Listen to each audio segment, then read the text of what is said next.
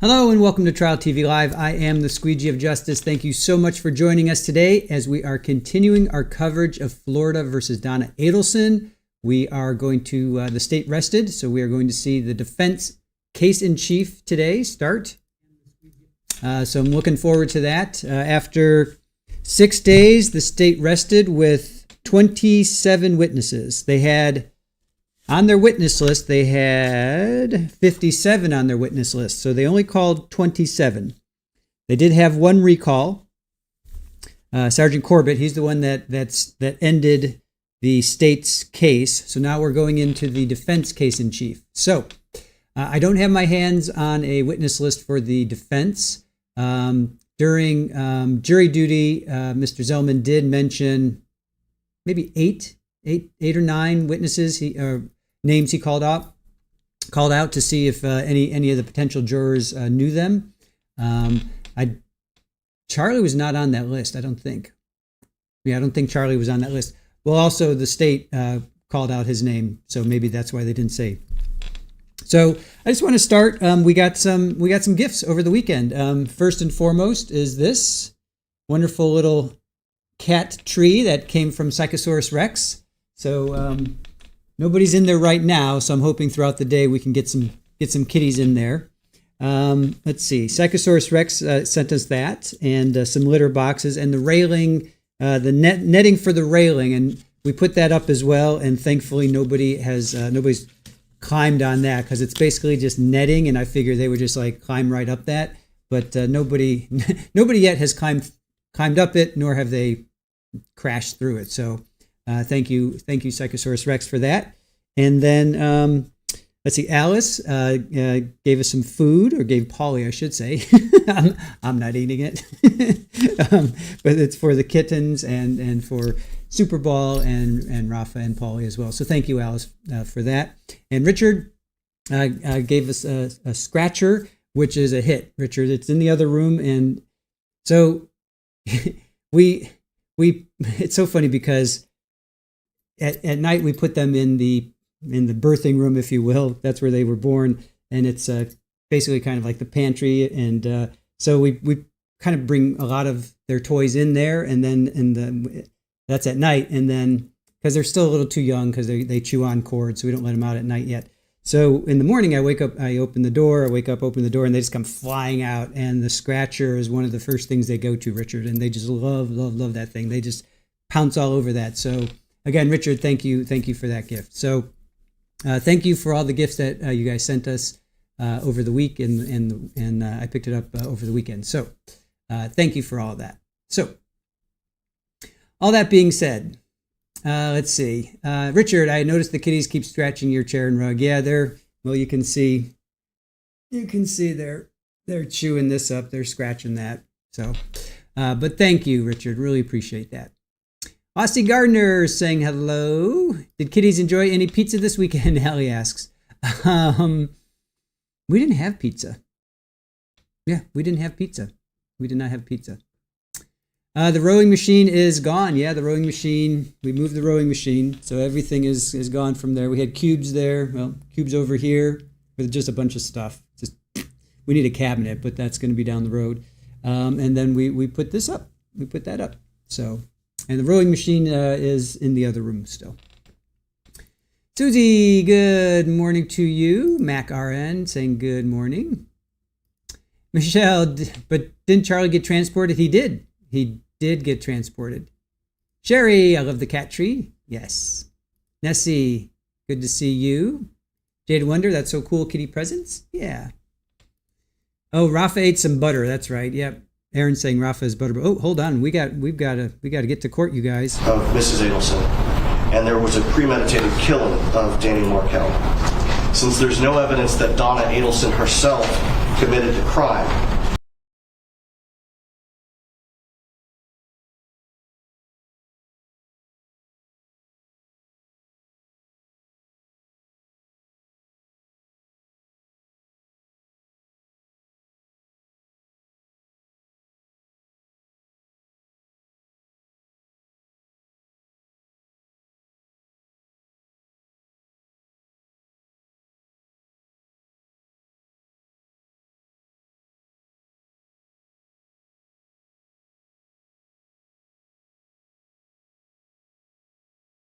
require that the state present evidence that Mrs. Adelson intended for Mr. Markel to be killed. However, as this court is aware, judgment of acquittal should rarely be granted on the issue of intent.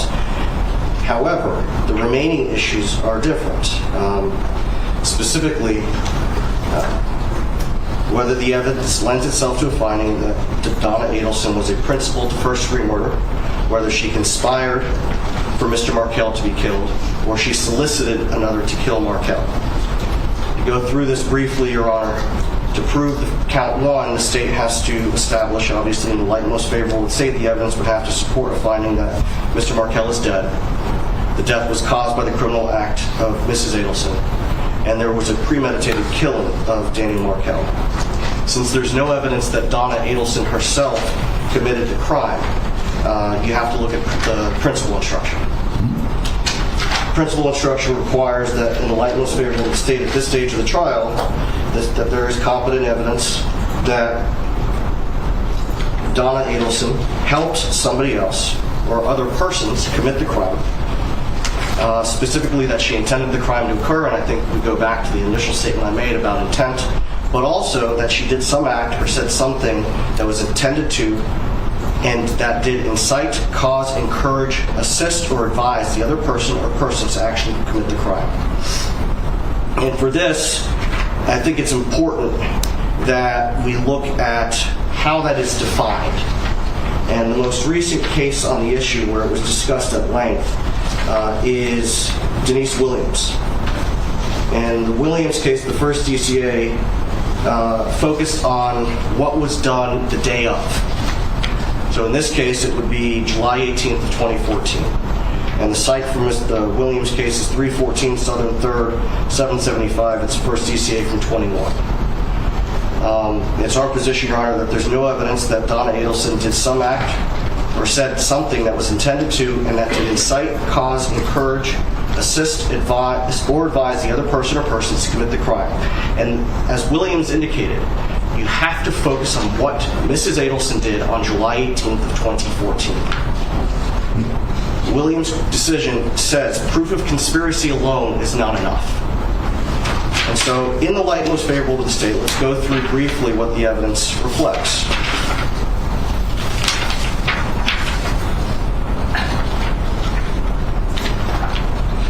Danny Markel was killed by Sigfredo Garcia, who was driven to and from the scene by Luis Rivera on July 18th of 2014.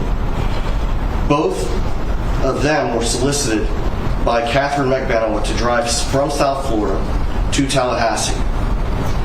Luis Rivera testified that they were hired by the Wendi lady to get her kids back.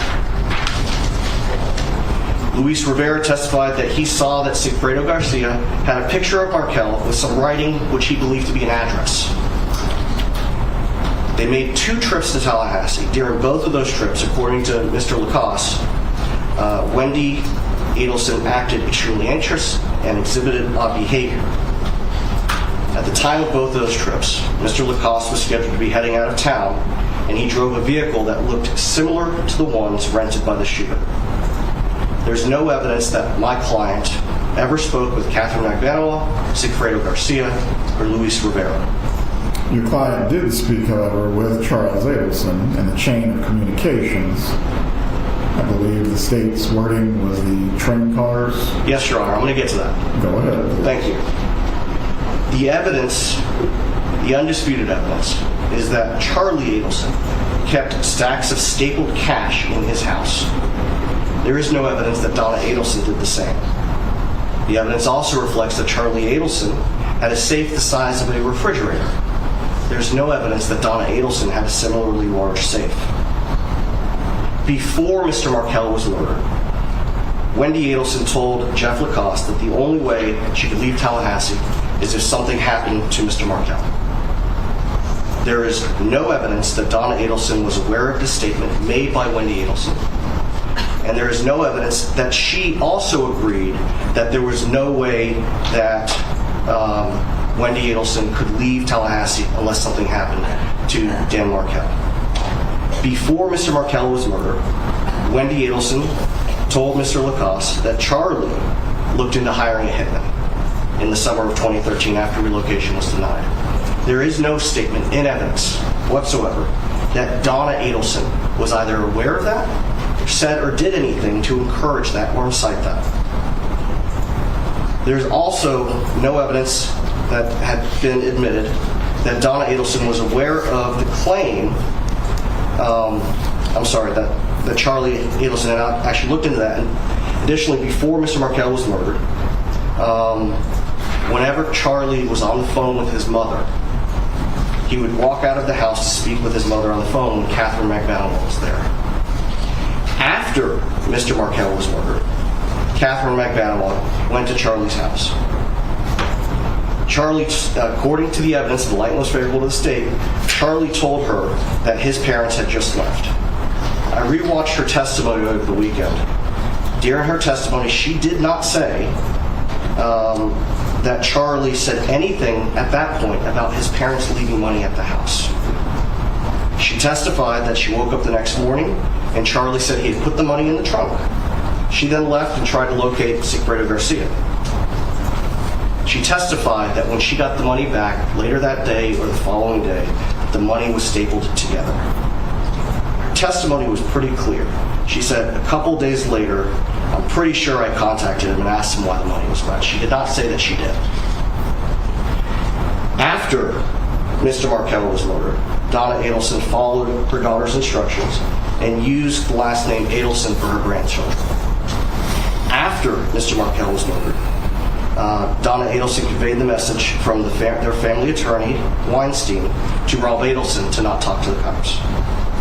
After Mr. Markel was murdered, Donna Adelson wrote checks from Charlie Adelson's business account to Catherine McBanwell at Charlie's instruction. The evidence that has been admitted reflects that that business belonged to Charlie from 2012 to 2020. As this court knows, being a manager of an LLC is not the same as being an owner.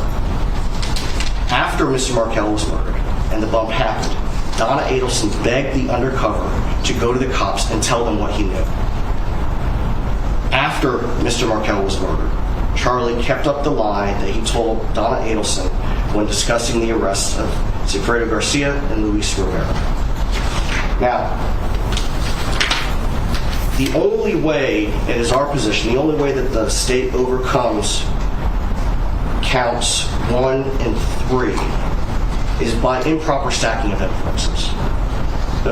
They have evidence that Donna Adelson allegedly hated Mr. Markel. The evidence is that Donna Adelson didn't like how Dan Markel treated Wendi. The evidence reflects that from 2012 to 2013, according to the emails from Donna Adelson, a non-negotiable was relocation. However, after July 31st of 2013, there has been no evidence admitted in this trial that Donna Adelson said or did anything to convey the message that she would do anything for Wendi and the children to move to South Florida. There's no mention. As to the argument about inferences, however, inferences plus a confession, and you're saying the state has not admitted the murder? Judge, I'm getting to that. Please do. There's no evidence that she solicited anyone to murder Markel aside from these assumptions. The emails, the text messages, the testimony, no one has said that my client solicited anybody to commit murder. The evidence reflects that Donna Adelson vented to Charlie Adelson about how Markel treated Wendi, but as I said, there's no evidence aside from assumption that she went a step further. The state has submitted the July 17th, 2013 email to her parents' shared account, and one of her parents responded, "Wow." The evidence also reflects that had it been Donna Adelson that responded, all the other email correspondence that's been admitted reflects that she would have sent something much longer. But even if she did know it, the motion itself, and I would ask the court to take a look at the prayer for relief in that grandmother motion, it was not to prevent Donna Adelson from spending time with the boys. It was to spend, or unsupervised, it was to prevent her from spending time with the boys in contravention of the right of first refusal, not to prohibit any unsupervised contact. So even if the court were to find that in the light most favorable to the state that my client was aware that the grandmother motion was filed, the relief that the state believes was sought is not what was sought in the motion. As to the alleged confession, Your Honor, what the confession, as I heard it, was that she wrote the checks. She paid the money after. I think we'll get the court reporter to read it if need be, but go ahead, please. What she did after the murder is not evidence of her intent prior to the murder. And that's what Williams talks about. What evidence is there in the light most favorable to the state that prior to the murder, Mrs. Adelson did something? I think that if we were before the court on a different charge and the statute of limitations had not expired on it, that the situation might be different. But we're here for principal to first degree murder, conspiracy, and solicitation. Venting about how somebody is treating their daughter is not the same as asking somebody to have them killed. The evidence reflects that, I know that the state's argument or belief is that the birthday gift is a murder. The birthday gift, the evidence reflects, was the party and the caterer. You have to make an inference, on top of another inference, that the birthday gift was murder. So focusing on what evidence exists as to my client's statements and actions prior to the murder actually happened. According to Williams, judgment of acquittal is appropriate on count one. Concerning Williams specifically, was there evidence of consciousness of guilt admitted against the defendant in the same way it's been in this trial? In Williams? Yes. I don't believe so. So in addition to any circumstantial evidence, any inference, we also have in this record the defendant allegedly making a confession, supporting perjury, and attempting to flee. As to those pieces of evidence linking up with the others, what is your argument? Well, Your Honor, I think Williams speaks to the fact that there's even more evidence. Williams, you had the co-conspirator testifying directly that Miss Williams was involved in the planning, but she wasn't involved in the execution. All of those, the after the fact things, yes, it might be relevant to consciousness of guilt. However, it doesn't overcome the absence of evidence as to what Donna Adelson did on July 18th of 2014. That's what Williams speaks to. And you are disputing that she dropped off any money to Charles Adelson on that date as payment to the trigger gun.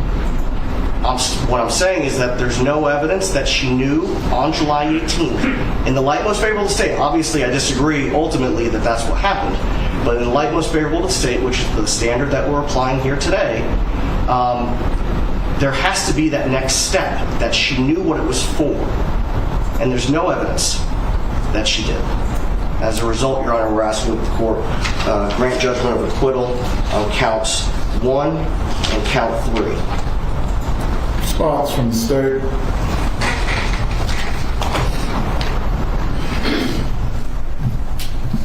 In considering this JOA argument as to whether there is sufficient evidence for this defendant to be a principal to the charges, the state first wants to point out the emails in this case that detail the defendant's hate for Dan Markel and her motive.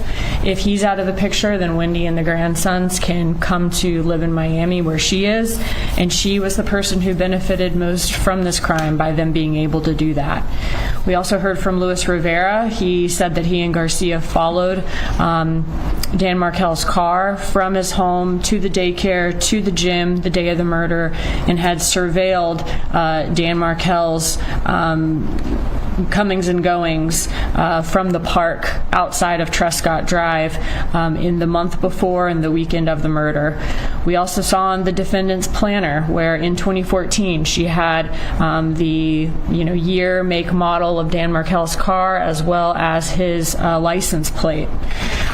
We also heard from Catherine McBanois. She said that Charles Adelson said that his parents had just been at his house the night of the murder when she arrived, and then also told her his mom had washed the money. This was the same money that was provided to the killers and that McBanois found was wet.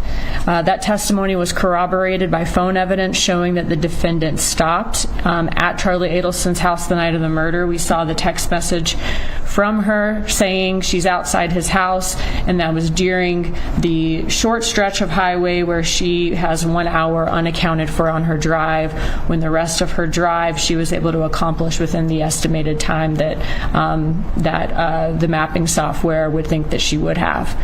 We also heard from Rob Adelson and heard that she told him not to talk to the FBI, and when he let her know that he already had, she said, well, you don't know anything anyway. She also had a complete lack of curiosity about what happened, according to him, and said that, I don't know and I don't care what happened, it's not my concern. We saw from the evidence that this defendant had an access to a large amount of cash, kept her cash in a safe, and that it was very common for she and Charlie Adelson to transfer cash back and forth to each other. We saw that she signed 44 checks to Catherine McBanois from Adelson Institute over the course of 2 years. This is despite the fact that Charlie Adelson had signing authority there. He could have done it himself if it was just him acting alone here. We also heard that in 2015, Harvey Adelson bought Adelson Institute back from Charlie Adelson, and we saw on the summary of the checks where roughly half the checks written to Catherine McBanois were written from fall of 2015 to spring of 2016, where Harvey Adelson would have been back as one of the primaries in the business. Donna Adelson, we also saw from the bump video, she was handed an article with Danny's picture about the murder, and she calls her son. He's the first call that she makes, and she tells Charlie specifically that this involves the both of us and that it involves the two of us when she's talking about the article that she was handed about Dan Markel's murder. So while there is a lot of circumstantial evidence and inferences in this case, there is also direct evidence, and the state argues that her admission that after being handed an article about the murder that it involves both of us and it involves the two of us to Charlie Adelson is direct evidence and an admission of guilt in this case. And she also tells Charlie Adelson the TV costs $5, or this TV is about $5. And that's the same TV that's referenced that Charlie Adelson bought instead of hiring a hitman, and that Wendy's family, that her mother helped set up as part of her alibi and emailed Wendi about that day after the appointment was made by her father. When the wire took place, she and Charlie Adelson are overheard discussing the fact that they don't need to be talking on the phone, they don't need to be talking in an apartment. They go to great lengths to take a walk outside, to sit down by the water where they can't be overheard, to sit by the pool where they believe they're not able to be heard by law enforcement. And on the wire, we see the same pattern of communication that was seen in the call detail records before the wire took place. Donna to Charlie to Catherine to Garcia. And this is consistent with McBanois' testimony of how communication was relayed in this case. Before you continue, Ms. Dugan, specifically as to the argument of stacking inferences, what is the state's position? The state's position is there are inferences in this case. There is circumstantial evidence in this case. However, there is also direct evidence. Even if there was only circumstantial evidence, the Bush case from the Florida Supreme Court did away with excluding every reasonable hypothesis of innocence in circumstantial evidence cases. However, we have more than just that here. We have this defendant writing checks to the middleman of this murder. We have her admitting admitting it involves the two of us. And we also have her suborning perjury by admitting to one of her friends in custody, Patricia Bird, that she did do what she was accused of. That's what Miss Bird said on direct, and I clarified that with her on redirect. Was it that she told you that she just wrote checks, or did you specifically ask her, did you do what she's accused of, or did you do what they say you did? And she said that no. She said she did what she was accused of. And she's also offering to pay for false testimony from Bird and from Miss Bernhardt, and even writing a script for Miss Bernhardt to come in and recite in trial. We also have we also have Donna Adelson adopting Charlie Adelson's extortion defense during and after Charlie's trial through text messages. And on the other hand, we have texts between Donna Adelson and Charlie Adelson in 2016 where we see that Charlie Adelson is telling her that his attorney is meeting with Garcia's attorney, and we see her reaction to that, which is not consistent with someone who believed that they were being extorted by Garcia or by that group for the past 2 years. We also see the 2016 text messages where we see Donna Adelson's reaction to Charlie Adelson workshopping this other possible theory of Dan Markel's murder. And our argument is that reaction is not consistent with somebody who believed that she was being extorted, according to Charlie Adelson, for the past 2 years. We also have evidence of consciousness of guilt in this case. We have her fleeing with an emergency fast-track visa she sought to obtain within hours of Charlie Adelson's verdict. And within also hours of Charlie Adelson's verdict, sending a text that says, basically, you know I'm next, but that won't happen, and I'll take care of that. And then going to board this flight to a non-extradition country a week later.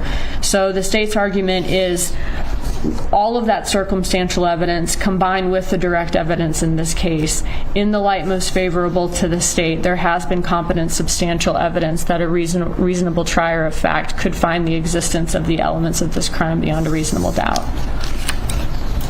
Right, the legal standard the court must apply at this point is reviewing the evidence in the light most favorable to the state. I believe in Turner versus State 29 Southern 3rd 361. In moving for a judgment of acquittal, a defendant admits the facts and evidence in every conclusion favorable to the state that may be reasonably inferred from the evidence. As to the direct evidence, the circumstantial evidence, and also the consciousness of guilt evidence taken together, I believe this is sufficient to overcome the matter that was raised in Williams versus State. The motion for judgment of acquittal will be denied at this time. Does the defense, as to counts 1 and 3 specifically of the indictment, does the defense have any other motions to raise? Just a moment.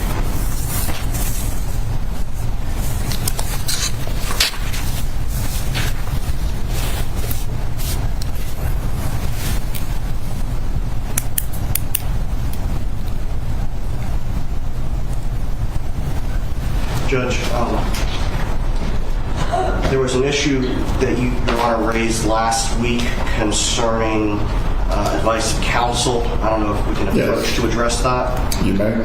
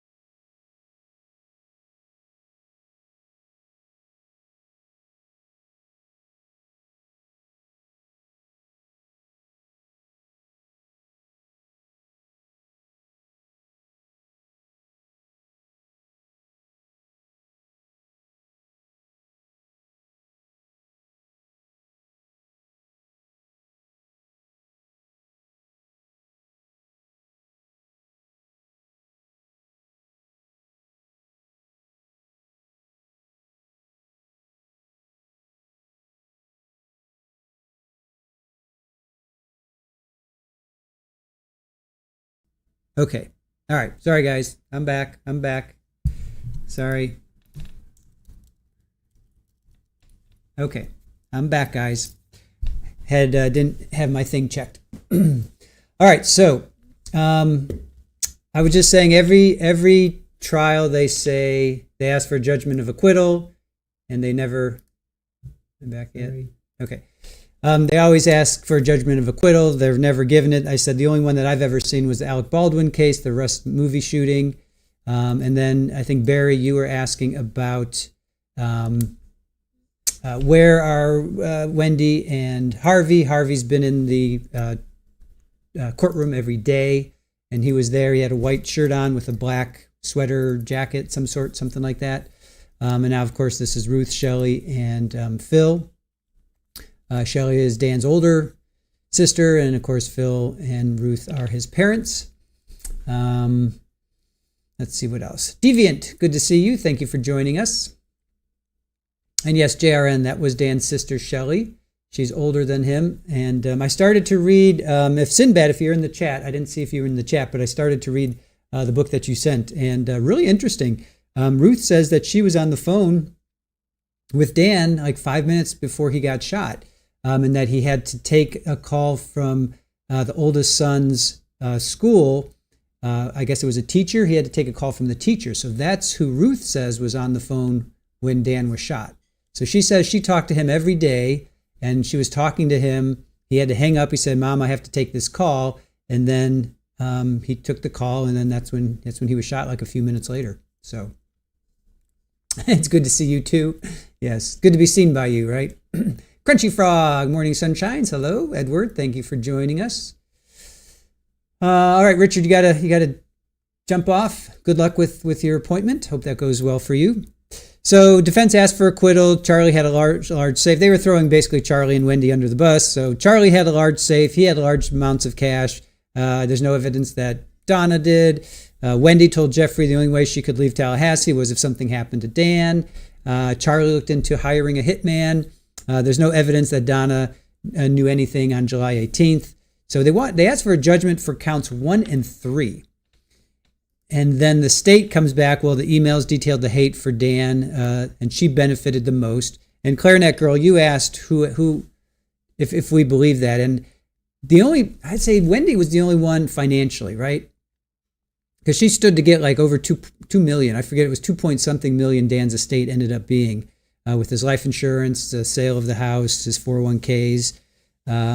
So I think Donna did have a lot. I think Donna she benefited by having Wendi and the kids, her grandkids. So they talked about the 2014 calendar, that planner. Had Dan's car, his car model, and his license plates. They talk about the bump. This is the state countering what the defense was saying. Donna saying that involves both of us, involves, the two of us. And then her text, the TV is about 5. And then consciousness of guilt, of course, the Vietnam emergency visa. Now I need to know counts. I need to know what are counts. What's count 2? What is count 2?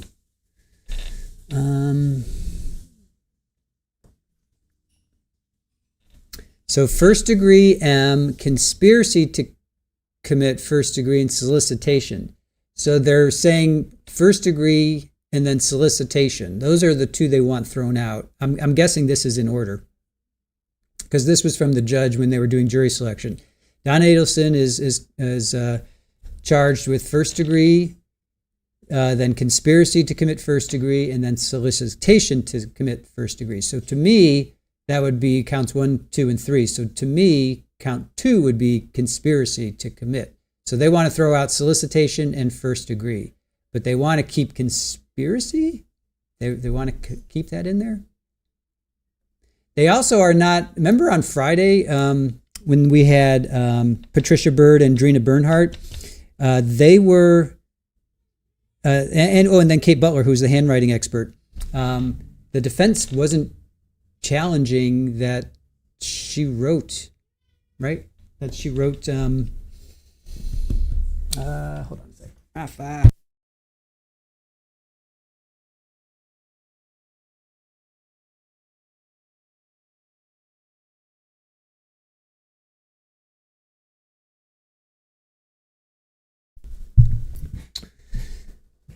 Let's see.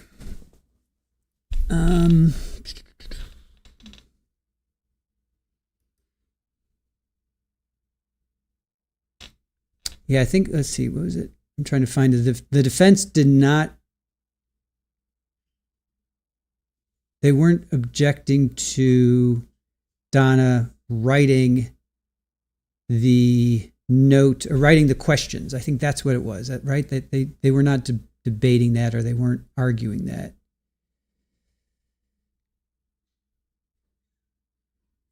Let me see if I can get to it.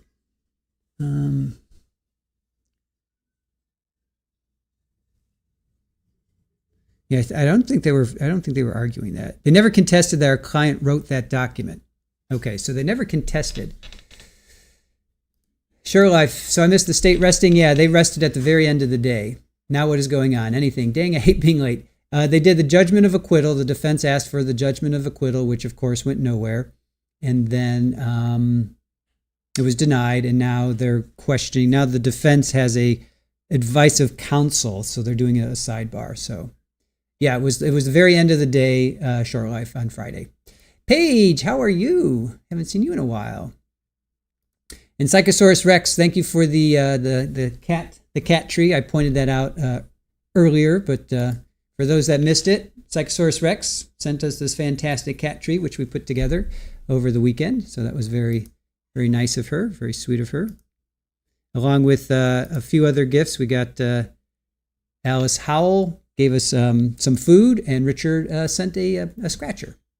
So, Sally, good to see you. And Richard, yes, our thoughts and prayers are with you today.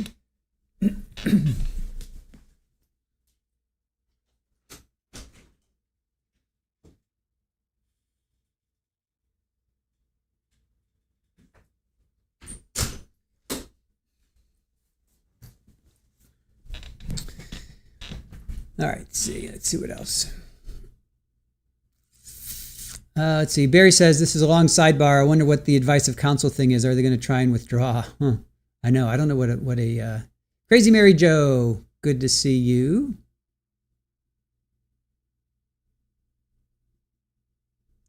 Green-eyed Cat. Good morning to you.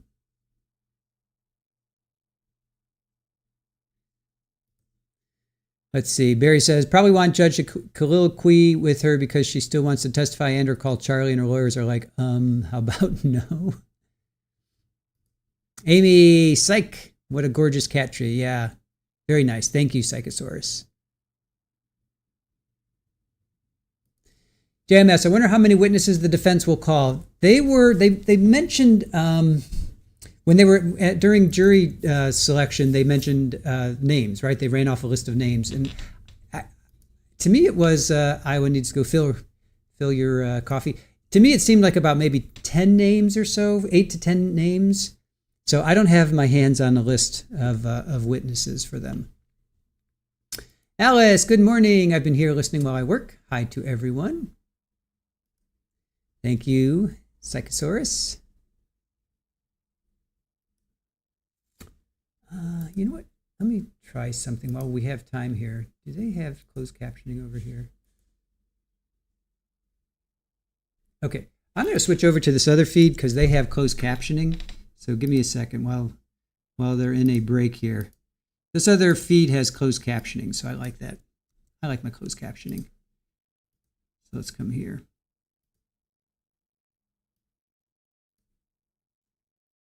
All right, there. This one has closed captioning. The other one said it was supposed to have closed captioning, but it wasn't kicking in. So, you're welcome, JRN. I prefer closed captioning. It really helps. It helps for my note taking because if I miss something, I can just kind of go back and see what they said. Sometimes I miss it. So, Green-eyed Cat, I cast on a new knitting project and I'm obsessed. I wanted to stay home today and work on it. Nice. Golden Girl, good morning to you.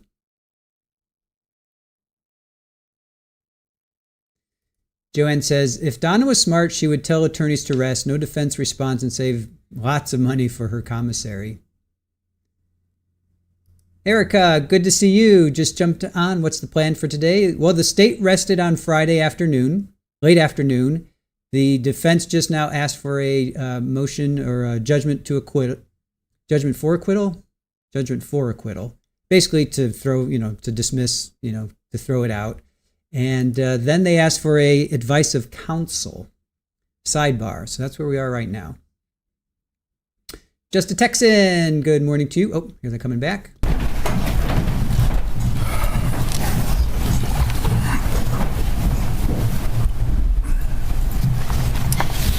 Please bring in the jurors.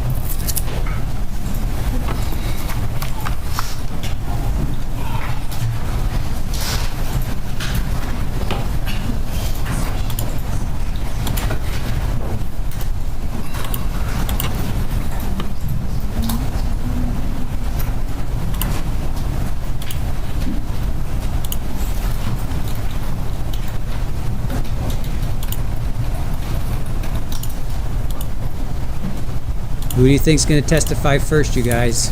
Are they going to bring up Donna straight away, or are they going to save her till the end? No closed captioning yet, because, well, hold on. Once I start talking. All right, you're entering the courtroom.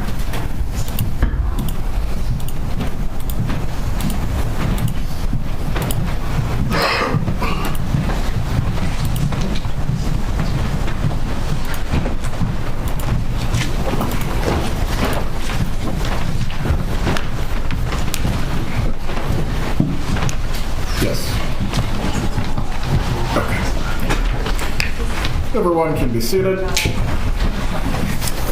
Good morning, members of the jury. Good morning. I hope everyone had a good, restful, long weekend. At this point in time, we are going to begin with the defense's case in chief. Mr. Zellman, you may call the defense's first witness. Let's call Annie Cunningham.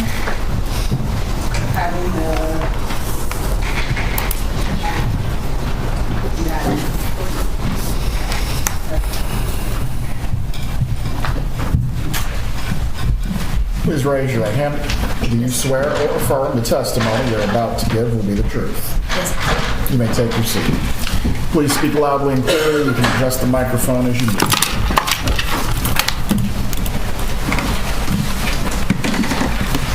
Morning. Good morning. Just pull that microphone a little over closer to you. There you go. Okay. Make sure you speak into it so everyone Yes, can. yes, ma'am. Okay. If you could tell us your name and then spell it for the court reporter. My name is Ann Elizabeth Cunningham, ANNE-ELIZABETH, Cunningham, CUNNINGHAM. Thank you. Ms. Cunningham, you're aware why we're here today, correct? Yes, ma'am. Okay. I don't want your address, but where do you live? I live in Naples, Florida, Okay. and New Jersey. Okay, so you spend some time in New Jersey during the year and some time in the state of Florida. That is correct. All right. And tell us, what did you do? Are you retired? Yes, I am. Okay, and what did you do for your career? I was a teacher, a special education teacher. Okay. Do you know Donna Adelson? Yes, I do. And how long have you known Miss Adelson? Since 2009. Okay. And how is it that the two of you met? Excuse me? How did you meet? We met when my life partner and I drove to Florida and arrived on Christmas Eve, and the only place that was open was a Chinese restaurant, and he bit into a spare rib and cracked his tooth.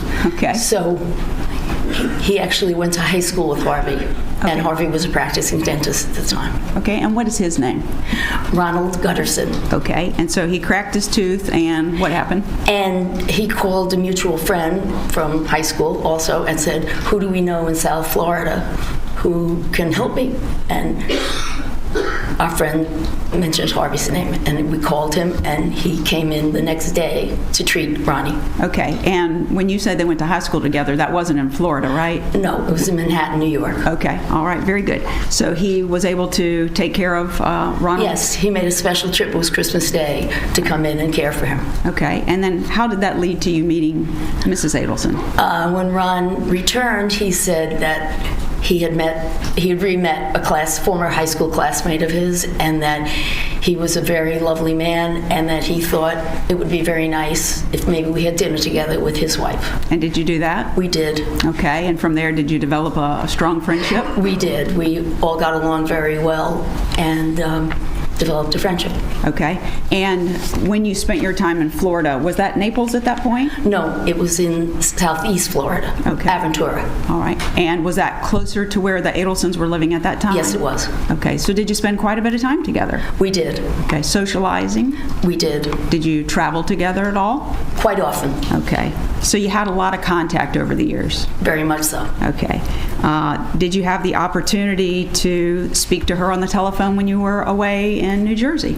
Absolutely. Okay. Would you say you had regular contact throughout? Regular contact. Okay. I'm going to tell you, this nice young lady over here, she's typing every word that we're saying, and I have a bad habit of talking over people, and she will shoot me if I do that. So I'm going to And try. I have a bad habit of speaking quickly. So you and I are going to need to make sure we wait until the other person finishes before we start to speak, okay? So you had regular phone contact with Mrs. Adelson while you were in New Jersey each year? Yes. And then spending time together while you were in Florida? Yes. And you said it started out in Aventura, Florida, and that was close to where she lived. At some point you got your home then in Naples, is that right? That is correct. Okay, but still continued to spend time with the Adelsons? Yes. Okay. Did you have an opportunity to meet her children? Yes, I did. Okay. I met two of her children. And who were they? I met Wendi, Okay. and I met Charlie. Okay. Did you have an opportunity with the Adelsons to spend time with Wendi, her children, and Danny? Yes. Okay. And you never met Rob? No. Okay.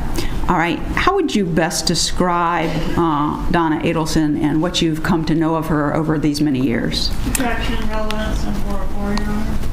Sustained. May we approach? You may. Thank you.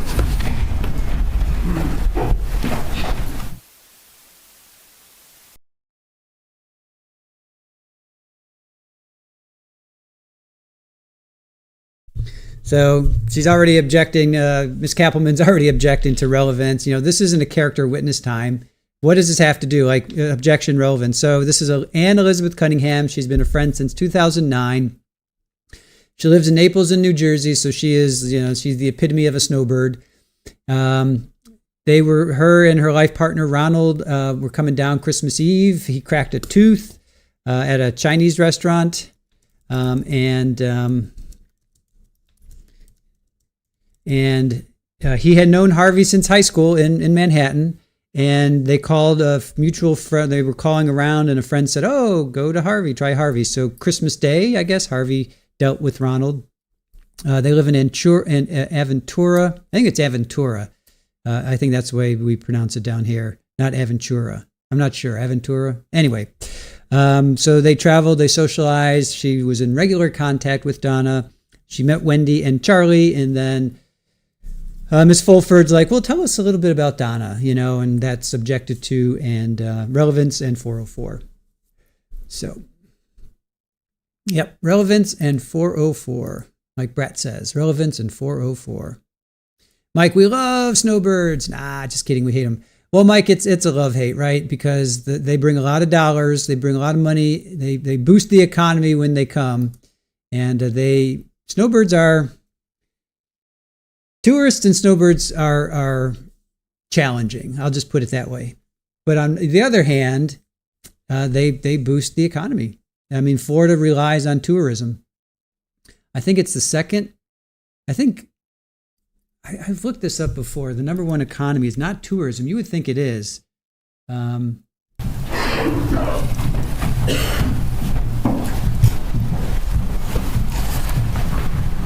objection is overruled on 404 grounds. As to the relevance, let's move to that, Ms. Fulford. Thank you, Judge.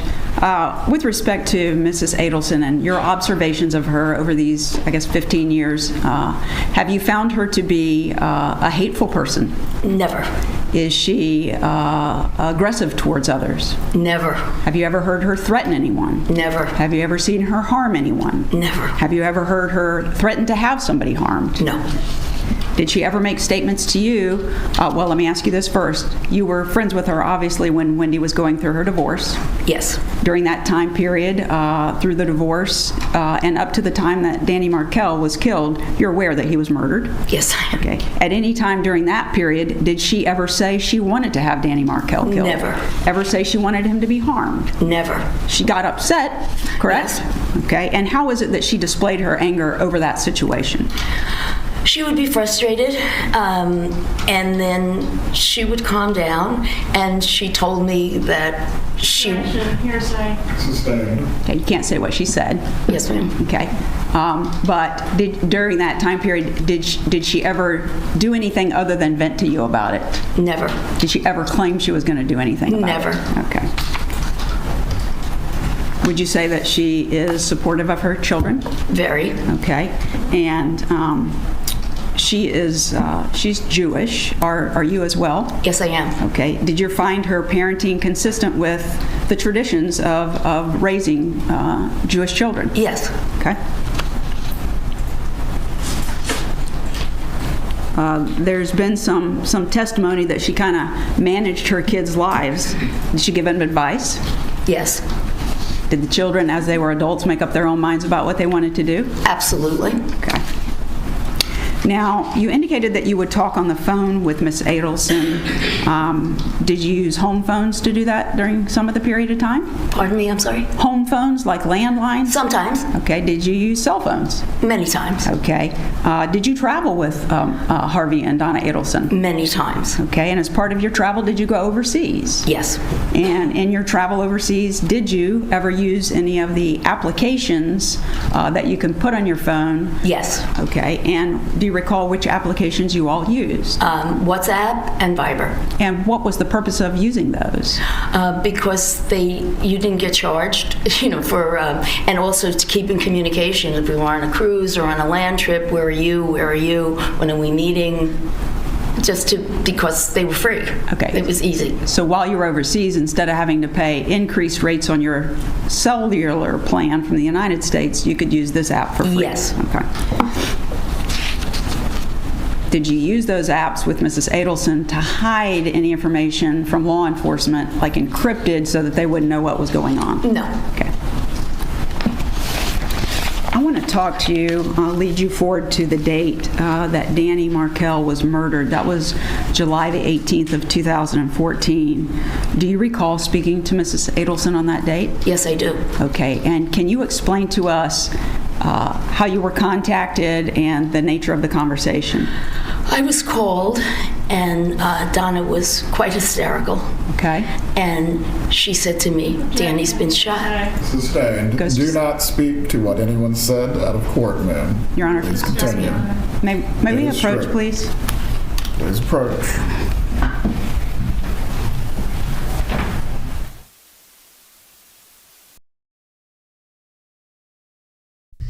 Yep, there's going to be a lot of these hearsays.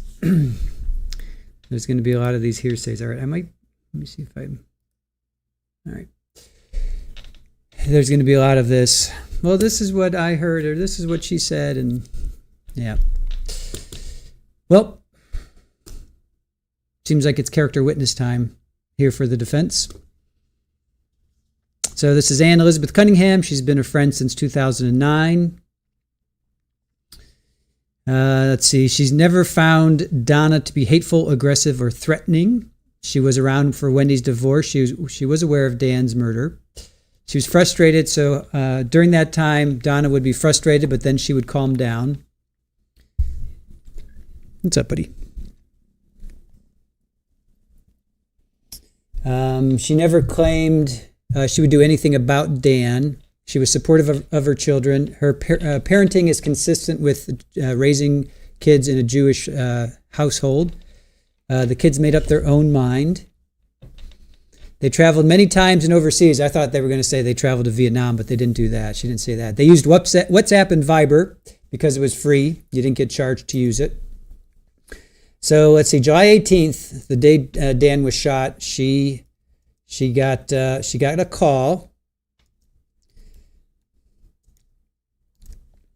And Donna was hysterical, and then we got an objection. So I think this is already, the third one? I've got 1, 2, 3. I've got 3 objections so far that I know of. 1, 2, 3. Relevance 404, objection hearsay, and another one, objection hearsay. So I've got 3 so far.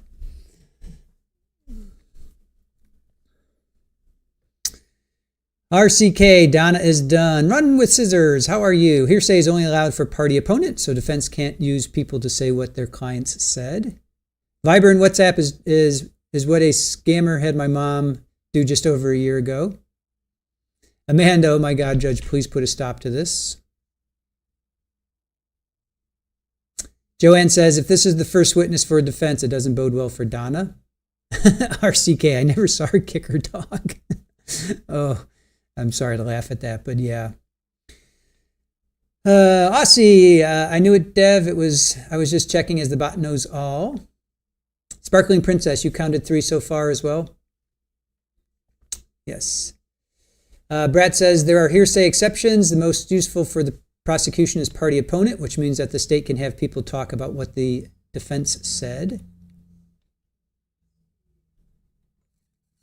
Karen, as a Canadian, I suppose I'm not welcome here to watch this trial. Oh, you're a snowbird. No, it's such a double-edged sword for Floridians.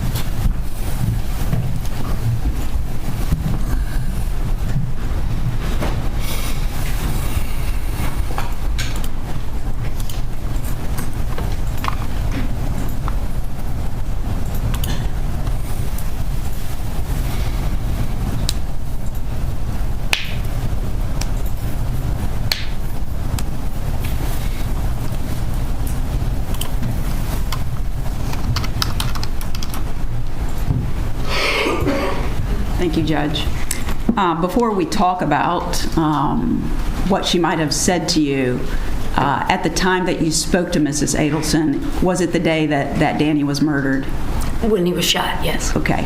And yeah, I use murdered because obviously he didn't pass away until the next day, but yes, he was shot and barely surviving on the 18th. So that's when I refer to that. That's why I say that yes. date. Okay. So when you spoke to her, did she call you or did you call her? Do you recall? She called me. Okay. And when she called you, did she appear to be upset? Very. Was she crying? Yes. Was her tone of voice, based on your knowledge of her for the 15 years, did she seem to be upset? Very. Okay. Did she seem to be at a point in time where she had just learned what had occurred? Yes. Did she indicate to you whether she had just learned that this had happened? Yes. Okay. She did. I'm sorry? Yes, she did. Okay. And during the course of your discussion with her about what had transpired, did she continue with this state of mind that she was upset? Yes. Okay. And while she was upset, what did she indicate to you? She told me that Danny had been shot and that they were going to Tallahassee and that she was very concerned and worried about Wendi and the boys, whether they were in danger. Okay. And because she did not know who had shot him. Okay. And did she indicate whether she was concerned about Danny and him being in the hospital? Absolutely. Okay. Did she indicate whether she had plans to go to see him at the hospital? I don't recall. Okay. During the time that you had this conversation with her, was this the only time that you spoke to her that evening? I believe so. Maybe one more time. Okay. And is it your understanding from later discussions with her that she and her husband Harvey actually did come to Tallahassee? Yes. Okay. Did you have an opportunity to speak with her later on while she was in Tallahassee? Yes. Okay. And did she provide any information to you about a memorial service that took place? Yes. Okay. And did she tell you what had transpired at the memorial service? She told me it was incredibly sad and painful and wrenching. Okay. And at the time that she was telling you this, did she still was she still very upset about what had happened? Yes. Okay.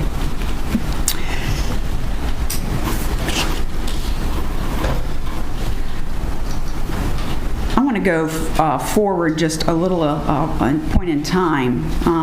Did you continue to stay in contact with Mrs. Adelson and her husband from the time that Danny was murdered moving forward? Yes. Okay. And you were aware at some point that her son, Charlie Adelson, who you said you had met, was arrested? Yes, I was. In the case. Okay. And did you keep up with the case against Charlie in social media or news or anything? It was, no. Okay. I really don't do social media. Okay. And of course it was on the news. Okay. Did you watch it on the news?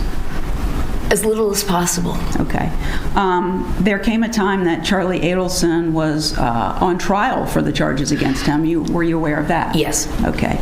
At that time period, in speaking to Mr. and Mrs. Adelson, was it brought to your attention that Objection, hearsay. Sustained. at some point did you allow Mr. and Mrs. Adelson to stay in your home in Naples? Yes, I did. For the purpose of watching the trial? Yes. Okay. And are you aware that they actually did stay there for a good portion of the trial? Yes. All right. And at some point, moving forward, did you become aware that Charlie Adelson was convicted of the offenses with which he was charged? Yes. Okay.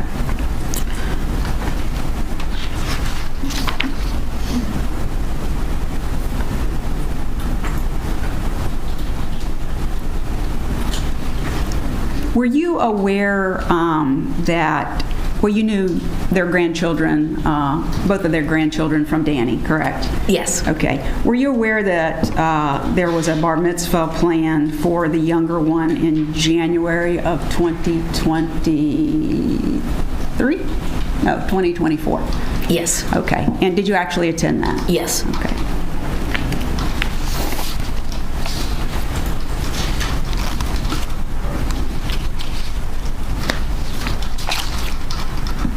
Did there come a point in time where, after the verdict, that you spoke to Mrs. Adelson about what in the world she was going to do? Yes. Okay. And did she discuss with you that she had planned? Objection, hearsay. The answer would call for hearsay. Do you have an exception to offer concerning those? It's going to go to her state of mind, Judge. You need to lay the foundation as to why this specifically would go to state of mind, Ms. Fulford. Thank you. So could you explain to us the behavior, how Mrs. Adelson was acting at the time? Don't tell us what she said yet, but how was she portraying herself at that time? Was she upset? Yes. Okay. Did she? How did she express that to you, that she was upset? Not in words, just your observations, hearing her on the phone, etc. She cried a lot. Okay. She was very concerned about Harvey. Okay. Very concerned about Charlie. Okay. And just incredibly sad. Okay. And during the time that she was sad and worried about Harvey and Charlie, now that he's going to prison for life, you knew Yes. that? Okay. Yes. All right. So during that, when she's having these emotions, did she tell you that she was planning on Objection, hearsay. Please approach.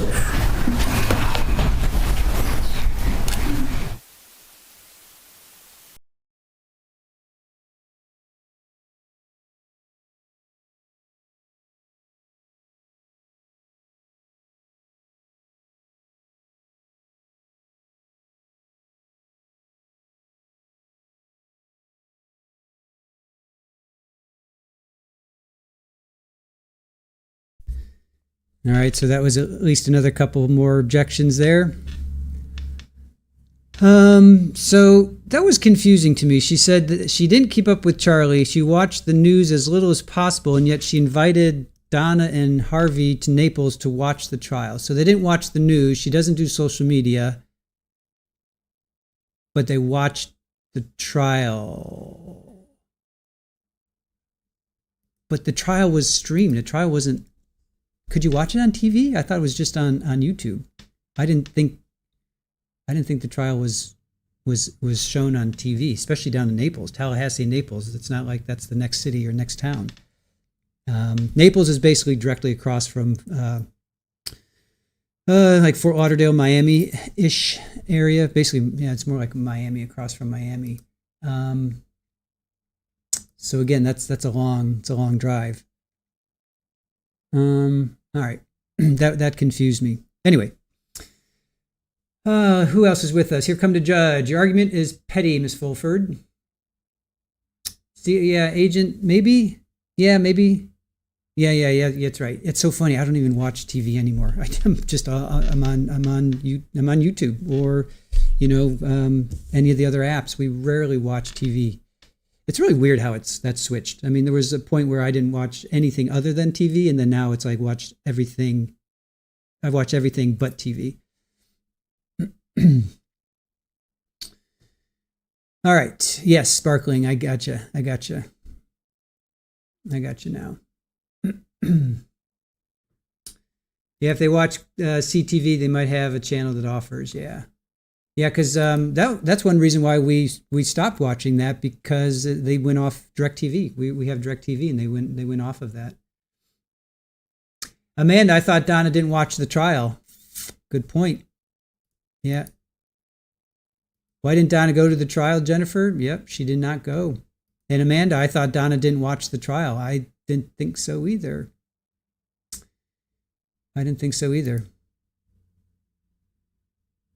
Allie, yes, this is a friend from 2009, and their husband's or her life partner has known Harvey since high school in Manhattan. Ms. Holmes, how are you? Good to see you. Running with scissors. I don't have cable. We have DirecTV, and we're serious. Well, we're keeping it because the apps that we use, we do watch it through the apps, but we don't watch the TV. We don't watch TV anymore. JRN, the cable company here is horrible, so corrupt. Sparkling Princess, I just have a few streamings. Cancel cable forever, go pointless.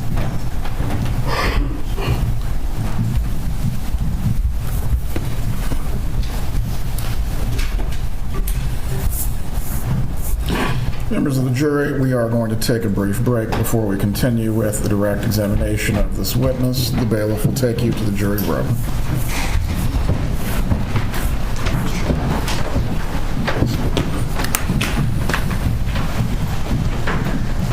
Ms. Cunningham, you may step down. Please step outside the doors. Don't discuss your testimony with any other person.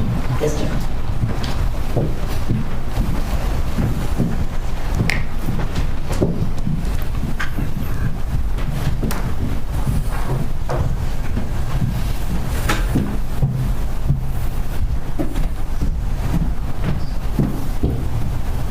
Everyone can be seated.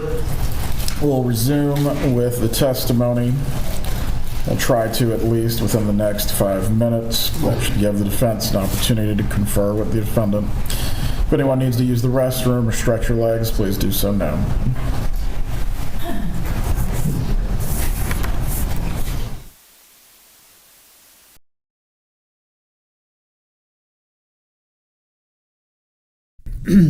Wow. So 5-minute break gives the defense, or at least he hopes to return in 5 minutes, gives the defense time to confer with the defendant. So interesting. Here, I wanted to bring this up. Where was... we're not 100% sure. They went, Allie, they went for a sidebar. They were talking about the bar mitzvah of 2024, which she attended, and then there was an objection because they were asking again, tell us what happened or tell us about what the defendant said, and it was objected to, and now the judge is giving them 5 minutes to confer with Donna. I have no idea what they're conferring about. Oh, here, yes, Sally, yes. She contacted a friend, yes. So her life partner, Ronald, knew Harvey from high school in Manhattan, and he cracked his tooth. They came down from, I guess, New Jersey on Christmas Eve. They cracked a tooth, and a friend of theirs they all knew Harvey. So there was a mutual friend, and I guess it just so happened that Harvey knew this guy too or something. But yeah, so that's how that happened. All right. Deviant, I watch YouTube more than I watch TV. Yeah, we're the same. Yep, Amber, YouTube is great, honestly. I agree. All right, let's see what you guys are saying. Iowa, we had $5 a month dish access with hubby's job. Never watched it. Team TCM, yeah, I like Turner. Was it Turner Classic Movies? Yeah, but I just find I just don't watch that anymore. Hellwriter, I have Direct, and man, they just gave me ESPN and Disney. Well, you can keep Disney, right? Joanne, no cable. I watch all my streaming apps on TV. That's kind of where we are too. Amber, yep, confer with the defendant about what? Good question. Good question. You can't get Hulu in Australia, in Oz? Let's see. Mike Morrow, I wonder if she knew Charlie. Did Charlie seem like the kind of person who would kill someone? She said she met him. Mike, she said that she met Wendi and Charlie. So she didn't say how many times or what the occasion was. Brett says maybe they're not going to be able to get what they want from the witness, discussing with the defendant whether to continue with her. I would probably bet the guess that's it. The guys went to high school together, correct? Yeah, her partner Ronald and Harvey went to high school together. Sally, thank you for clearing that up for me. No problem. Let's see, Grampy, I see you. Here you are. Grampy, Donna might be making her faces again and shaking her head. She looked at when was it Miss Dugan when Zellner asked Mr. Zellner asked for the direct verdict, judgment of acquittal. Then Miss Dugan got up and Donna was like looking over at her. So maybe she is making faces again. Who knows? Yeah.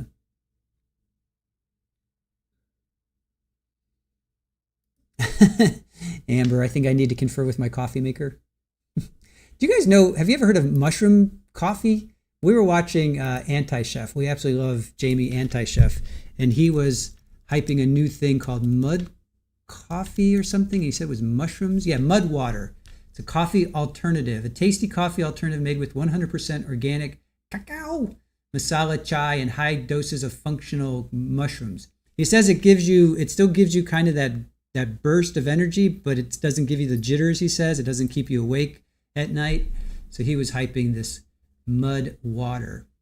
I'm just wondering if you guys knew about it. Mud water. So it's cacao, masala chai, and high dose of functioning mushrooms. You have heard of it? It's gross. I don't drink coffee, so I don't know. Bama, I drink mushroom coffee every morning. There you go. Crunchy Frog, yeah, I've heard of it. I heard it advertised on some podcasts. All right. Yeah, this YouTuber that we follow, Anti-Chef, really great guy, Jamie. You got to check him out.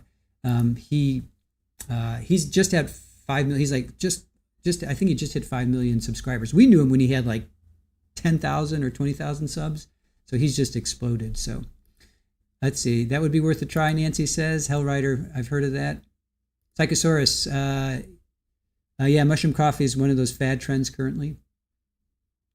Doves advertises it. Pammy, yeah, I've had it many times. Mud water, it's okay. All right. Mike, I've heard of mushroom coffee. Thought it was a psychedelic. Cacao. That's how we say it. We always just say cacao. Some words you can't say, some words you can only say a certain way, and cacao is one of them. I can't just say cacao. I have to say cacao. All right. Mike, you know Jamie? Yeah, Anti-Chef. There's a plug for Anti-Chef, Jamie. Jamie's cool. We followed him. He's been all over the world. He was in Amsterdam. He was in New York. He moved back up to Canada, where he's from. Yeah, Jamie's cool. Let's see. Linda, not at all like coffee. I added to my coffee. Not good on its own, the mud water. All right. Barry says, someone offered it to me right as I was all up in the Aaron Patterson trial, and I declined it. Love mushrooms, but will keep my canned coffee. Yeah, I'm a big fan of mushrooms too. I cook with them pretty much every week in some kind of stir fry or some kind of dish that I make. And Michelle, I love your mud water. All right. Interesting. All right, it's the first time I had ever heard of it. Again, we don't drink coffee. We're not coffee drinkers. So that's the first time I had heard of it. All right, let's see. Brad, I hate mushrooms, hate coffee, so I'm betting I'd hate mushroom coffee. Brad, it's probably really funny. You probably actually would like it because if you hate them on their own, but together, they might work. I don't know. What kind of mushrooms are we talking about here? Functional, right? Functioning, what did I say? High dose of functional mushrooms. So whatever a functional mushroom is. Oh, lion's mane for focus, chaga and reishi for immune support, cordyceps for energy. We have made lion's mane. We've grown lion's mane before. So it's lion's manes, cordyceps, reishi, and chaga. So there you go. Matcha on shrooms. That's really funny. Yeah, it's called mud water. MUD mud and then WTR. No crash, clean energy, laser focus, helps your immune system, helps your gut health, no jitters, blah, blah, blah, blah, blah.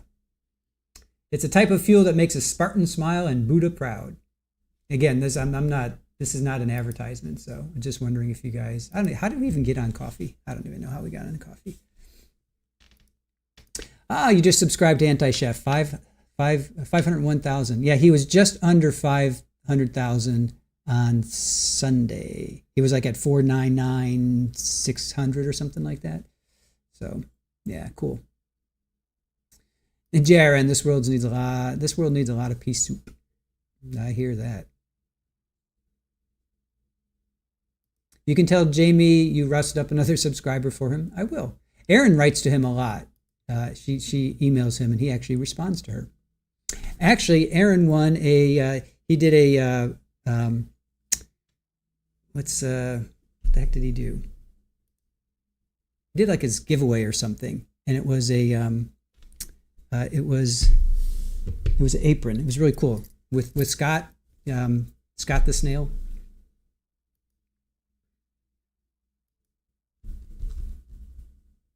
All right.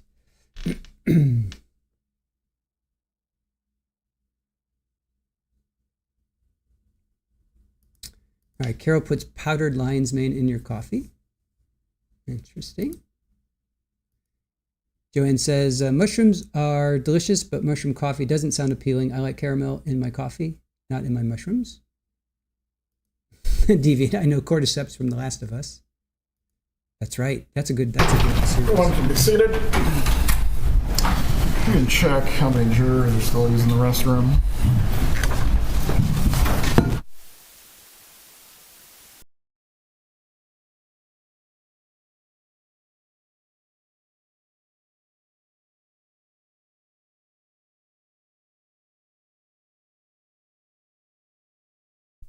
Yeah, you guys will love Anti-Chef, Jamie. He's a really cool guy. He's by the name of his channel, Anti-Chef. He's a filmmaker. He did if you guys know Scott Pilgrim, he was a editor on that film, and he just kind of started this channel as a goof, I guess.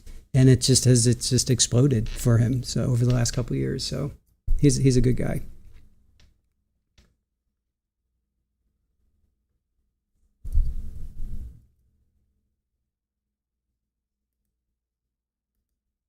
Okay. RCK said pea soup and said pea soup. That's why I said it. Yeah, no, I hear you. Kathy, I drink coffee all day and have to make myself drink a few bottles of water between. Doesn't coffee like dehydrate you though? Is that a fallacy? Is that just something?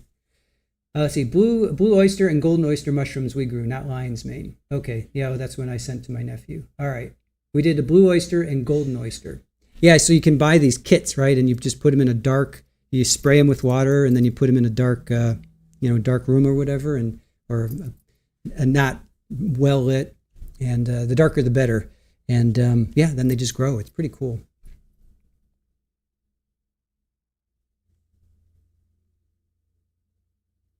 So that's a fallacy. Okay, one of those fallacies that are perpetuated upon the youth of America.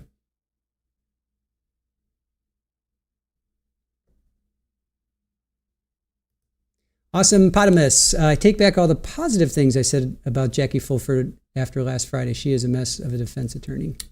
Yeah. Coffee's a diuretic. Okay. It doesn't dehydrate. It does dehydrate, so I do the same. Coffee doesn't dehydrate you. So it's a diuretic, so you drink extra water. Okay. It sounds confusing. I'm glad I don't drink coffee. So is coffee a diuretic? So yes. So diuretic is a substance that increases urine output. Caffeine, the primary active ingredient in coffee, stimulates the kidneys to produce more urine. This effect is temporary and usually lasts for several hours after consuming. All right. Does coffee dehydrate you? The Cleveland Clinic. A diuretic is any kind of, maybe this is where here's the Mayo Clinic. Coffee makes you go to the restroom. Diuretic. Can drinking too much coffee cause dehydration? Coffee itself is not what's going to dehydrate you. It's about having a caffeine overload. If you're drinking caffeinated beverages throughout the day, like coffee, fortified teas, energy drinks, and sodas, what's really important is that you can also add in plain or flavored non-caffeinated water to help decrease the chances of you becoming dehydrated. Oh, I guess because it makes you go to the bathroom, maybe that's... As a chemical, caffeine increases production of urine, which means caffeine is a diuretic, but most research... So, okay. So it just makes you go to the restroom, I guess. Maybe that's why I was thinking that it dehydrates you.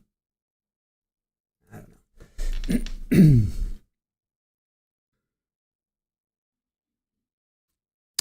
Allie, did I go to a Walmart this weekend? I did not. That's funny, Allie. I did not. Little Lulu, watch Anti-Chef do Julia Child's lasagna. Hilarious.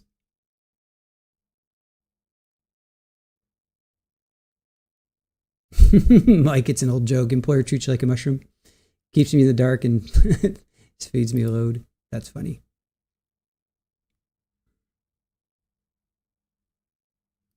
We got to go to Squeegee's house and drag him out to a Walmart. I'll go kicking and screaming, Mike. I'll go kicking and screaming. No talkie before coffee. I am back. You can be funny now.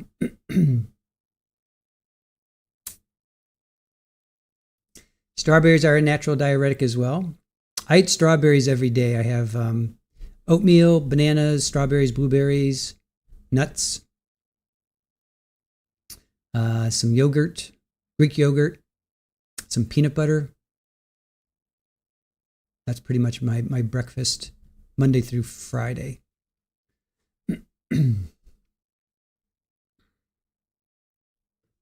Just a Texan, caffeine in coffee is the diuretic. If you get addicted to it, then it's bad for you. Don't wish Walmart on any human. RCK, I don't know if you heard, I think it was Friday I said that I've never been to a Walmart.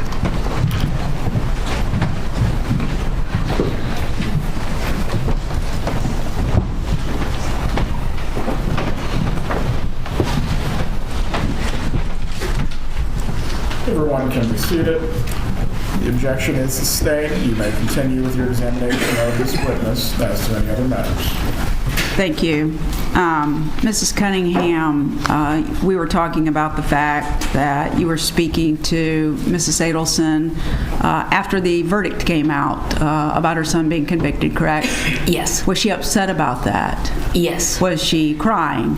Yes. Was she, did she appear to be distraught about the circumstances? Yes. Was her actions and her words to you when she was discussing this with you, was she in a calm state or an excited state? Very excited. Okay. And during the course of her conversation with you in that state, did it become to your attention that Mrs. Adelson was considering an option about her life because all of this had just happened? Yes. Okay. And what was that? She was considering taking her own life. Okay.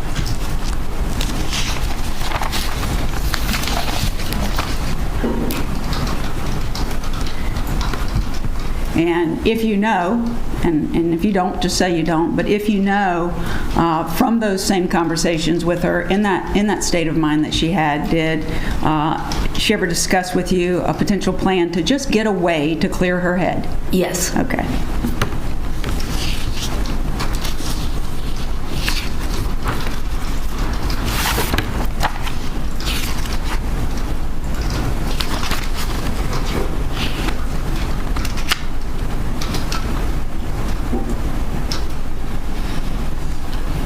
You have just one moment? Thank you.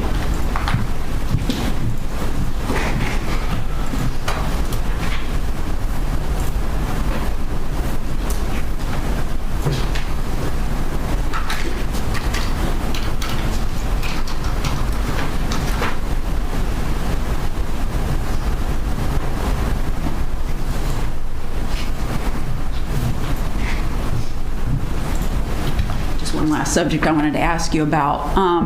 As a Jewish mother and grandmother, are the traditions of bar mitzvahs and bat mitzvahs, are those important to you all? Very important. Okay, based on your relationship with Mrs. Adelson, was the bar mitzvah that was upcoming for her younger grandson from Mr. Markel, was that something that she was participating in? Yes. Was she excited about attending? Very. Okay. I don't have anything further. Cross-examination.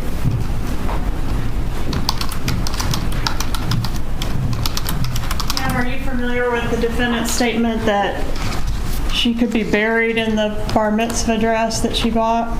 No, I'm not. I guess if she was going to be buried in that dress, she probably wasn't, at least at the time she made that statement, going to be making it to the bar mitzvah. Would you agree? No, she was always going to be making it to the bar mitzvah, as far as I knew. Even if she was dead and buried, she was going to make it? I never heard that. Okay. Was she suicidal when you spoke with her? After Charlie's verdict? Yes. Okay. You were best friends with her? Yes. Okay. And she would call and vent to you about Danny Markel?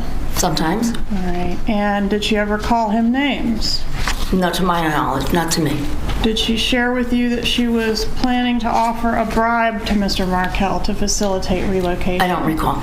Did she talk to you about plans to threaten or to convert the children to Christianity in order to strong-arm Mr. Markel? She mentioned that she had said that, and she said that was so foolish of me. Okay. When did she say that? I don't know whether we were together or on a phone call. I'm not sure.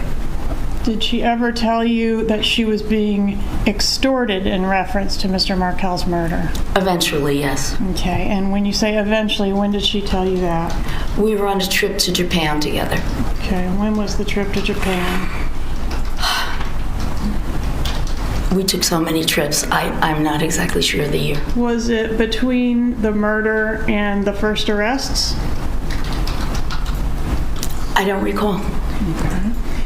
And when she told you that she was being extorted, then naturally you learned that she knew who had killed Dan Markel. No. Obviously, it's the people that are extorting her, right? She didn't know what, are you talking about? Yeah, I guess. I don't know. She was forced to make payments to the people that killed Yes. Dan Markel. Yes. That's what the checks were all about, right? I don't know about the checks. Well, when she told you she was being extorted, if it wasn't about the checks, how was she being extorted? She was, I'm confusing that with the bump, I believe, that Charlie was being extorted by Catherine. Prior to the bump, you knew that Charlie was being extorted by Catherine. No, I believe it was afterwards. After the bump, you learned that Charlie was being extorted by Catherine. I'm not sure of the timeline. Okay. And when you learned that Charlie was being extorted by Catherine, you learned that your friend, your best friend, Donna Adelson, was also being forced to write these checks as payment to the killers that were extorting. I don't recall.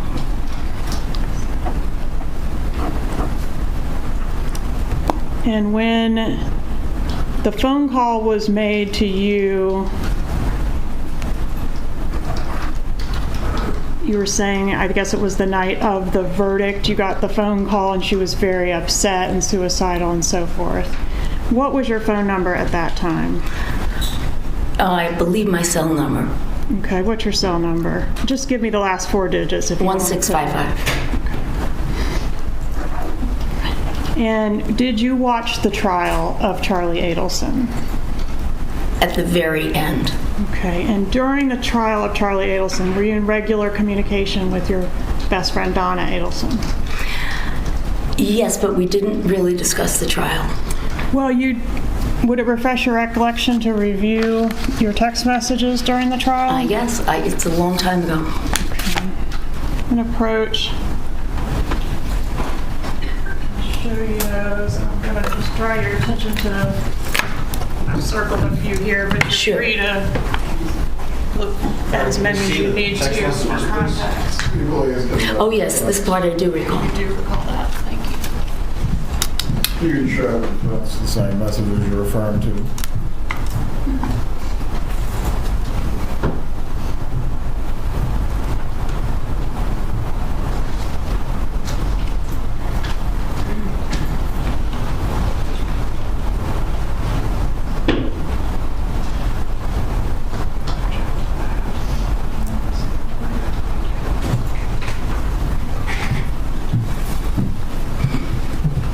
So you did keep some tabs on your friend during the trial of her son? Yes. Okay, and she was watching the trial of her son, as we learned, at your residence, right? Yes. Okay. And when Charlie Adelson was convicted, you disagreed with the verdict, right? Yes. You think the jury got it wrong, didn't you? Yes. And that was out of loyalty to your friend, right? No, I thought they got it wrong. They got it wrong. Okay, and you in fact said to Mrs. Adelson, I know you are all innocent, all caps, all, right? Yes. Meaning Charlie's innocent. Yes. Wendy's innocent. Definitely. No Adelson had anything to do with the murder of Dan Markel. Isn't that what you think? Yes. Okay. And when she went to Vietnam, or was trying to go to Vietnam to clear her head, she was going to clear her head in a non-extradition country. Can you agree with that? I wasn't aware it was non-extradition. Okay. She was going to clear her head with a one-way ticket to go do the head clearing. She had no idea how long they were staying or where they would go. Are you familiar with her statement that she's hoping to make it out of the airport on time? Yes. Hoping to make it out before what? No, she meant the plane was on time. No, ma'am. I'm referring to hoping to make it out before law enforcement apprehended her. You aware of that? No. She didn't say that statement to you. I don't recall, really. Okay. Do you remember Mrs. Adelson texting you after the verdict and complaining that Wendi had not even called? No, I don't. Would it refresh your recollection to review that message? Fine. Please show the front.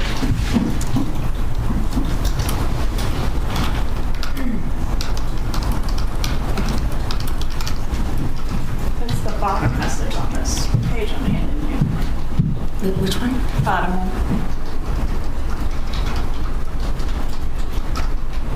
Yes. Does that refresh your memory? I remember her describing Harvey being on the floor and crying like a baby. Harvey's on the floor crying like a baby, and Wendi hasn't even called, right? Isn't that what it says? If she wrote that, didn't you just see where she wrote that? I did. She wrote that. And you offered to come and be with her during that difficult time, didn't you? I believe we did.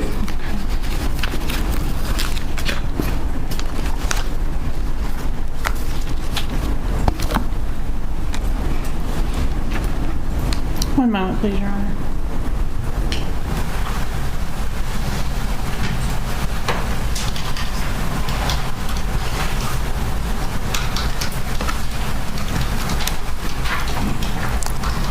What type of work does your husband do, or did he do before My he late retired? husband? My I'm late- sorry, I thought you had, maybe it's not your husband, partner? Partner. Is that Mr. Guterson? Yes. What type of work does he do, or what's his background? He owned a computer consulting business. Okay. Does he also do anything with real estate? He did it with his ex-wife. They flipped apartments a lot. They moved a lot. Okay. made a lot of money in real estate.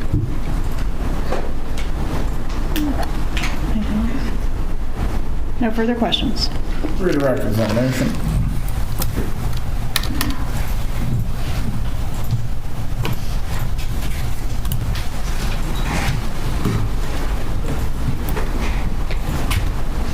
Just make sure I understand your testimony correctly. Donna didn't tell you at the time she was writing checks that she was writing checks, correct? No. And when you spoke about extortion, you were talking about Charlie being extorted? Yes. Donna, did she ever say she was actually being extorted? Or No. how? Okay. No. Okay. Now, you were asked questions by the state, which implied that Ms. Adelson was going to a non-extradition country. She wasn't returning, right? That's what I was told. Just now, while you were Yes, testifying? yes. You didn't hear that before? No, Did Donna ever tell you she wasn't coming back? never. In fact, she told you she was coming back, didn't she? Definitely. And she was coming back, without a doubt, to go to what? Lincoln's bar mitzvah. Okay. I don't have anything further. You may step down. Will this witness be recalled by the defense or the state potentially in rebuttal?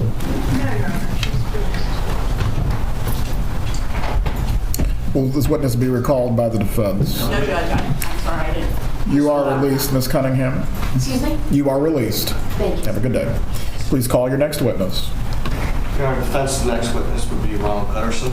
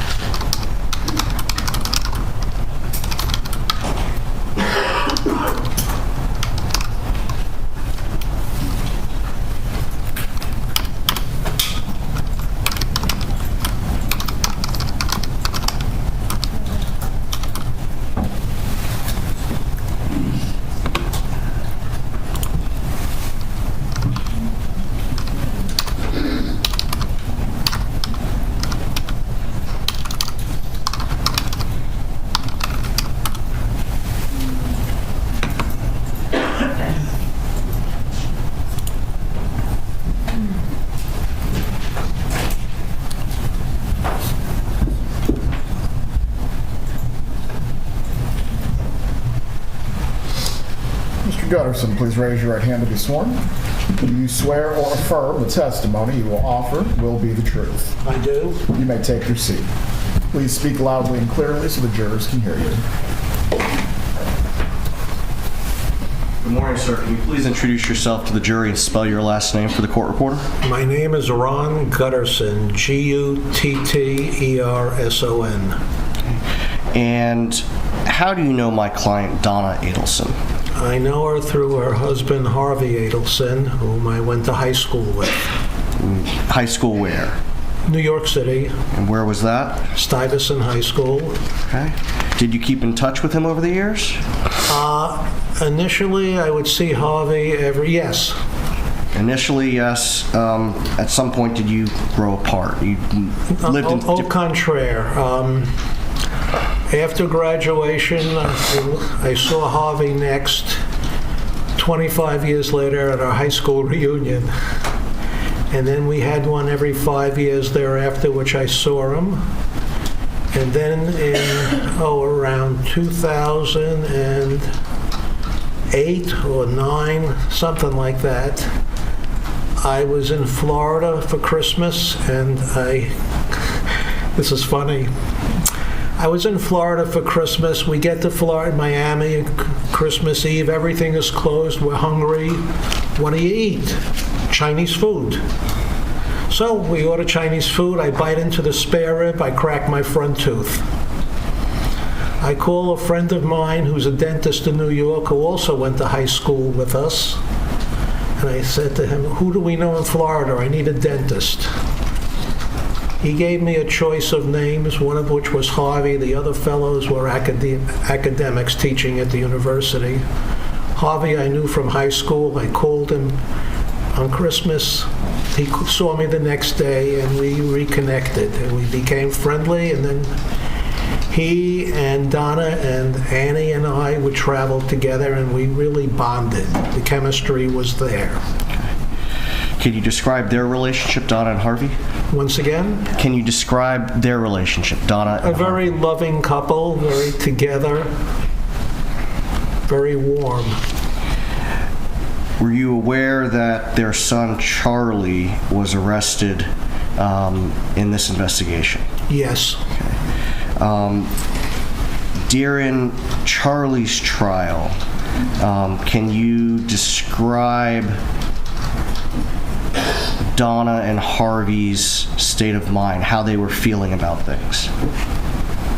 To put it mildly, extremely upset, off the wall, like most caring parents would be.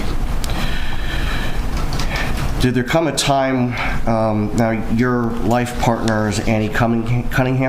Cunningham? Okay, and when you first reconnected in 2008 or 2009, did you all have a place in Miami or in South Florida? Yes. Annie had a place in Aventura. Okay. And at some point later, did you purchase a house on the west coast of Florida? In 2015, And where was that? Naples, Florida. At some point during the trial, did you and Annie offer to allow Donna and Harvey to stay at your place in Naples? Yes. Why was that? We were not using the place. We're snowbirds. They, during the trial, were, for lack of a better word, pestered by bloggers and reporters, and they just wanted to avoid that. We live in a gated community. We offered them the use of our home, especially since we weren't there, and they availed themselves of this opportunity. After the verdict was rendered in Charlie's case, did you speak with Harvey and Donna? Several days later, and Annie spoke to Donna, and obviously they were distraught, and Harvey was off the wall. What do you mean when you say off the wall? He was devastated. His son was convicted.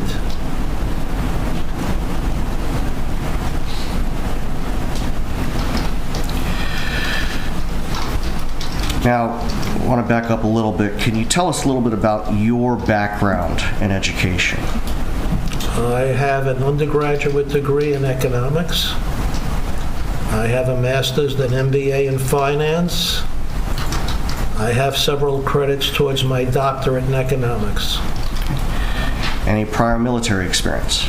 I was in the Army Reserve Military Intelligence Division.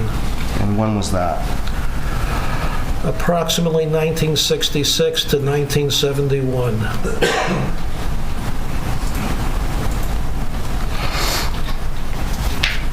After the conviction, did you become aware that Harvey and Donna were trying to travel to clear their heads? Yes. Okay. Did you know whether or not that was a permanent move or was it temporary? It was, to the best of my knowledge, a temporary move. It was approximately November, and they were coming back in January or February for their youngest grandchild's bar mitzvah.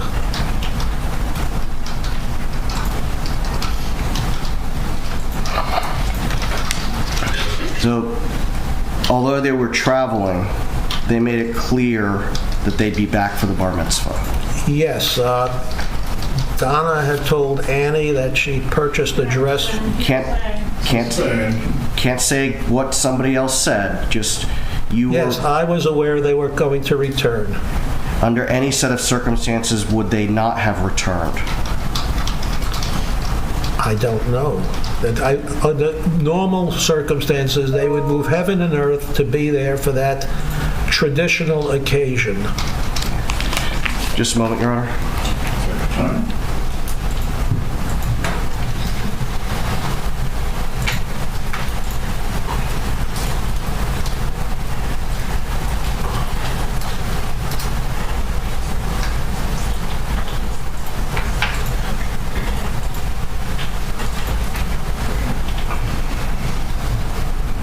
Mr. Guterson, while Donna and Harvey were traveling, were you asked to assist with the rental property business?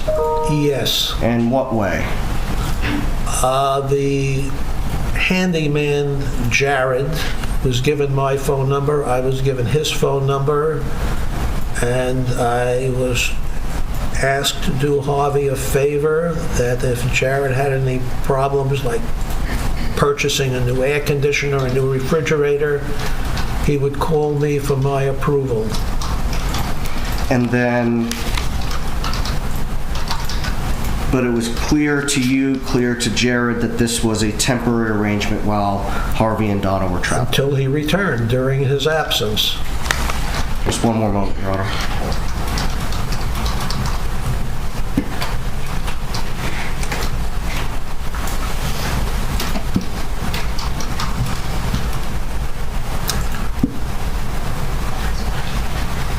Nothing further, Your Honor? Cross-exam. You said that under normal circumstances, they were going to make every effort to return to attend that bar mitzvah, right? Yes. Obviously, normal circumstances would not include a warrant being issued for their arrest for first-degree murder. That would be an abnormal I circumstance. am not aware of that.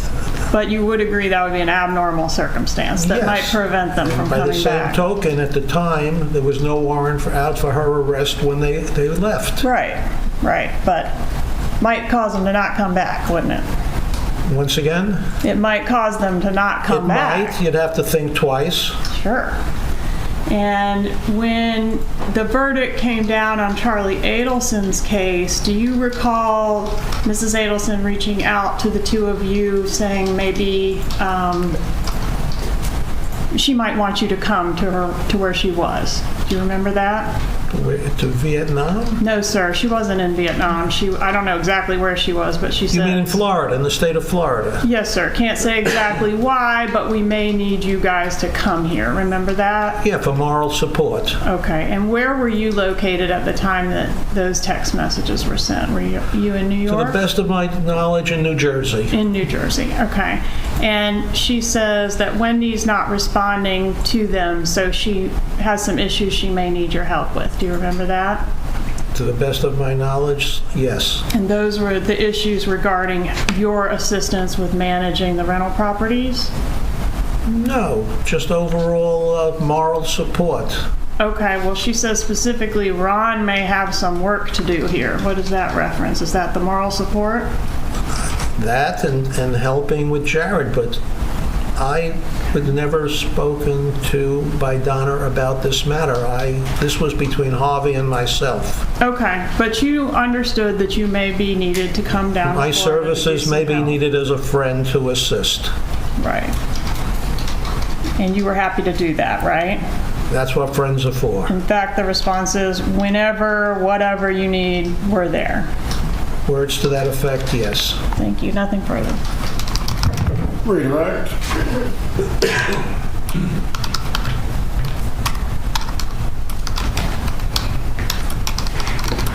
No question, Your Honor.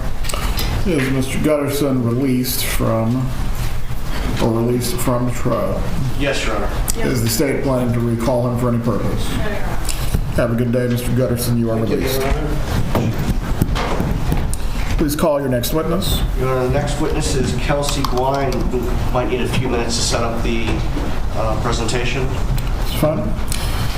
Members of the jury, the bailiff will take you to the jury room. We will at that time hear from the next witness.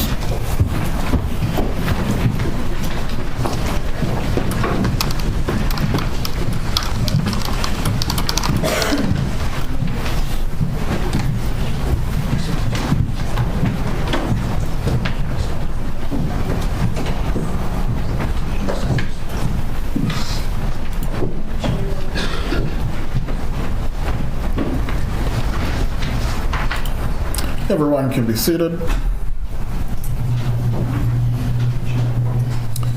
Please bring in the witness so they can get their computer or other matters set up. Ms. Fulford, once again, Your Honor.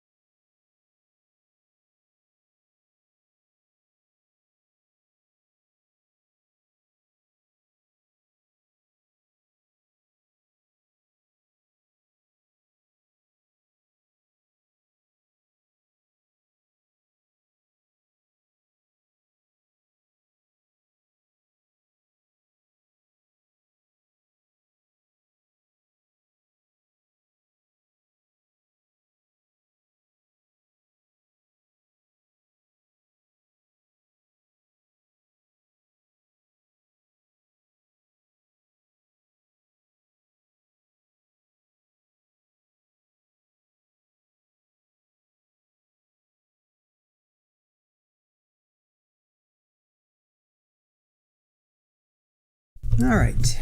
That seemed like a good point to take a break as well. All right, so Ron Guterson, high school friend of Harvey's. They went to Stuyvesant High School together in Manhattan. He saw Harvey at reunions. He said 2008, 2009, they were coming down to Christmas in Florida. He proceeds to tell the story about Christmas Eve. Everything was closed. They were hungry, so they went to have Chinese food. He cracked a tooth. He called a high school friend, and that high school friend called a bunch of people, or gave him a couple names, I should say, and one of them was Harvey. He says Harvey and Donna were a very loving couple. They were very warm. He knew about Charlie. He said Donna and Harvey were upset like most caring parents would be. They moved in 2015 to Naples. So during Charlie's trial, they offered Harvey and Donna to stay there because they were not there at the time. They were snowbirds, so they were... this was end of October, beginning of November, so they were still up in New Jersey. The reason was that Donna and Harvey were being pestered by bloggers, so they went to Naples. That's why they offered them to stay there. They did not go to Charlie's trial. So several days later, they spoke. Harvey was off the wall. He was devastated. Vietnam was a temporary move. They were coming back for the youngest's bar mitzvah. He said they would move heaven and earth to be at that traditional occasion. Then there was something they asked. Harvey asked him to assist with a rental business. This handyman, if there was problems, he would call Ron for approval. This was during Harvey's absence. And then on cross, a warrant would make you think twice about coming back. He said, yeah. Let's see, Charlie's verdict. Can't say exactly why, but might need you to come visit us. So they were in New Jersey. Whatever and whenever you need us, we'll be there. That's what friends are for. So bloggers aren't in Naples. I know. Well, he said it was a gated community. They had a gated community. So I guess they were able to fly underneath the radar. Well, people were probably at their condo. They were probably hanging out at their condo. I did, Mo Freedom. We saw, on Tanika's 2 cents. We saw her. She had Charlie's ride, but it was like the 18th, 16th, or 18th of August. So he's been here for 2 weeks now. Mike says, I thought they had just bought a one-way ticket to Vietnam. I may be wrong. No, they did. Are you being facetious? Are you making a joke? But yeah, they did buy a one-way ticket. Amanda, I hope the next witness is better. Lori says, Mike, you are 100% right. They did buy a ticket. Brad says, those two witnesses kind of backfired between her defense of Charlie and his under normal circumstances line. Arwen says, I should look Marley and Me. I don't think I've seen it. Oh, okay. You're going to look up Marley and Me? All right. No problem.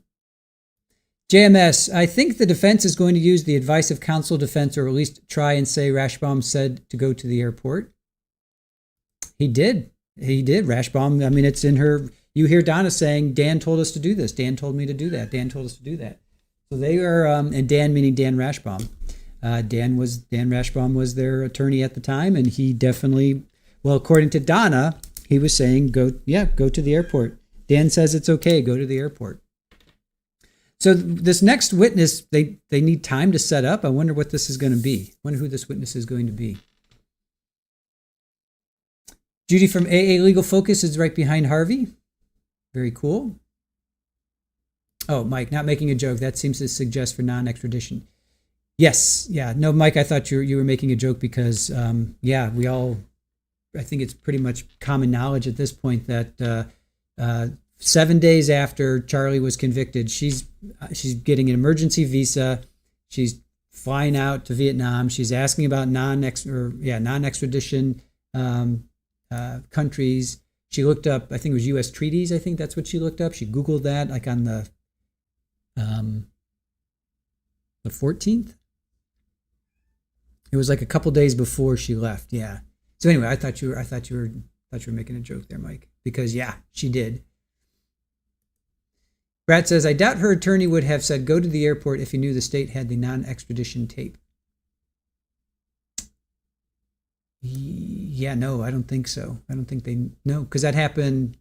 No, Rashbaum was telling them to go to the airport or try to get to the airport, see what happens, something along those lines.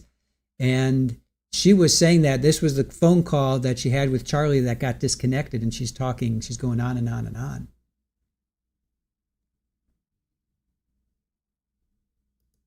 Mo Freedom, Charlie's van ride back to Tally, the guard stopped at Wendy's. Seems like it's always about Wendy. Was it a Wendy's? Is that where they stopped? I knew they stopped for like a burger or something. And he's trying to eat it, right? He's got one hand and he's trying to eat it with one hand because his other hand is handcuffed. JMS, the first witness said Donna said they bought one-way tickets because they weren't sure how long they were staying. I'm not buying that. Yeah, they didn't. Well, they both said something about coming back for the bar mitzvah in January. But I thought she did say, meaning Ann Cunningham, she did say she didn't know how long they were coming back.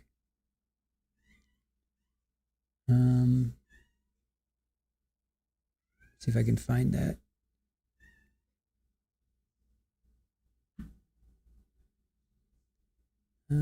Forced to make payments. I'm just trying to read through. Don was watching the trial at Ann's residence. Okay, we heard about that. Donna didn't know how long she was going to be gone. That was her words. She said this friend of hers since 2009 said Donna didn't know how long she was going to be gone. But then she also says Donna was definitely coming back to Lincoln's bar mitzvah. So first of all, well, you're saying you don't know how Donna didn't know how long she was going to be gone, but then you're saying she'd come back for the bar mitzvah. So kind of contradicting testimony there, in my opinion. Gretchen, good to see you. I'm not saying they weren't going to Vietnam to avoid extradition, but one-way tickets aren't incredibly uncommon, especially if travelers might go to another country from there. GMS says they stopped at Wendy's and bought Charlie the biggie bag. Charlie was very excited to eat it. Yeah, I did see that. That was pretty funny. Wait, hold on. I just want to pull up. Ed says they were trying to erase conscience of guilt. Yeah, totally. Betty says 1 minute wanting Wendy to dress the children up as, next moving heaven and earth to be at the bar mitzvahs, then buys one-way tickets to Vietnam for indefinite time. Yep. And she said she heard about them. She said she heard about them with the whole converting to Christianity. I'm pretty sure she said that. Let me see if I can find that. Yep. So Donna mentioned converting the kids to Christianity. She said Donna mentioned she had said that and that it was so foolish for her to say that. Yeah.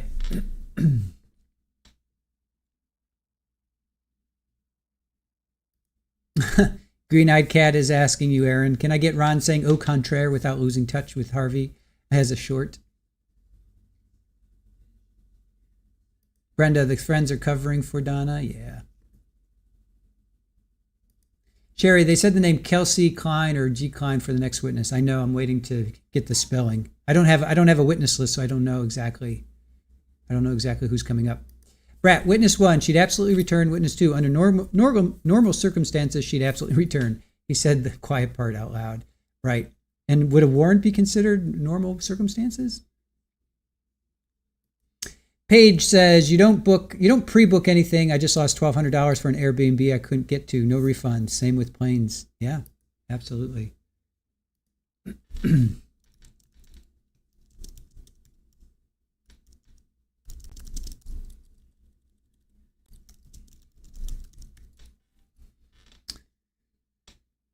Let's see here. Patsy says, I take it she didn't make it to his bar mitzvah. She did not. She was in jail.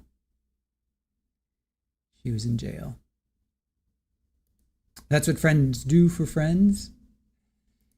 Amanda says, Joanne, the testimony didn't help or hurt the defense. In your opinion, it was a nil gain or loss. Yeah, it was kind of like, meh. Hellwriter. Donna Gotti is done. Put a fork in it.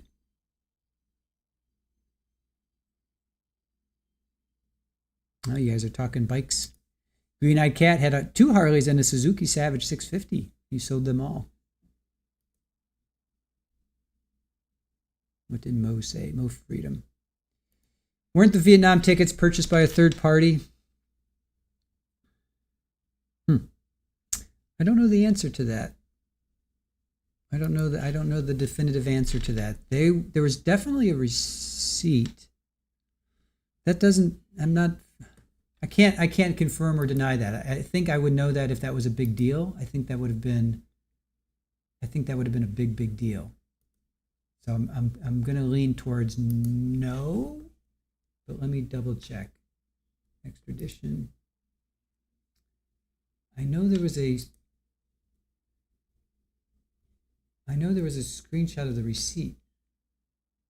At least I thought there was. Maybe there wasn't. Or if there was, I didn't catch it.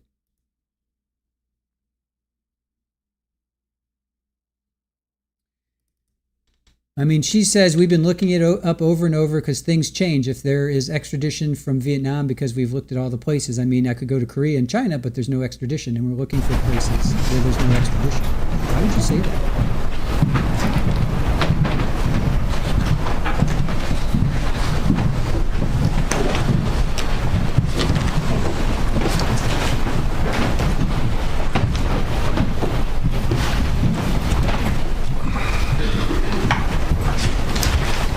Everyone can be seated. Ms. Guay, please raise your right hand. Do you swear or affirm the testimony you're about to give will be the truth? I do. You may take your seat. You speak loudly and clearly for the jurors. You may examine. Thank you, Your Honor. Good morning. Can you please introduce yourself to the jury? My name is Kelsey Guay, and I'm a senior digital forensic examiner. Okay. And where are you currently employed? I'm currently employed by Roll-Off Digital Forensics, which is a small private company based out of Spokane, Washington. And tell us a little bit about your background and training in the area of digital forensics. Sure. So starting at the beginning, I graduated from Portland State University with my Master's of Criminal Justice in 2016. During that time when I was in grad school, I worked for the Clackamas County Sheriff's Office in their Family Justice Center, which is a domestic violence clinic. After graduating grad school, I became employed with the Portland Police Bureau, which is in Portland, Oregon. I was employed as an investigative crime analyst. So for about 3 years, I supported the entire detective division, and I worked on anything from call detail records, mapping cell site location, developing frequency analysis, looking at pattern of life. I would also help them review search warrant returns, so things like when they get data back from Google, Facebook, Twitter, Instagram, Snapchat, and I would do some open source, just looking at people's profiles online to help an active investigation. After that, I was the ICAC analyst, and ICAC stands for Internet Crimes Against Children. So during that time, I performed phone extractions. I went on scene to search warrants where there was an internet crimes against person suspect. I would do RAM captures and router examinations. I would also review every single cyber tip and any search warrant returns that came back for those cyber tips. After that, I was the digital forensics lab manager. They civilianized the unit. I was a civilian employee my entire time with the police bureau. And so for about the last a little under 2 years, I managed the digital forensics lab, where I would perform extractions, and I led a team of 5 examiners in doing digital forensic extractions and analysis. Can you tell us approximately how many hours of training have you had specific to the review and analysis and interpretation of call detail records and cell site location information? I have a general 400 hours of training just related to all kinds of things: digital forensics, CSLI, cybersecurity. If I had to guess, I would say maybe 100 hours dedicated to cell site location information. And with respect to call detail records and cell site location information, how many sets over the course of your career of call detail records have you reviewed for casework? Like actual files, I don't have an exact number. I would say, close to 1,000, if not over. Some of the cases I work on can have, 10 and more phone numbers. So each case can get quite expansive pretty fast. So I would say maybe roughly 1,000 different sets of records. And with respect to mapping of call detail records, can you tell the jury approximately how many times you've had to map cell site location information from call detail records? Sure. I would say maybe about half. When I was working in law enforcement, they don't always get location information for a call detail record. Sometimes they just get records without mappable location information, and they want like a frequency analysis looking at patterns before event of interest. So I would say I've probably half of the records I've reviewed. Have you previously offered testimony in court concerning this subject matter? I have. Okay. And have you previously been qualified as an expert in digital forensics, specific as to cell site location and call detail records? In Oregon, it's a little bit different, but in at least one, they did provide me as an expert. Most of it was my employment at the police bureau. At this point, Your Honor, I would tender the witness. The state wished to voir dire the witness as to her training or experience. No, sir. Is there any objection to her ability to provide an opinion in the field of digital forensics? No, sir. Members of the jury, while this witness testifies, she will be permitted to provide you with an opinion in the field of digital forensics. You may continue. Thank you, Your Honor. Ms. Guay, in this case, did you review call detail records that were provided or obtained by law enforcement? I did. Okay. And specific, can you tell the jury what records you reviewed? So when I started working on this case, I was given a lot of different data just so that I could see everything that had been obtained by law enforcement. However, my focus was on Donna's cell phone records. So that's where I kept most of my focus was on her records. However, I reviewed all of the data. So essentially there's a lot of AT&T records encompassing various time periods, some of them, duplicate of the same time period. There were also Sprint records. I think there was also some Verizon and T-Mobile records. So there's a lot. Okay. Now, we did not provide you with the tower dumps. We just provided you specific with the records of the individuals that were obtained by law enforcement, correct? Correct, from like a company like AT&T, T-Mobile, related to a specific phone number. Did you also review any testimony that has been provided in the past by Sergeant Corbett? Yes. Specifically, what sets of testimony did you review? There was, I guess from this trial, 2 PDFs that I was given discussing testimony from this trial. I think there was also potentially other testimony from previous events that I skimmed because it wasn't necessarily relevant to what I was asked to look at. Were you provided the information, were you provided call detail records that included cell site location for Harvey Adelson? I was. And specifically for Donna Adelson? I was. And Charlie Adelson? I was. Were you also provided with a PDF of a PowerPoint that was prepared by Sergeant Corbett? I was. Okay. What were you asked to review related to this PowerPoint? So to just look through all of it, there was about 350 slides, so I, kind of went through it slide by slide, but my specific focus was on slides 26 and 28, which were charts of a frequency analysis. Would it be helpful to the jury to see specifically what you reviewed and the work that you performed? I believe you guys have probably seen this already, but yeah, it might be helpful to have a visual. You can pull that up, please.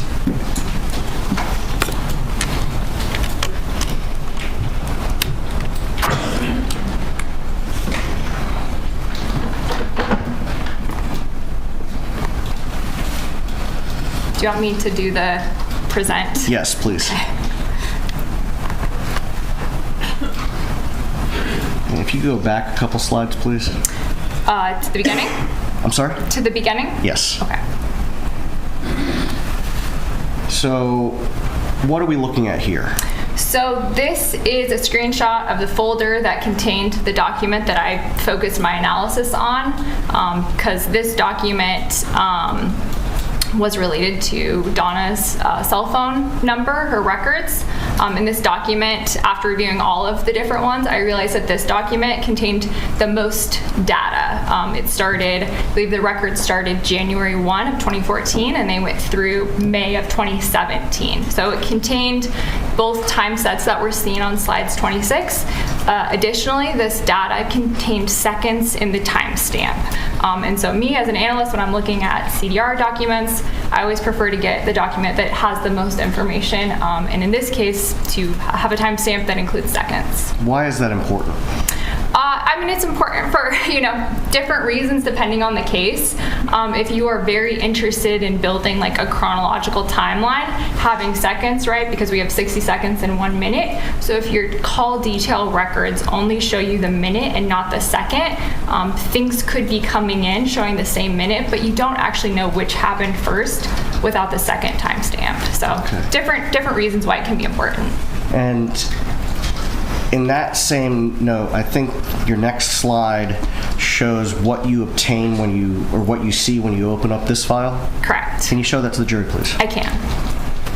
So you might have also seen something similar to this earlier in this trial, but this is what that document looks like when you open it up. This is just the first 3 rows because this document, like I said, goes through 2017. So there are a lot of rows in this document. So this is just a glimpse of what it looks like when you open it up in a text document, which is the native format. This is not very easy to work with as an analyst. You could take this and you could put it into an analytical program and run some calculations on it. However, when I looked at this in a little bit more detail, and there are slides, I realized this data was kind of messy, and by messy I mean I wouldn't necessarily just trust putting it into a program and trusting the numbers that came out. So I took this document and put it into Excel. So the programs that you're describing that this data could be put into, are those referred to as tools? Yes. Okay. And so since this was messy, how did you import this into Excel? So when you open up Excel, I don't know how many of you are familiar with Excel. I live in Excel, so I'm very familiar with it. But one of the options when you open Excel is there's a data option and you can import data. There's a little tool that helps you bring in text files into Excel. And this one is a great one to bring in Excel because it might be hard to see, but there are commas between each of these values. So this is what's known as a comma separated type file. So it translates very nicely into Excel. And can you show the jury how that looks when you put it into Excel, please? I can. So this is that exact same first 3 rows, and this is what it looks like in Excel. How does the software, does Excel know how to separate that those 3 lines into making this correctly? So essentially there's like a little walkthrough tool when you import data into Excel from a text file, and it will show you a preview. Is this what your data should look like? And you can say, yep, it's using a comma, it's displaying correctly. Is there anything that you have to do with the times to adjust them for Eastern time? Yes, so this specific file, it's again probably very small, but in column 2 or B, the header says connect date or con date time UTC. So this is very common for call detail records to come in UTC, and if they explicitly say UTC, you know it's UTC. So for these records, the times of interest were in the summer, so I knew that this would be in Eastern time. So I was able to add a column in Excel. Again, very easy to do this in Excel. Add a column, write a quick formula, do that time conversion so that I could make sure that, because if you have a call that's in UTC, it might be showing on a different day, but if it kind of happens within that, plus or minus 4 window of when days change, I wanted to make sure I was looking at the right dates for Eastern time. Okay. And then and you did this for what data?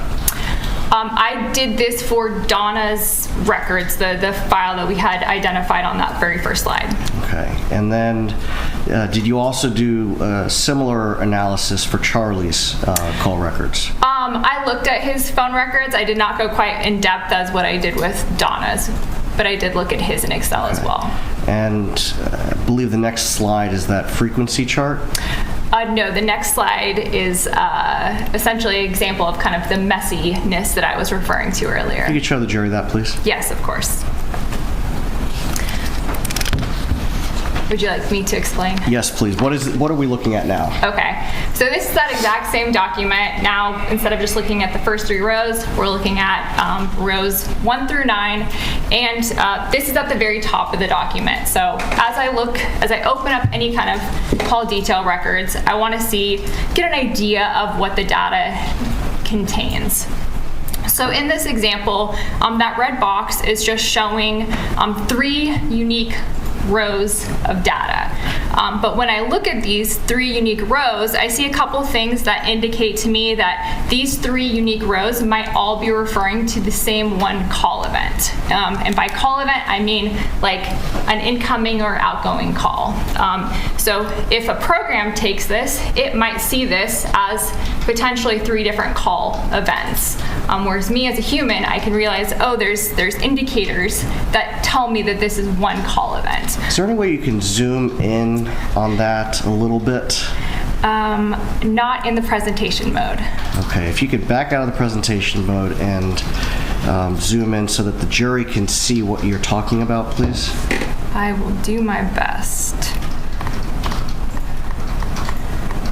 I don't know if this is getting any better or worse.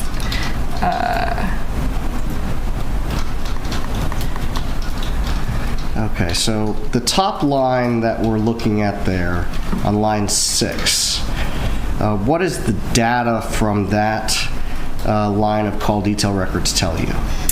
So essentially when I look at row 6, I see the connect date time, which is when the call was initiated, whether it's an incoming or outgoing call. I see a few things. I see the seizure time, which is the time it takes for the network to set up the call, the elapsed time, which is ET. That's how long the phones would have quote unquote connected. I see the originating and terminating number. So, oops, a little too far. There we go. Originating number, so the call that it was started on, terminating the call, the phone number that the call was ending on. And then because this is a screenshot of Donna's phone records ending in 0997, we also see the IMEI and IMSI. Those are just the it's like a VIN number for a phone, is an IMEI, International Mobile Equipment Identifier, and then the IMSI is the International Mobile Subscriber Identity, and that's how the network can tell that you are allowed to be on their network, right, and make calls on the AT&T network. We also see the call type, CT, mobile terminating is what that MT stands for. So again, it reinforces the fact that we see Donna's phone number in the terminating column, and then it's reinforced by that MT. In the feature, this is unique to AT&T records. So this is some random, they look like maybe what might be random letters, but they all have meanings. And there's a record key that if you're not super familiar with what those letters means, you can go and look at that record key. But essentially what this is saying in human speak is that the number calling, there was number identity present, that's that NIOP. There's the CFNA, which is call forwarding. It wasn't available, that it couldn't reach the other party. And then you see that VM, which just means voicemail was involved in this transaction. So the next line, so the features, what does that tell us about this call? It tells me that there was an incoming call to Donna's phone, and it was sent to voicemail. Okay, and what does the subsequent 2 lines indicate? So the next 2 lines are related to this initial call event. So I can see that this next one has voicemail. I also can see that this is the forwarding number, which is to forward it to the voicemail box. And then if I go all the way back, the SO and the ST are service originating and service terminating. So these are not human generated. These are network generated logs, so that's what the SO and ST stand for. And then if I go back and I look at the times, the thing I notice is that for those following 2 service calls, the timestamps are the same. And all of this, so while the connection time is that what would be 2:52 p.m., that's when the call would have come into her phone and gone to voicemail. Then those second 2 with the identical timestamps are essentially just multiple legs of that activity. So as a human, I can see that these 3 lines are all related to one event, an incoming call that was routed to voicemail. Okay, if you can go back to the presentation mode, please. Of course. And then let's look at the next slide.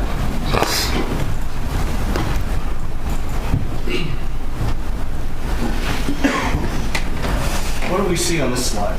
So this is slide 26 that I referenced at the beginning of my testimony. So this was one of the things that they had asked me to specifically review. Okay. And the number that's highlighted, whose number is that? I believe that is Donna's phone number.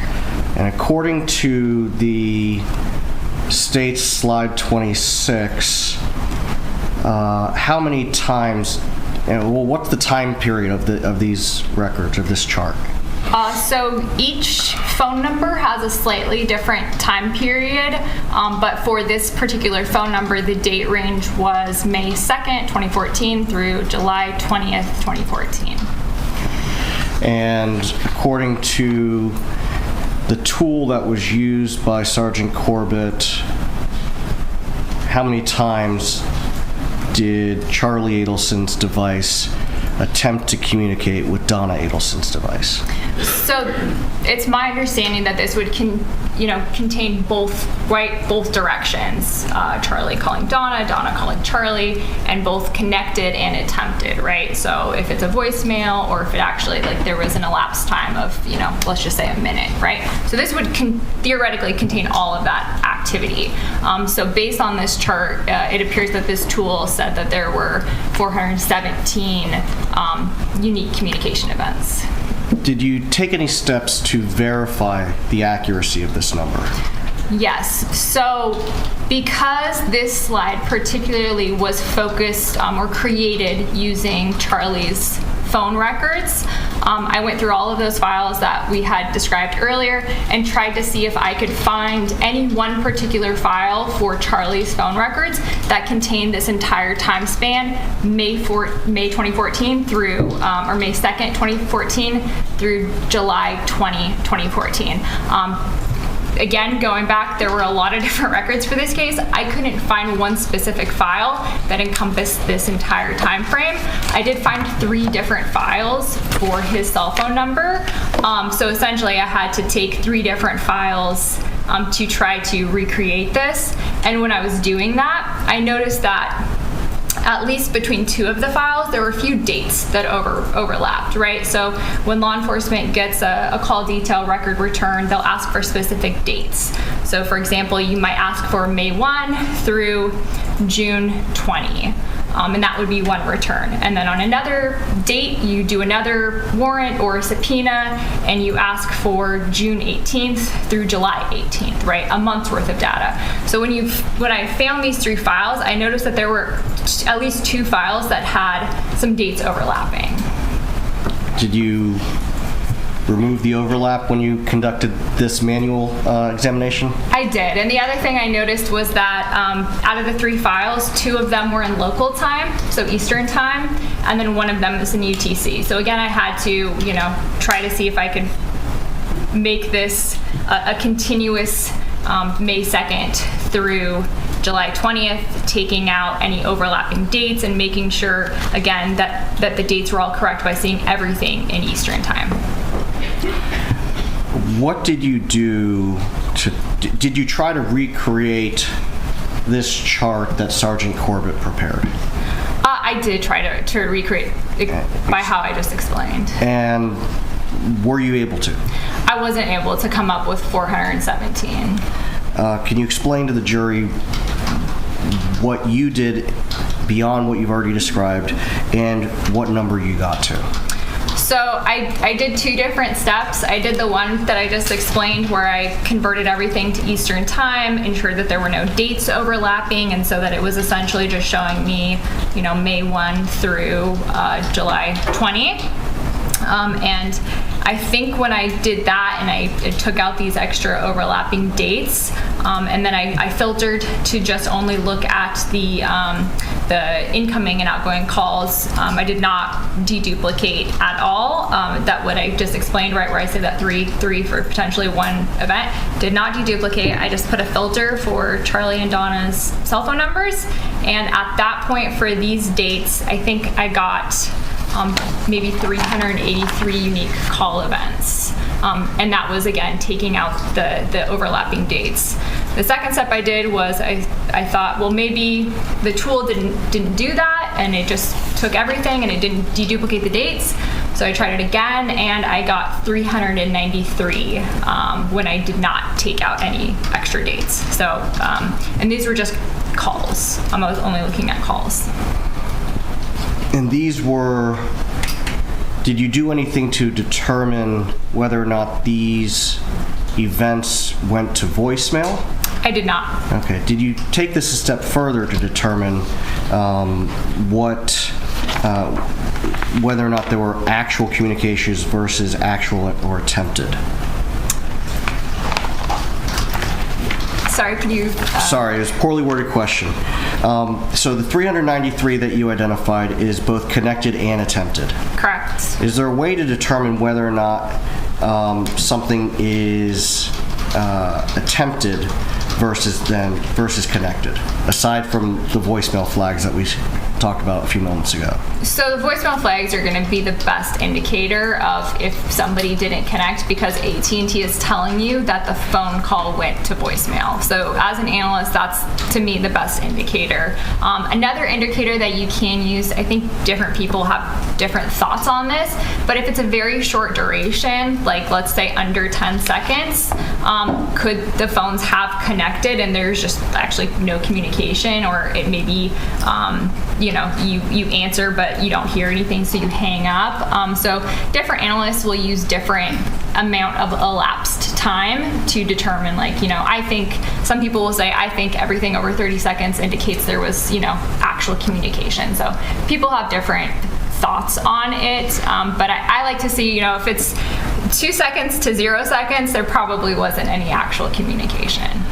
Now, when reviewing specific to this, to Charlie's records, did you then go back and dedupe everything to determine the actual and attempted calls? I did not for Charlie's records. Okay. Well, let's talk about Donna's phone records. If we could advance to that, please. So this is slide 28. Okay, and according to this, what was the time period of this chart? So this chart is focused on, would have been created using Donna's call detail records, and the contact at the top that's highlighted is Charlie's cell phone number, and the date range that was used to generate these records was June 23rd, 2014 through July 22nd, 2014. Again, I did the same process like I did with Charlie's. I went to go look through all the data to see if I could find a file that would cover this date range and only this date range, and I was able to find a file that covered this date range. And when you went through the process that you've already explained, manually going through the records, were you able to determine how many unique call events took place during this time between Donna and Charlie? Unique. So for this one, I took the original file that I mentioned and I just looked at the filters between Charlie and Donna's phone number, and I was able to recreate the 80 when I just look at the totality of the data. Taking a step back, all the way back to that slide 1, I mentioned that record for Donna contained data from 2014 through 2017. So that particular document covered both of the time frames. It covered this one, which is June 23 through July 22, 2014, and it covered what was in Charlie's records, which was May 2nd through July 20th. So I used that document that I showed you guys at the very beginning to dedupe. So I went through that document. I put the filters for Charlie and Donna's phone numbers, and then I went through each line during those time frames to determine, like, is this a voicemail activity? Is this just AT&T duplication? Is this an actual unique call event? So that was the document that I used, focusing on these two parties' phone numbers. And I went through each line by line, and removed manually any rows that I believed to be referencing the same call event. So when I did that, I got, for this time frame, deduplicated, and this would be attempted and connected, right? So it's including the voicemail. It's just noting that there's only one line for that voicemail, not potentially 3. I got 69 unique call events that would be connected and attempted. So the failure to manually go through these records resulted in an overinflated report in these frequency reports. Yes. Okay. Now, in addition to this data, and I don't think we have any more slides. No, we do not. Okay, so get the lights, please. Would you like me to unplug it? Yes. Okay.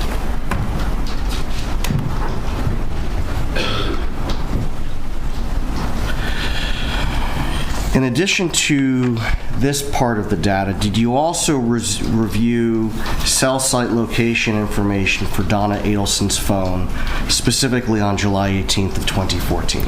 I did. Okay.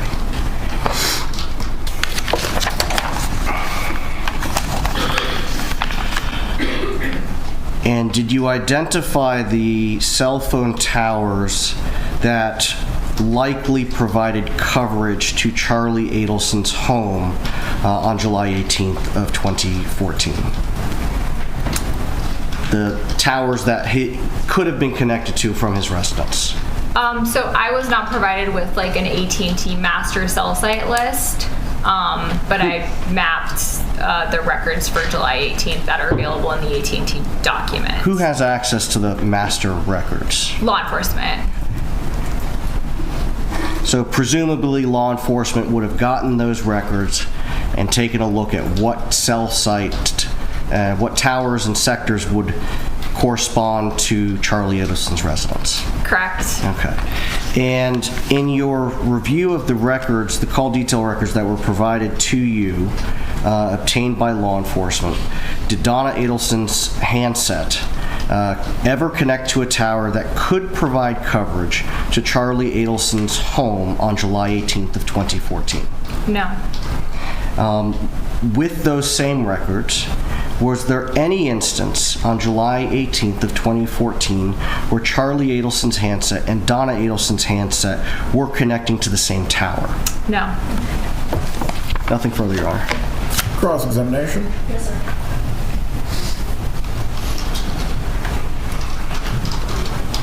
Do you disagree with any of the mapping of the cell site locations from Sergeant Corbett's presentation? No. No.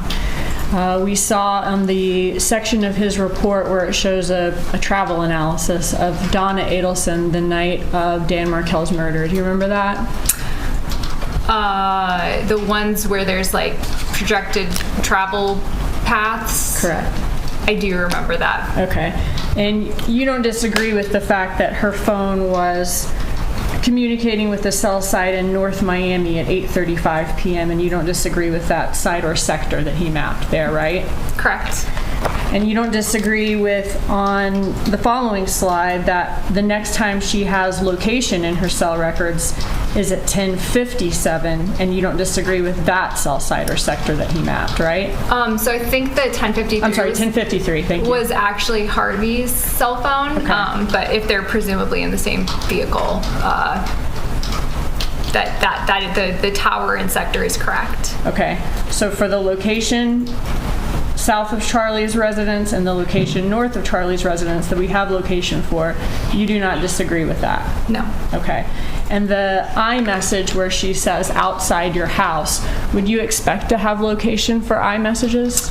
If it's from an iCloud return, no, I would not expect there to be location information from iCloud. Okay, so I just want to be clear. It's not that we do have location for outside your house, and it's not consistent with Charlie's house. It's just that we don't have location at all for outside your house. Correct, there is no location.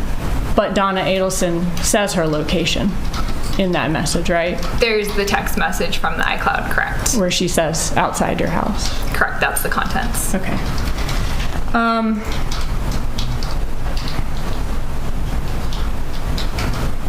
When you looked at Donna Adelson's records, was there a phone call between Donna Adelson and Annie Cunningham on the evening or night of July 18th, 2014? I'm not familiar with that name. You're not familiar with the name Annie Cunningham? No. Okay. What if I gave you her number? Would you be able to look and see? I don't have the call details memorized, so... Do you have them with you? The original documents, I do. Laptop, okay. Yeah.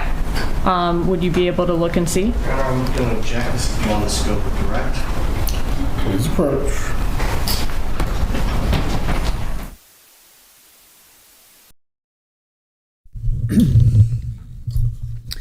So we have Kelsey Guay, I think was her last name. I'm going to go with Gray. She's basically saying that Mr. Corbett, Sergeant Corbett, overinflated the number of calls that Charlie and Donna made. I mean, all you need is one phone call. You just need one phone call to say, do it.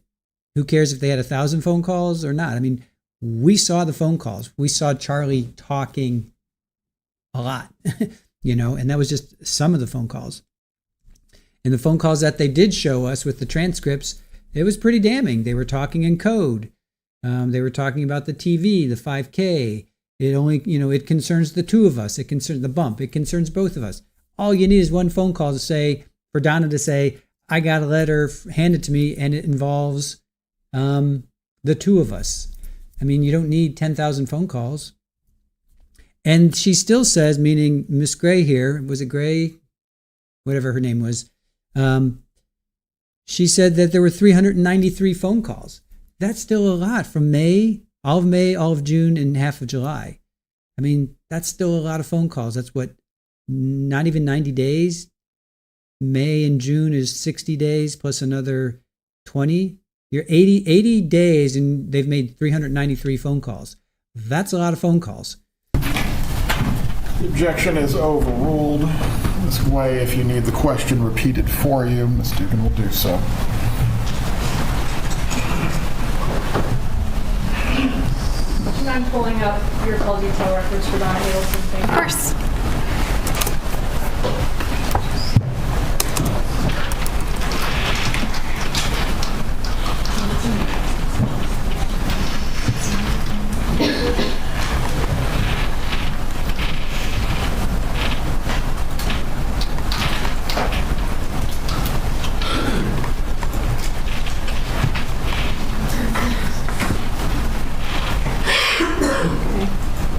Let me know when you're ready and I'll give you the number. It's a fairly large file, so it'll take a minute to load. If it needs time to load, I can ask some other questions and come back to this if you... Your Honor, I would just ask that if we're going to provide the phone number that we not do it so that it can be published to the media. That's fine. Mr. Dugan, please handle your questioning on this matter discreetly so her phone number is not published to anyone watching. Thank you, Your Honor. I'm just going to filter to that date. You can approach the witness to show her anything that she may need to read concerning this matter. Yes, sir.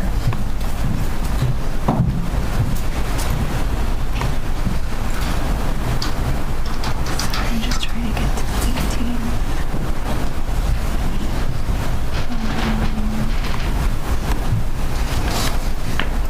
So am I showing you a contact with Annie Cunningham? Correct. Okay, and you don't need to say the number out loud, but is there a number next to it that begins with 845? Correct. Okay. 845 being the area code? Yes. Okay. That's the number we're looking for. Okay. And my question was there a phone call between Donna Adelson and Annie Cunningham the evening PM on the 18th of July, evening or night.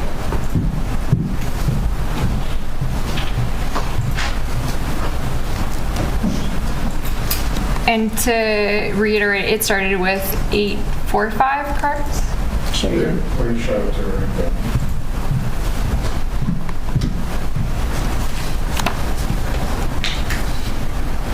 Okay, yeah. I see the number, and I looked at the records for the evening of the 18th, and I do not see a call to that number. Okay. And that would be like in the afternoon, evening, or night that night? Of July 18th of 2014. So starting from noon to noon on the 18th through midnight on the 18th, I don't see a call to that phone number. Okay, thank you. All right, so we saw your presentation where one slide was kind of showing us what the raw records looked like, right? Correct. And the next slide was showing us an example of how a duplicate event looks. It can look like 3 entries, but it's actually one event, right? Correct. And then we saw the Sergeant Corbett's frequency reports for Charlie Adelson and Donna Adelson, right? Correct. Okay. What is the purpose of a frequency report? There's a lot of different purposes. So when I worked in law enforcement, I would do them for lots of different things. One of the things that you can do is just see who's the #1 caller for a particular person. Sometimes that's a significant other or family member. So that's one reason you can do a frequency analysis. Another is just to do more of a pattern of life and look at activity over a matter of days, months, years. Is another reason like to show a relationship between 2 parties, whether there is one at all, and if there is one, how often they talk? Yeah, that's definitely a reason. In comparison to the other people they talk to? Correct. Do the frequency reports in Sergeant Corbett's presentation that we saw in your presentation, do those accurately reflect the call detail records? They represent the raw data accurately, correct? Right. They represent the raw data of the records accurately. Correct. And do they accurately reflect that Charlie Adelson is Donna Adelson's most frequent contact? For that particular time span of June 23 through July, I think it's 22? Yes, ma'am. Correct. Okay. It's just that in Corbett's frequency reports, those are the raw records without duplicates taken out, right? Correct. When you reviewed his, and well, let me show you this. I'm going to show you from 73A, slide 20.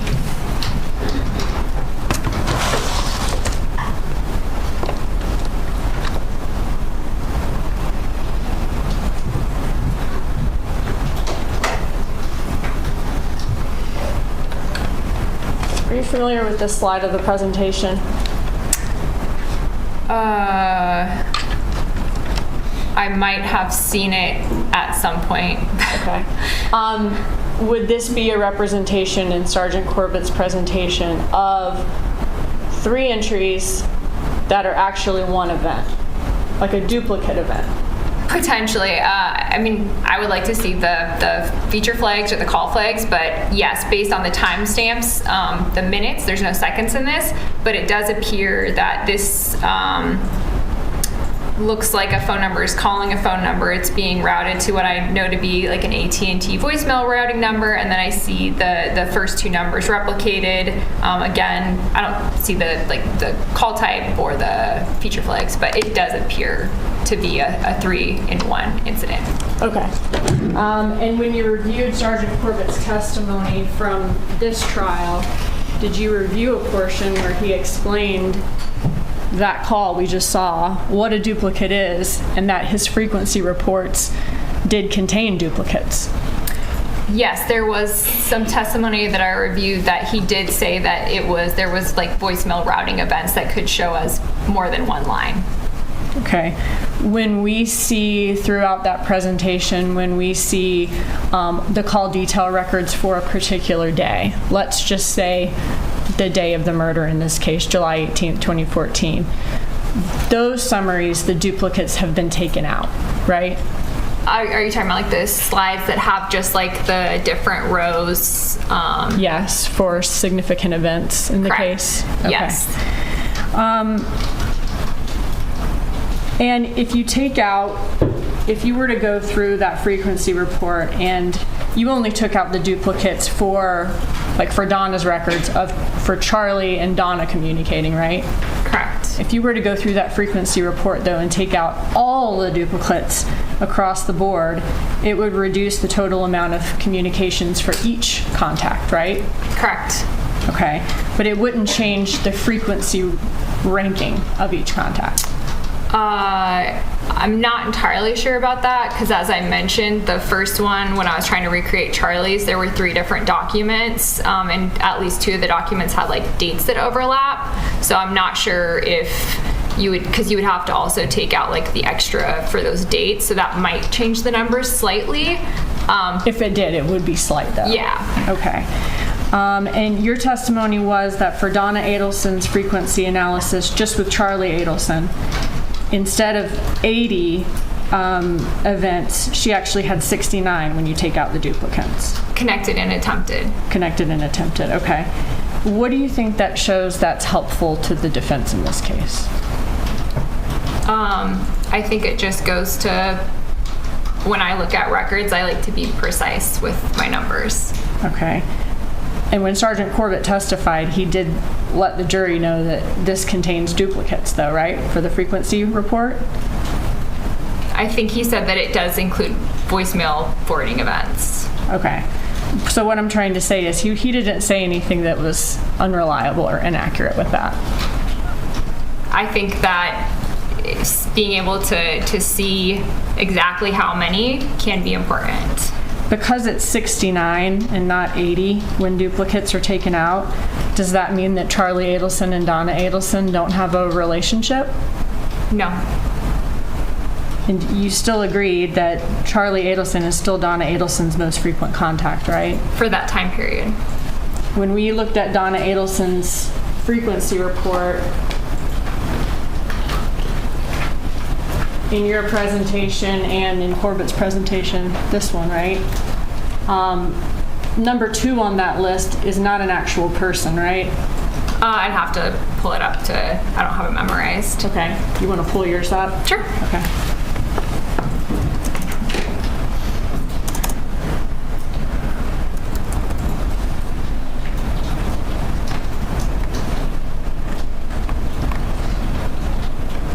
Is the second ranking on that list her voicemail, AT&T voicemail routing number? Correct. Okay.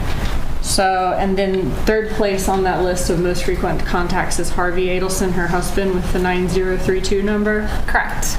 Okay. So Charlie Adelson would still be first, followed by the number of calls routed to voicemail. Correct. Where did you fly her from? Portland, Oregon. Okay. And how long did that take? 6-ish hours. And was that paid for by you or paid for by the defense? Paid for by the defense. And how much are you charging for your work in this case? The roll-off charge is $300 an hour. And does that include the work that you did that we saw here in court prior to coming to court today? Correct. Okay, and does that include your travel? Correct. As far as $300 an hour during the time that you're spent traveling? Correct. It's the company's policy. Okay, and waiting to testify and testifying, is it that same amount? Correct. Do you know the total amount the defense has paid for your testimony here today? I don't. The company does, but do you know about the amount of hours that you spent on this case, including travel? The amount of hours on the total case, no. On travel, they just do a flat rate of 10 hours if I work over 10 hours. So for yesterday, so the trip for the trial would have been about 30 hours, so about $10,000. Okay. Thank you. Redirect examination. Yes, Your Honor, thank you.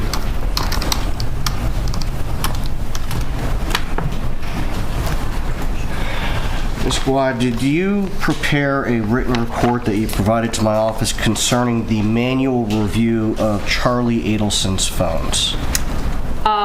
Or phone, with the frequency analysis for his contact with Donna Adelson? Using Donna's records? Yes. Yes. Okay. And using those records, you indicated that it reflected about 393. Would it be helpful to see your report for what your numbers were for unique call events from May 2nd to July 20th? For using Donna's records to deduplicate between that time period, I think it was 211 deduplicated. So 211 rather than 417? From the May 2nd through July 20th. Now, you indicated on cross that you did not locate a call between Annie Cunningham and Donna Adelson on July 18th of 2014, correct? I did not see one. Okay. Now, the records that are collected by call detail records, those are for communication events that are through the carrier. Correct. And so any communication event that took place through a third-party app would not be collected there. Correct. So, for example, are you familiar with the apps WhatsApp and Viper? Yes. Okay. How did those show up on call detail records? So any applications, anything third party, really even FaceTime audio or FaceTime video is technically not, through the AT&T network. All of that activity would be a data transaction. So when you look at AT&T records for a data transaction, it's not going to show you individual items, for example, that you got an email and that was so many bytes sent on the network. It's just going to show you a time that the data session was open and how many bytes were received and how many bytes were sent from the handset to and from the network. So AT&T does show data transactions, but it's not going to show like a FaceTime audio or, an email. So in other words, when you are using FaceTime audio or FaceTime or one of these apps, it's not going to, the number that you dial is not going to show up on the call detail records. Correct. It's going to show up on the data session that AT&T records report.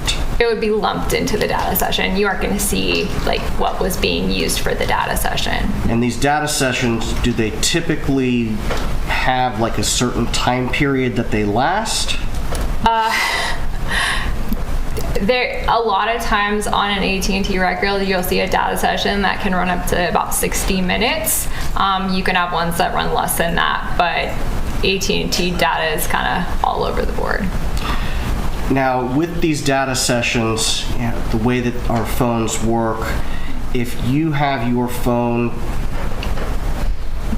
constantly having alerts pushed or emails pushed to your phone, those are going to show up how?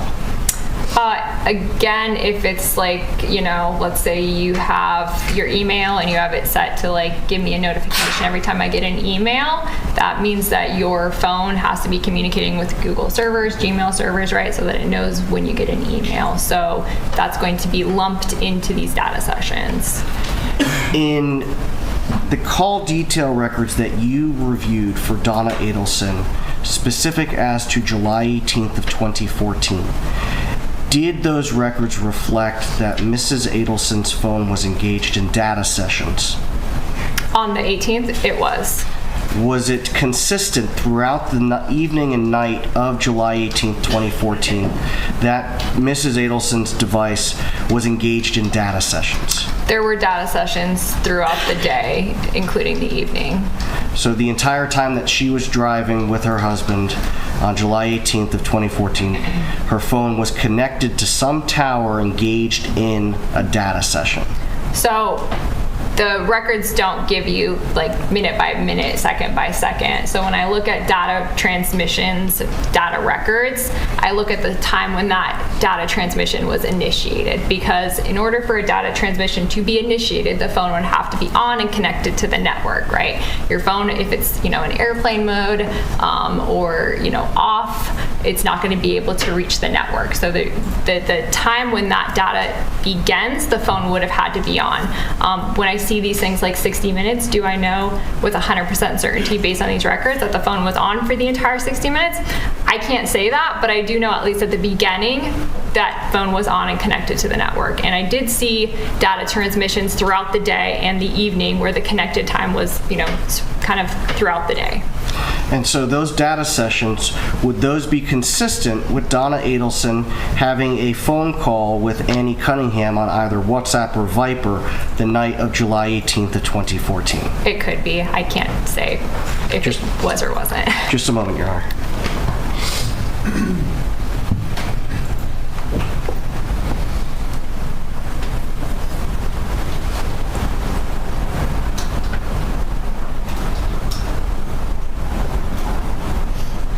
Nothing further from Ms. Guay? You may step down. State to ask one more question. What's that? Would you permit the state to ask one more question? This witness is only here for today under the defense subpoena. Yes, Your Honor. She flies out this evening. Do not permit recross, please approach. Yes, ma'am.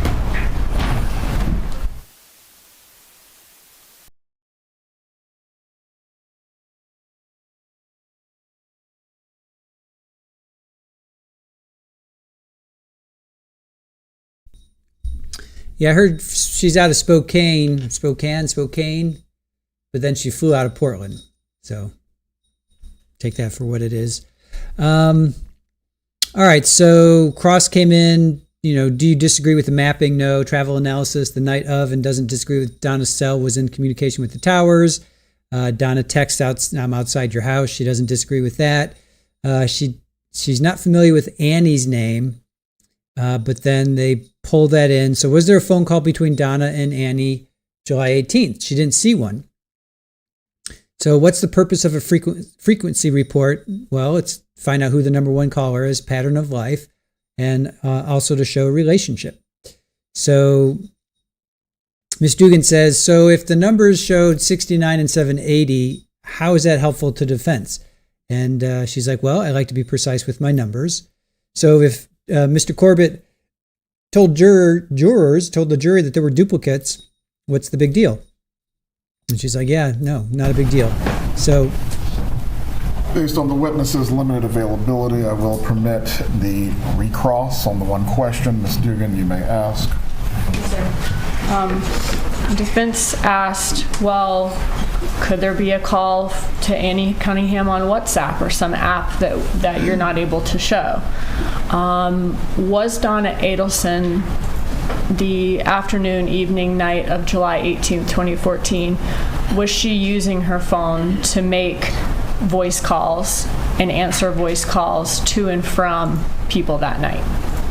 Like, and when I say voice call, I mean like if I picked up my phone and called your phone, an ordinary voice call, was she using her phone in that manner with other people that night? Yes. Okay, thank you.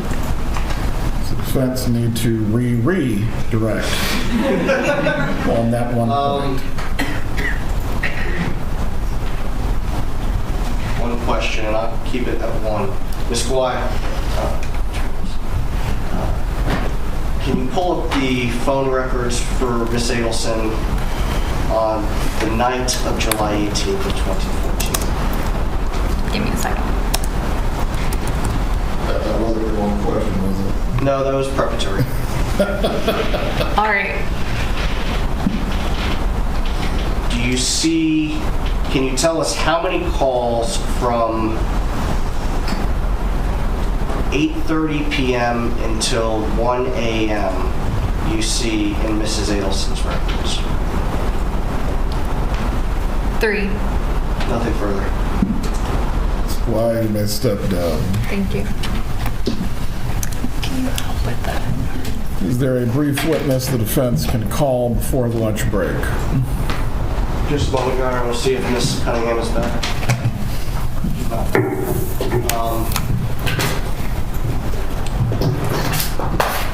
Without being able to predict how long the state's cross is going to be of our next two witnesses, I can't say with any degree of certainty how long it will take.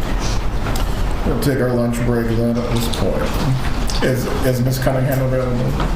She's supposed to be returning from the airport, Judge. Okay. Members of the jury, at this time we will take our lunch break for today. Please do not discuss this case with each other or any other person. Do not seek out any additional information about this matter that has not been discussed in court as well. We will resume with our case at 12:45. Enjoy your lunch break.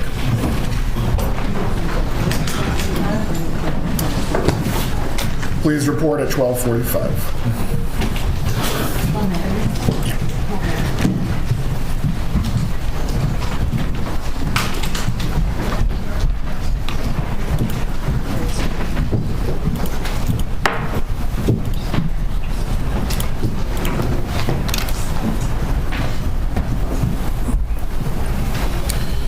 Everyone can be seated.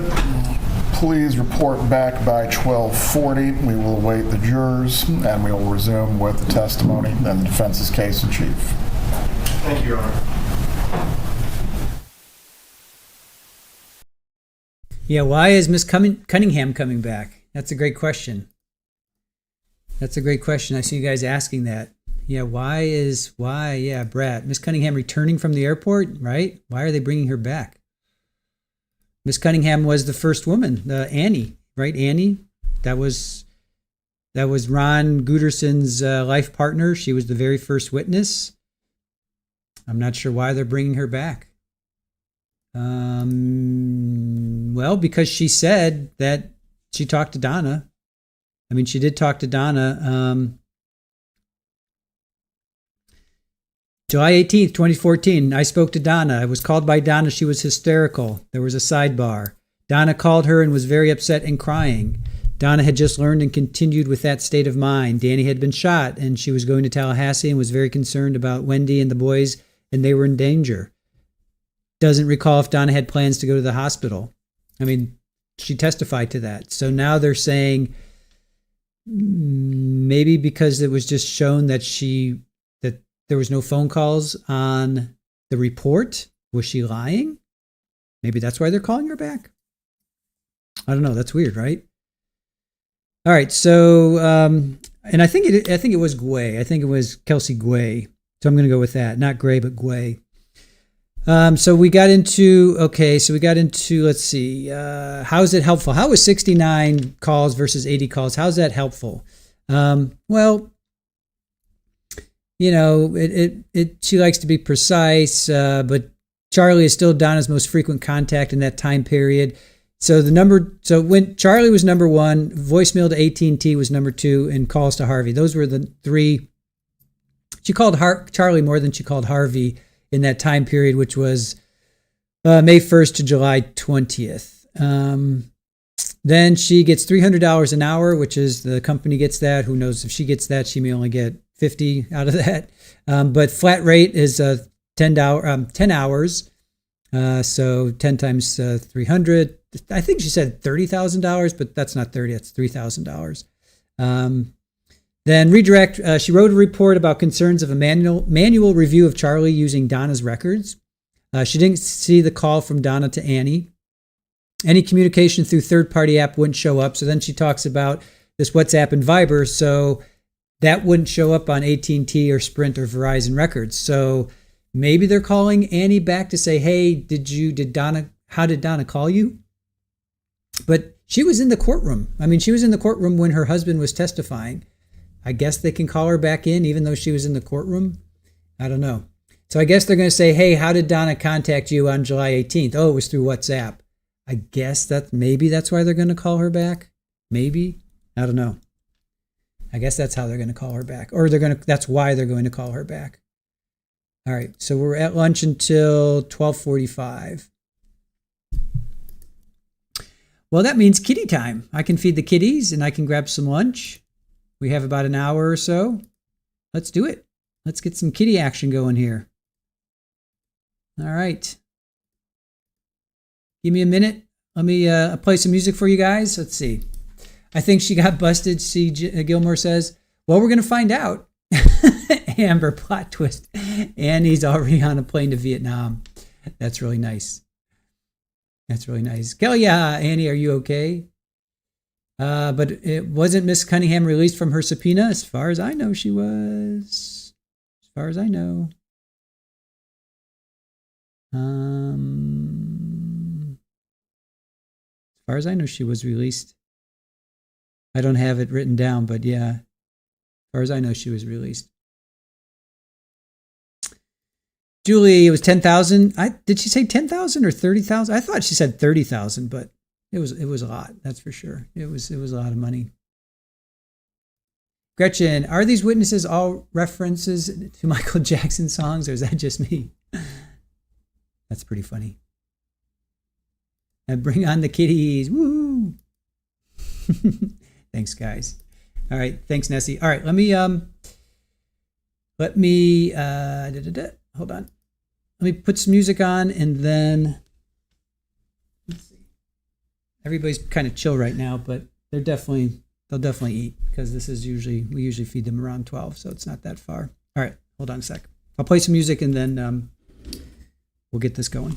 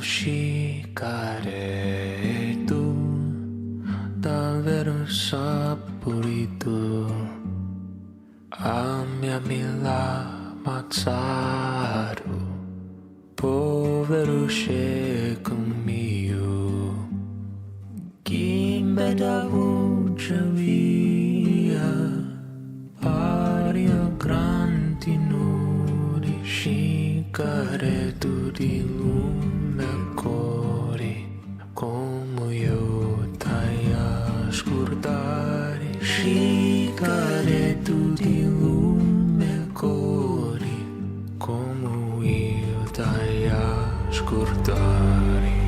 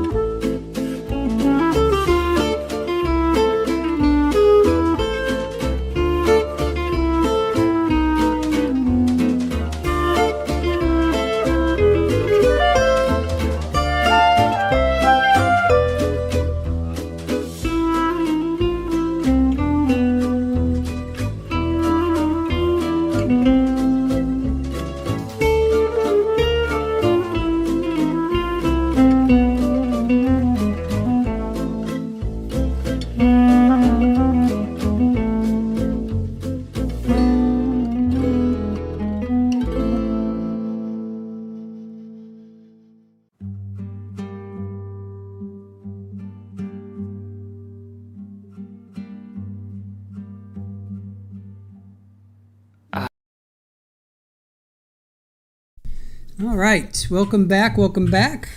Hope you guys had a good break, a good lunch break, or afternoon break, or dinner break, whatever the case may be. Appreciate you guys joining us as we start our afternoon session for Florida versus Donna Adelson. All right. With Houdini, well, she was sleeping when I woke her up, when I fed them. I mean, she's right here. She seems to be okay. I mean, she's right here. So I think she's okay. You know, she seems to be okay. I think I woke her up when she was sleeping and everybody ate, and she kind of ate. She ate a little bit. She definitely didn't play.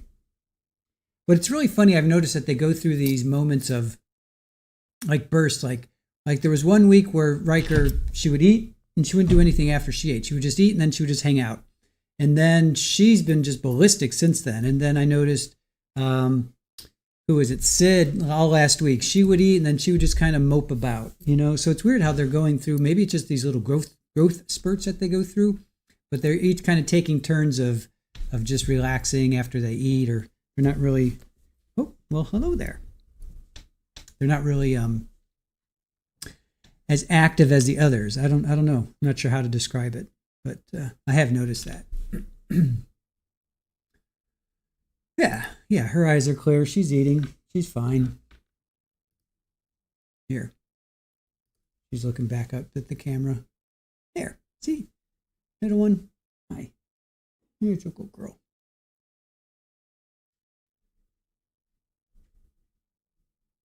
Trust me, she plays. She played this morning. No. Come here, you.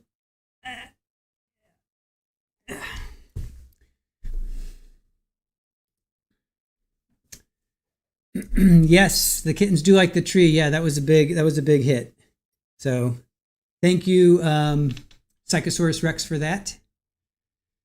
So, not Rafa. Little Roger's newest thing is I let him out and he just goes blazing to this big oak tree and he climbs up. I'll try and get video of it.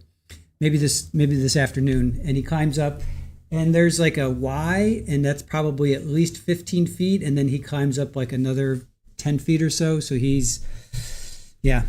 but he's learning to climb back down. So he climbs up like this and then he climbs back down. So he's learning. Where did that one come from? They just appear. Rex, they just appear. JRN, I love the kitties. Amy, I love them. Aw.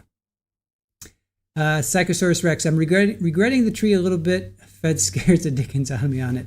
He's a little bit of he's got a little bit of daredevil in him, that's for sure. He definitely has a little bit of daredevil.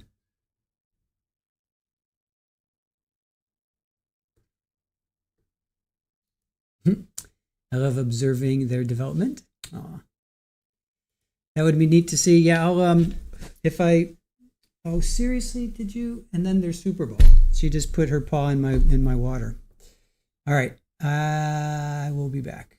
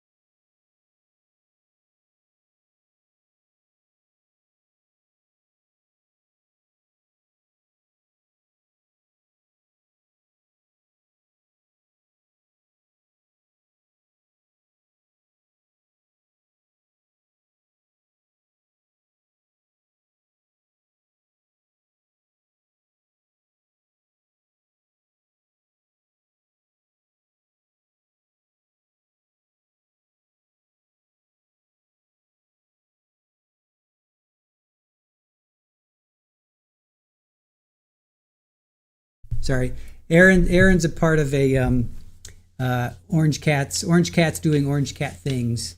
So Aaron's a part of that. And that's what they do. Orange cats doing orange cat things. Orange cats are fearless. Iowa Backyard says, is Donna winning yet? Yeah, I don't think so. Brenda says, the kitties are like little kiddos, playful, sleepy, and eat a lot. It's not your water, it's everyone's water. Yes, that is true. All right, I can unpin that. So who do you think is the next witness? They've gone through three. They've gone through three.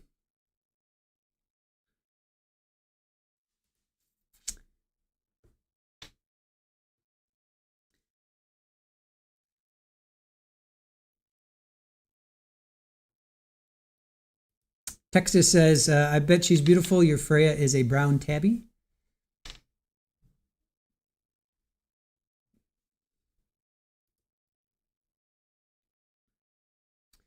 So who do you think is going to be up next? Who is going to be up next? Mallory, 3, wait, hold on, let me get this. Mallory, 3 useless witnesses. Yep. Iowa says, you've moved a minimum amount of times, but this last move that really showed us how much stuff we have accumulated. I know, right? Elorienzo says, my cat always sticks his grubby paws in my water glasses. I now use those big old water containers with a lid, push down straw to prevent him sticking his paw. Sometimes his whole head spilling. Nice. That's really funny. Aussie Gardner, thank you for the 5 Trial TV Live gifted memberships. C. Gilmer says, how can you tell if a kitten has the zombies? Zombies or zoomies? Zoomies? Let's see. Good vibes. Michelle. Oh, Maddie's mom. We know Maddie's mom. Yorkie. Kenneth White. Kenneth, we know you too. Come on down. Yes, the zoomies. Thank you so much for that. So, Aussie Gardner. Good vibes only. Michelle Johnson, Maddie's mom, Yorkie, yeah, come on, we know you guys, come on. Come join us.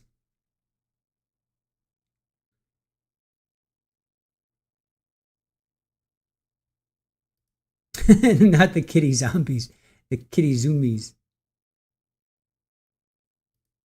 Aw. We love you too, Aussie. We have some great mods. I know chat knows it, but I want to say it loud and proud. We have some great mods. Donna, pick me. A. Lorenzo. Cat zoomies are the best, especially when they make growling, yarling noises. There you go. Good vibes only. Stoked to be a member. Awesome. JRN, best mods ever. I agree with that. Babaloo, lesson of the day. If you flee the law to a non-extradition country, buy a return ticket. It gives you plausible deniability. Widespread. Kitty zombies sleep near your head and try to eat your brains while you're asleep. Hellrider, you eating fried chicken and biscuits? That's great for a hangover. All right, fried chicken and biscuits. Or so I've heard. Anything fried, to be quite honest. We usually have pizza on Saturday and Sunday after we've indulged a bit. Lucy, I've watched your cooking videos. Your recipes look really good. What did you have for lunch today? Oh, thank you, Lucy. I had a stir fry. I made zucchini, mushrooms, red peppers, some chickpeas. Had that over a bed of rice. That had some cumin and a bunch of spices, cayenne. Let's see, maybe a little garam masala, so it kind of had a little Indian flavor to it. So it was really, really, really yummy. Pizza is fried. No. I'm talking about something that soaks up what you did the night before. So I find pizza does that. Hello, Rienzo. I'm happy I found this chat much more calm and fun than the other trial chats. Oh, awesome. Thank you for that. Here comes the judge, back from doing household chores. What time are they expected back? Judge wanted them back at 12:40 to start at 12:45, so they're They're late. Lucy says, you want that recipe? Sure. I'm actually going to do another recipe this weekend. I have two in the can, meaning I've recorded them. I just have to, it's a pesto and a roasted red pepper recipe. I filmed them. I just have to put them out. So I'm going to try and do that this weekend. I'm also going to record from Psychosaurus Rex sent me two really good cookbooks. And I've done two recipes. Both have turned out fantastic. But I want to redo the first one because that was just awesome. So I'm going to try and do that one this weekend. Donna, your little cousin that was injured in Minneapolis shooting, home now. Oh, no. Wow, Donna. That's really hitting close to home. My goodness. I see, Gilmer, you can cook at my house anytime. No problem. Hellrider, I love Indian food. Yeah, me too. Me too. Mama C says, I always crave pizza when I am sick.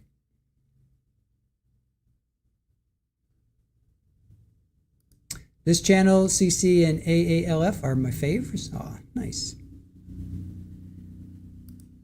C. Gilmer says, I crave wonton soup when you're ill. Yeah, it seems like chicken soup seems to be a big favorite for people. I think that goes back probably to her childhood. Erin always makes chicken soup when she doesn't feel well. Makes her feel better. Lucy, your recipes look healthy. I want to make your recipes because I'm trying to eat healthier. Cool. Very good. Yeah, I mean, just start with a bunch of vegetables and onions, garlic, ginger, mushrooms, red peppers. Throw in some salt, maybe a little soy sauce. Put that on a bed of rice and, Bob's your uncle. That's a great start right there. You could throw in cumin, you could throw in paprika, you could throw in cayenne. It really has a lot to do with the spices, but my base is usually onions, garlic, mushrooms, red peppers. That's kind of like, I know there's like the sofrito, you got what's it, New Orleans? It's celery, red peppers, and onions. That's their holy trinity. Mine is onions, red peppers, and mushrooms. That's I pretty much put that in almost everything. But as a base, for sure, onions, red peppers, garlic. You're not going to go wrong. That from there, it just goes, you can do pretty much anything. Gretchen says cumin and celery salt are two of your favorite spices. Very cool. Aussie Gardner wants tomato soup when you're ill. Nice. Hellrider, please say a prayer for your roommate. He deleted on his e-bike, Ralph. Oh no. Oh man. I'm sorry to hear that, Hellrider. That's really, is that just recently? Really sorry to hear that, man. Ouch. Yeah, prayers for everyone who knew him, too. Sorry to hear that, Hellrider. Red Snap says soup weather is coming up. Absolutely. Tomato soup and Fritos instead of crackers. That'd be a nice little kick.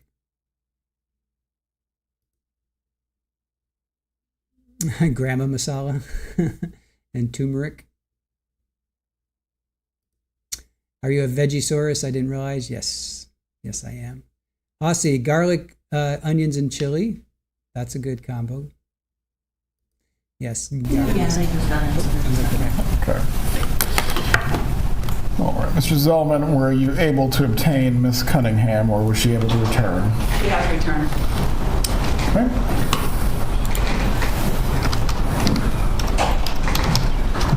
Judge, can we approach on scheduling matters? Yes.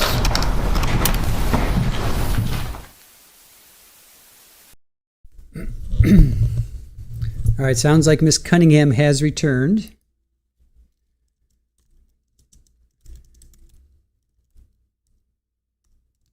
Miss Cunningham has returned.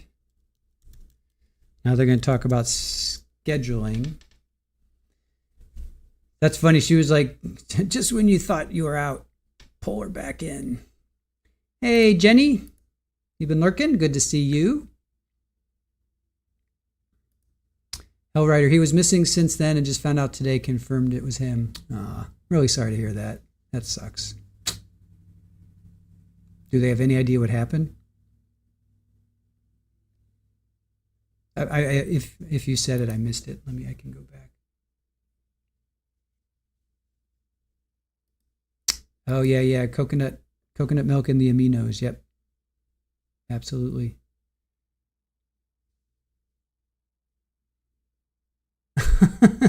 Woman in Ford Bronco. As funny as that is, sometimes we have to be careful with what we say here. You know how that goes. Let's see, what's going on with who's missing? It happened last Thursday. He's missing since last Thursday. So sorry to hear that. That stinks.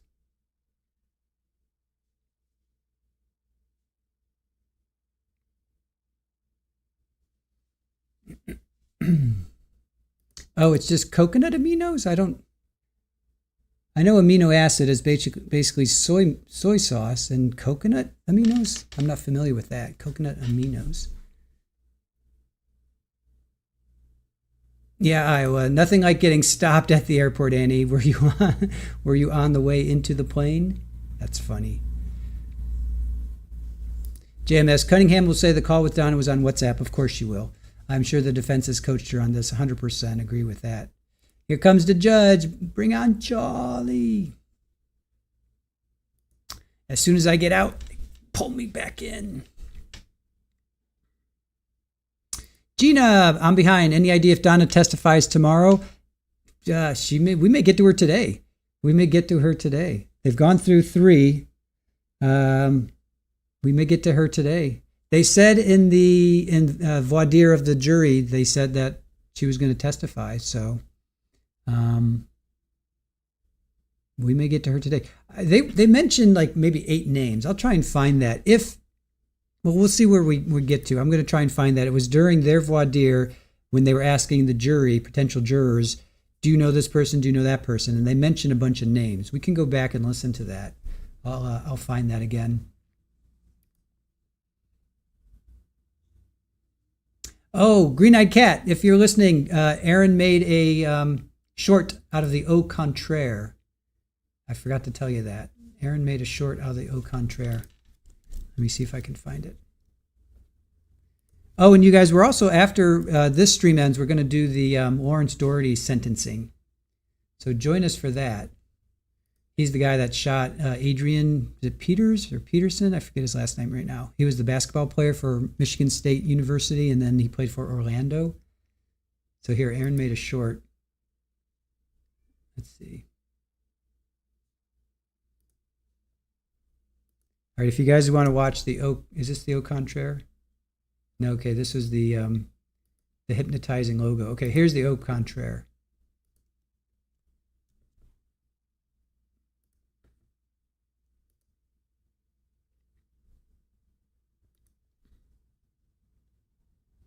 I'm not going to play it, but if you guys want to watch it at some point, here's the au contraire short. There's the au contraire. That was Green-Eyed Cat suggested that.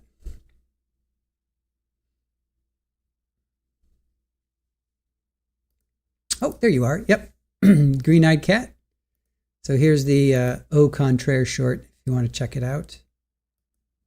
It's a short, obviously, so it's not long. Well, I would play it here, but I don't want to get involved and then they come back. So if you guys want to check that out.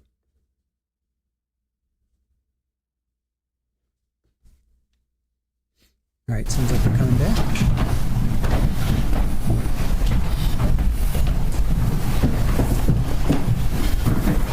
You can bring in the jurors at this point.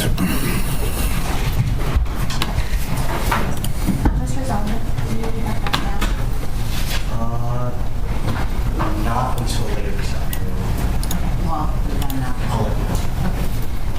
Okay. Bless you.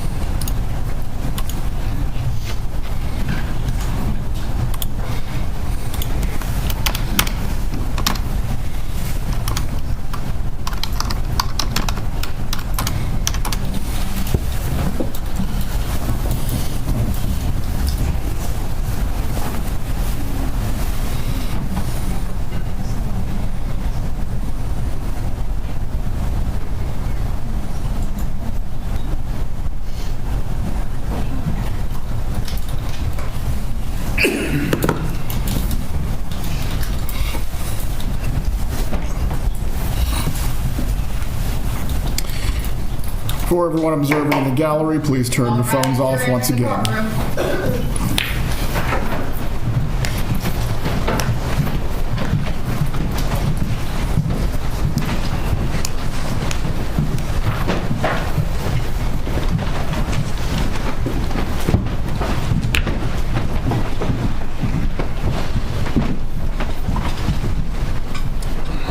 Please be seated.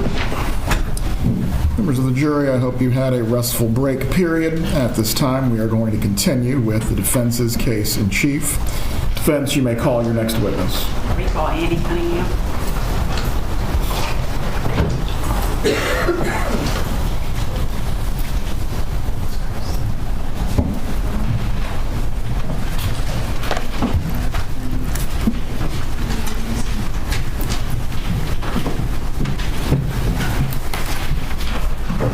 Cunningham, you remain under oath from being previously sworn. I'm just going to remind you, you are to tell the truth in this matter. You may be seated, and at this point, you'll be examined. You may examine when you're ready. Thank you. If you could pull that microphone down, Ms. Cunningham. Oh, sure. Thank you. I have a question about your use of cell phone service, and we touched briefly on things like WhatsApp, and what was the other one you said you used? Viber. Okay, Viber. When you communicated with Mrs. Adelson, did you routinely use one of those apps? Quite often, yes. Which app did you use mostly? WhatsApp or Viber. Okay, all right. And as opposed to picking up and using the cell phone service, you would use those instead? Yes. Okay, I don't have anything further. Cross-examination.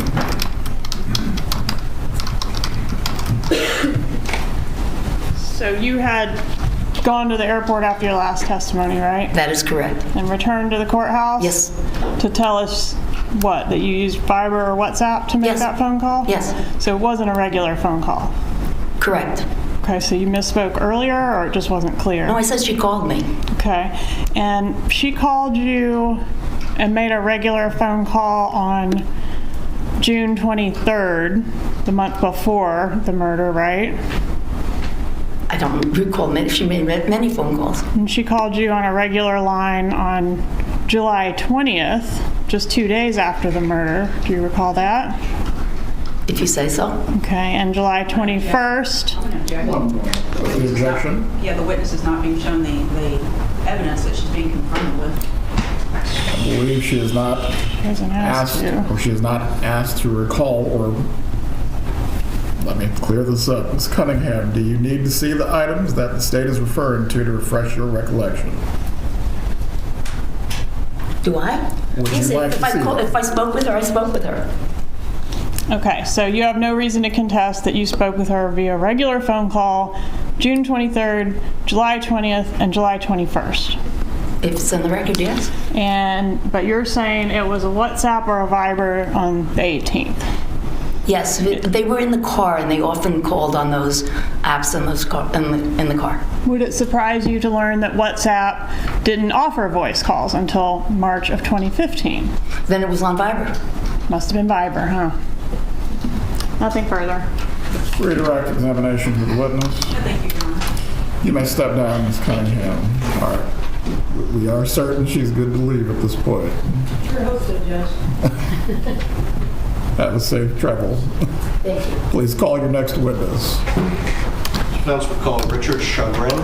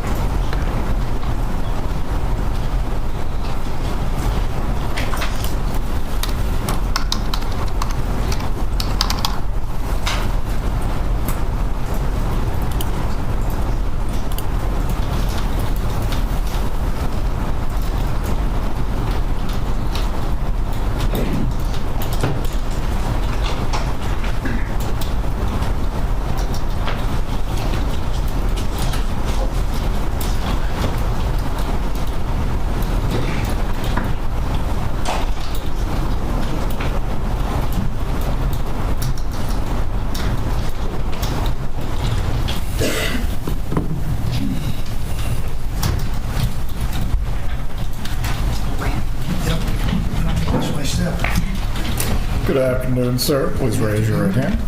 Yes, sir. Do you swear or affirm the testimony you will give today will be the truth? I do. You may take your seat. Please adjust the microphone as you need to. Thank you.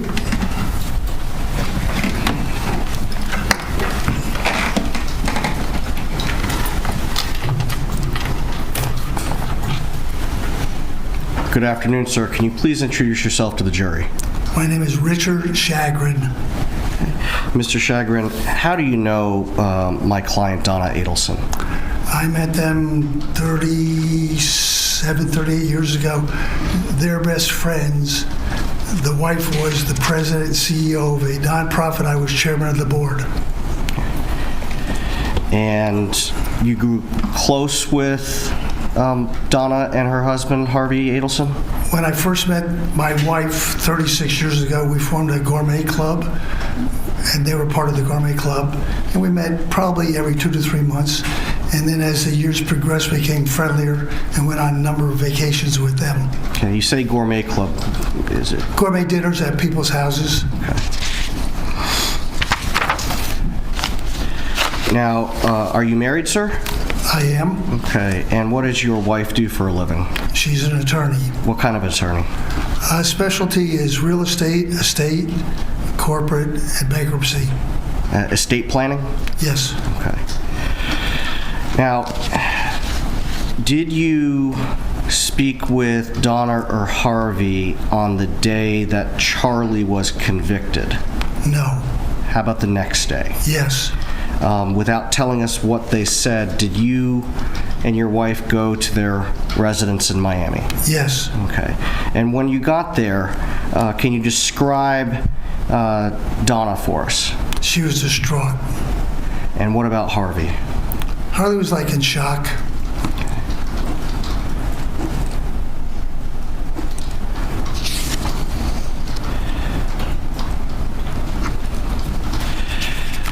Now, prior to this, you indicated that you had traveled with my client and her husband. Did you travel extensively on your own? Well, we went on cruises, and then we did there was 13 of us, did 2 weeks in Israel. Okay. Were you somewhat savvier than they when it comes to booking travel? Oh yeah, I've been to 75 countries around the world. Okay. And were you asked to assist them in any way on November 7th of 2023? Yes. And specifically, what were you asked to do? Initially, I helped Donna with the visa. And then when we were done applying for the visa, Donna took Susan to show her the dress that she bought for Lincoln's bar mitzvah, and then she asked Harvey to sit down with me and make plane reservations. Okay. When you sat down to assist with the reservations, what did you discover? The ironic thing was that the round trip was a fraction more than one way, and I suggested, since you don't know when you're coming back until sometime in January, book a one-way. And I remember commenting to Harvey, I said, I'd be willing to bet it's cheaper to fly from Vietnam to the United States than it is from the United States to Vietnam. Now, let's back up a little bit. Let's talk about the visa. Were there options that were given when selecting which visa to apply for? To my recollection, there was only 2 options, a 30-day or a 90-day. Do you know why the 90-day was selected? Well, I said they didn't know how long they were going to be gone. And do you remember if the visa that was applied for only allowed them to come into the country once, or did it allow them to come into the country multiple times? I'm not aware. Okay. Now, you indicated that they were coming back for their grandson's bar mitzvah? Yes. Okay.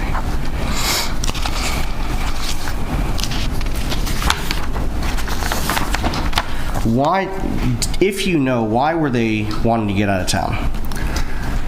Well, unfortunately, they were barraged by the media. Unfortunately, they live in a condo, so they didn't let them in. And they were afraid to leave the building. To your knowledge, had the Adelsons been to Vietnam in the past? Yes. And they found it to be relaxing? To my knowledge, I was there. I thought it was a great country, great people, great food.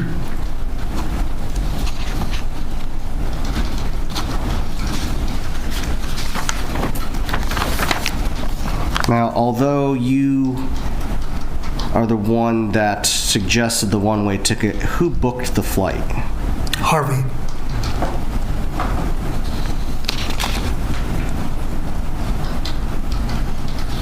To your knowledge, were they free to travel? They told us when we got there that their attorney said they had no restrictions in traveling.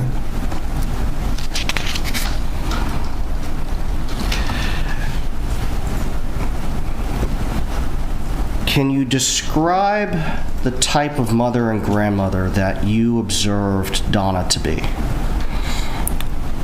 Well, Donna was the ultimate Jewish mother, not unlike my wife, that was very involved in their children and grandchildren's lives. I think Donna maybe was a little more involved in her grandchildren because of the situation of the grandsons losing their father, Wendi working, and also they lived close by, Donna and Harvey, in South Beach.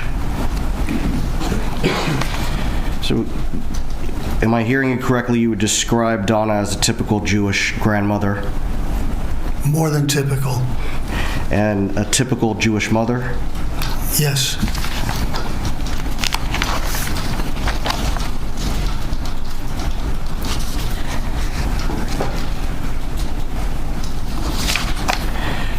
At the time that you were assisting them on November 7th of 2023 with the travel, had they decided when they were coming back from Vietnam? They were undecided, other than the fact that they were going to, whether it was prior to the bar mitzvah or just before the bar mitzvah, they didn't know how long they were going to be gone. But they were coming back for the bar mitzvah? Oh, definitely.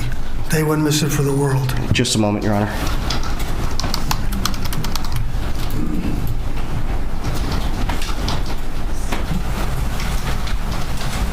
Nothing further, Your Honor? Cross-examination.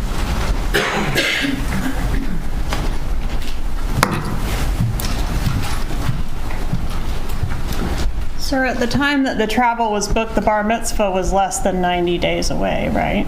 It was in January. Do you recall giving a deposition? It was by Zoom, but I was present, August 29th, 2024. Vaguely.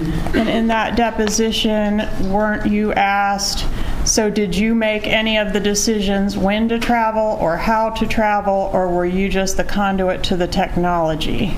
And your answer was the conduit for the technology. Yes. But today you're saying you're the one that suggested that they fly one way. Objection, Your Honor. Improper impeachment. Overruled. Isn't that right? Well, to me, that's part of being the conduit, just suggesting. You were there because you were more computer savvy than Harvey or Donna, right? I was there that day. Yes, sir. To help with the computer is what you said in the deposition. Well, once we got there, I was there because my wife had done estate planning for them. Okay, but what you did in reference to the travel planning was help with the computer. Yes. Because you were more computer savvy than these two. Correct. Okay. But today you're saying you suggested the one-way flight, right? I just offered my suggestion. Okay. And you said that Donna Adelson is a typical Jewish grandmother. Does a typical Jewish grandmother suggest dressing her grandchildren up in Nazi uniforms? Not to my knowledge. No further questions. Direct examination. Thank you, Your Honor.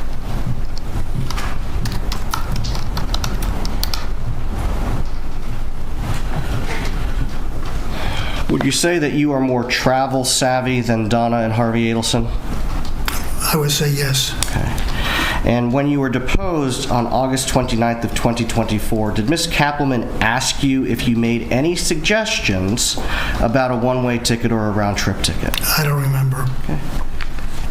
Would it be helpful if I showed you a copy of your deposition transcript? Surely. I'm going to show page 11 lines 12 through 17.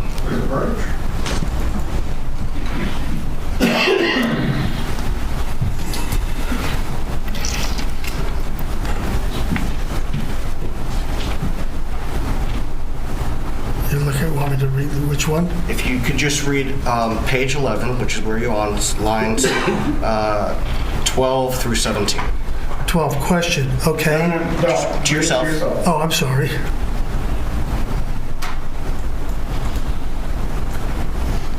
Okay.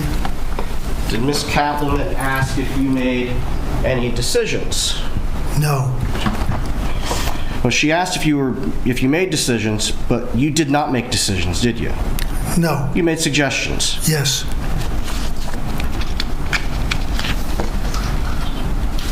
Nothing further. Will this witness need to be retained, or is he released? He's released, Your Honor. Have a good day, sir. Thank you, sir.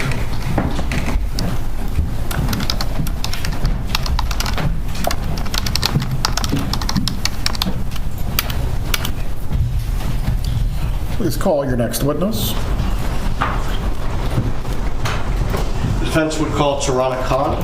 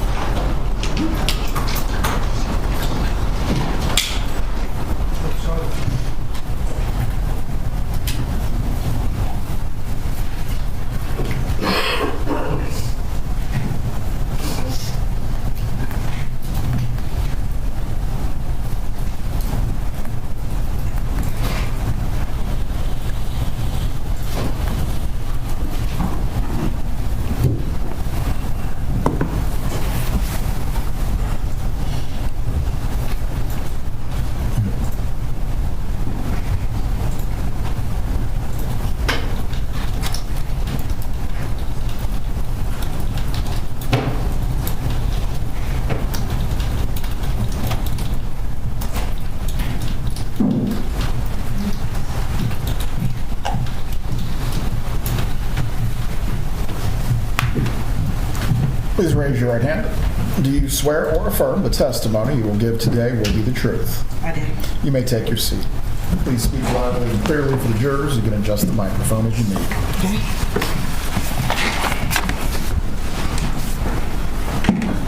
Amazing. Thank you, Your Honor. Good afternoon. Can you please introduce yourself to the jury and spell your last name? Yes, my name is Donna Khan. Last name is Khan.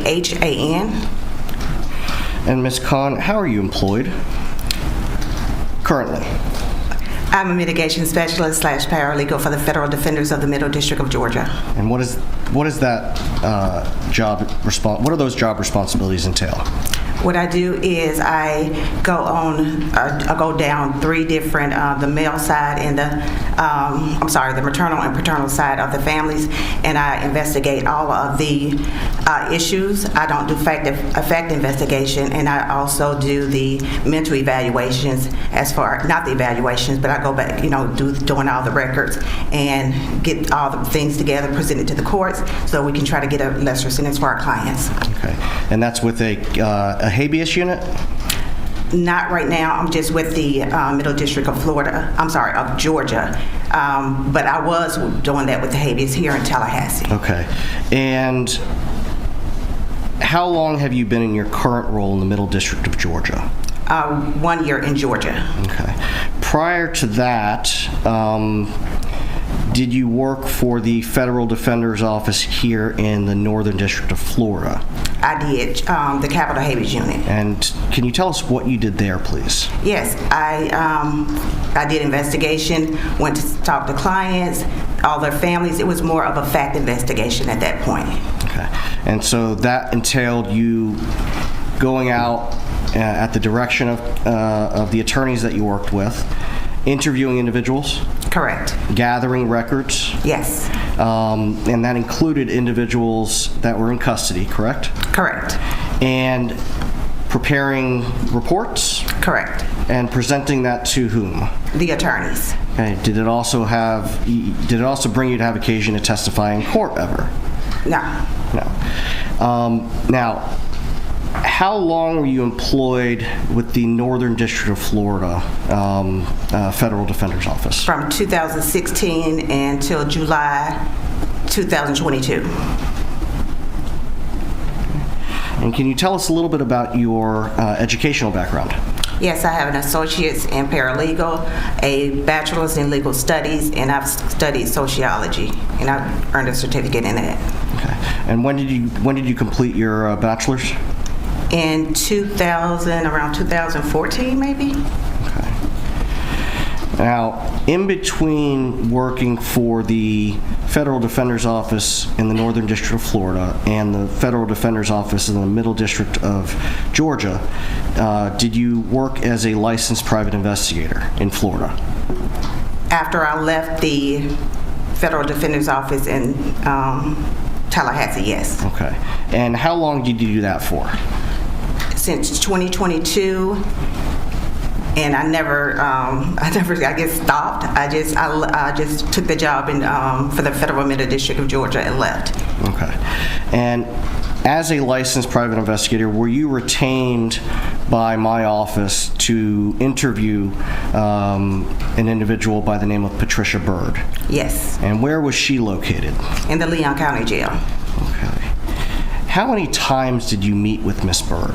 Once. And that was at the Leon County Jail? Yes. And do you remember when that was? I want to say January. Can I look? If it'll help refresh your memory, okay.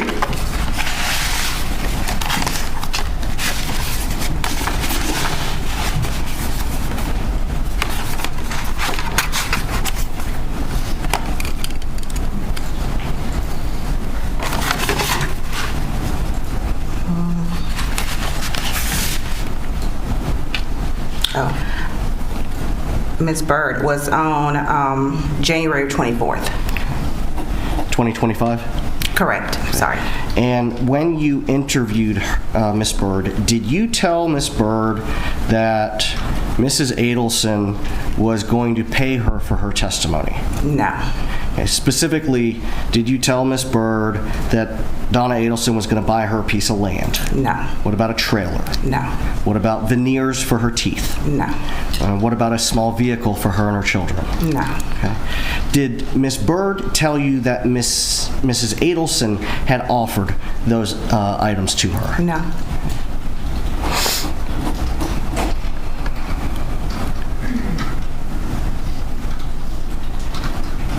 Did Miss Byrd tell you that Mrs. Adelson confessed to any portion of the crimes with which Mrs. Adelson is charged in this case?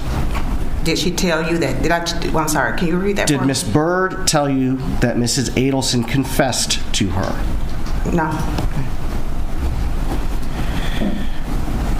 Just a moment, Your Honor.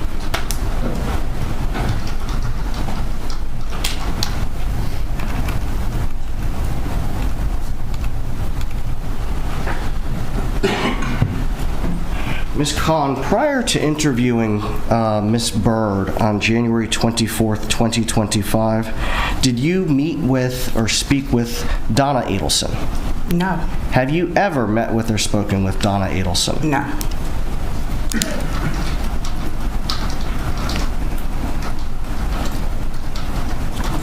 Nothing further, Your Honor. Cross-examination.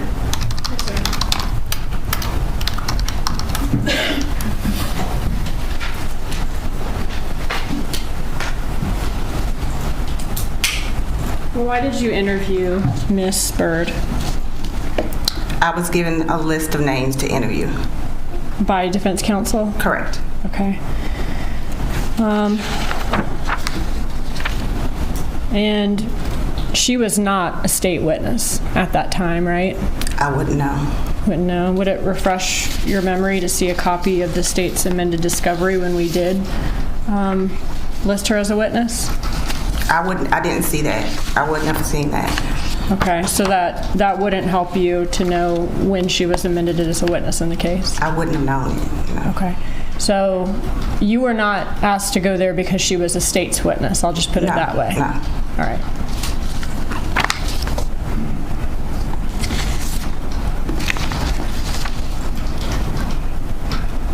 And did you record your interview with Ms. Bird? No. The SAO investigators were able to record their interview with her. Why didn't you when you interviewed her? I wasn't asked to do that. Asked by who? The attorneys. So they didn't ask you to do it? They didn't ask me to record it, no. Okay. Could you have taken a recorder and recorded it, though? Had I requested for the jail to permit me to take a recorder in there. The jail does allow that. I don't know, I didn't ask. Okay. If you get permission in your experience, is it typical Correct, for yes. jails to allow you to do that? Yes. Okay.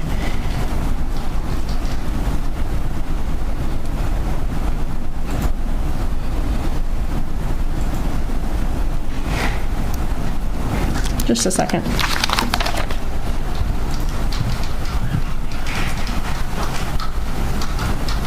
That's all I have. Thank you.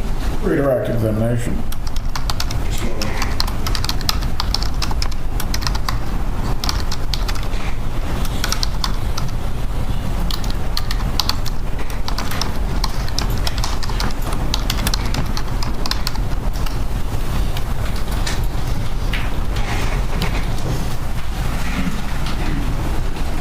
Ms. Collins, since you didn't ask for permission to take a recording device into the jail when you met with Ms. Bird, how did you take accurate notes?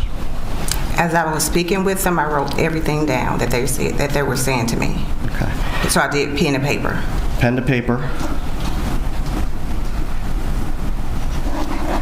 And had the state requested those through the discovery process, you would have been able to produce those? Correct. Nothing further. Will this witness need to be recalled or retained for any reason? We retain her, but she's free to go on about her business. You may step down, Ms. Kahn. If you are recalled by the attorneys, they will let you know. Do not discuss your testimony with any other person. Please call your next witness. Eddie Barnes.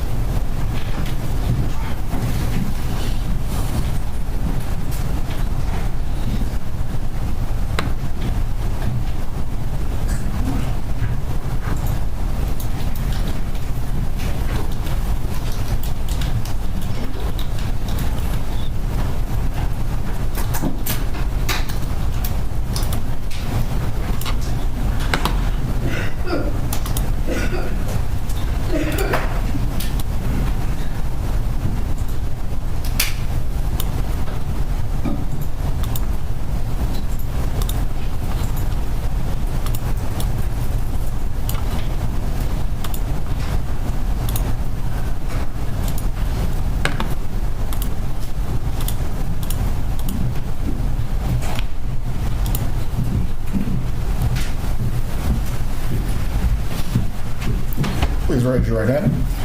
Do you swear or affirm the testimony you're about to give will be the truth? I do. You may take your seat. Thank you, sir. Please adjust the microphone as you need to. We'll do it. Okay. Thank you. Good afternoon, sir. Can you please introduce yourself to the jury? Yes, my name is Eddie Varnes. Excuse me, E-D-D-I-E. Last name V as in Victor, A-R-N-E-S. And how are you employed, sir? I'm a private investigator. And how long have you been a private investigator? I've been a private investigator on my own for 10 years. Prior to that, total 27 years. 27 years as a private investigator? Yes, 27 years as an investigator. The last, yes. My pen ran out of ink.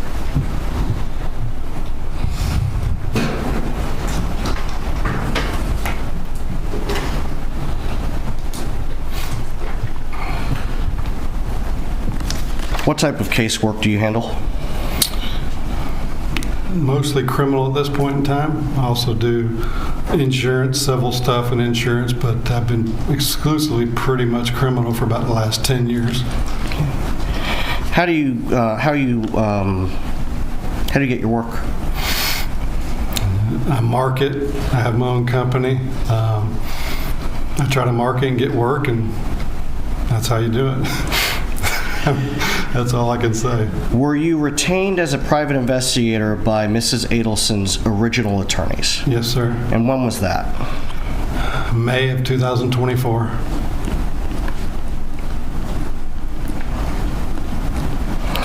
Now, I want to specifically direct you to when you were asked to speak with an individual by the name of Patricia Bird.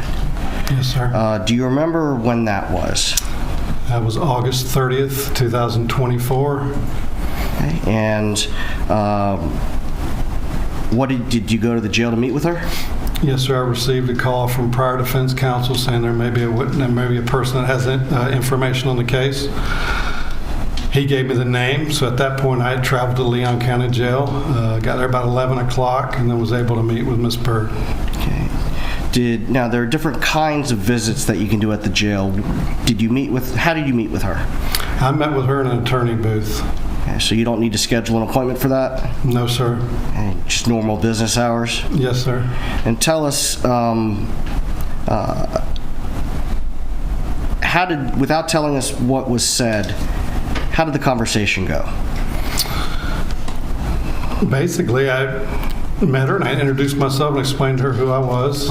And I said, you understand you might have some information on the case? And she said, yes. And she might have some information on Donna Adelson's case? Yes, sir. Okay. What did she have information about? She told me she had some information about what Katie McBanawa had stated to her back in 2021 when they were incarcerated together.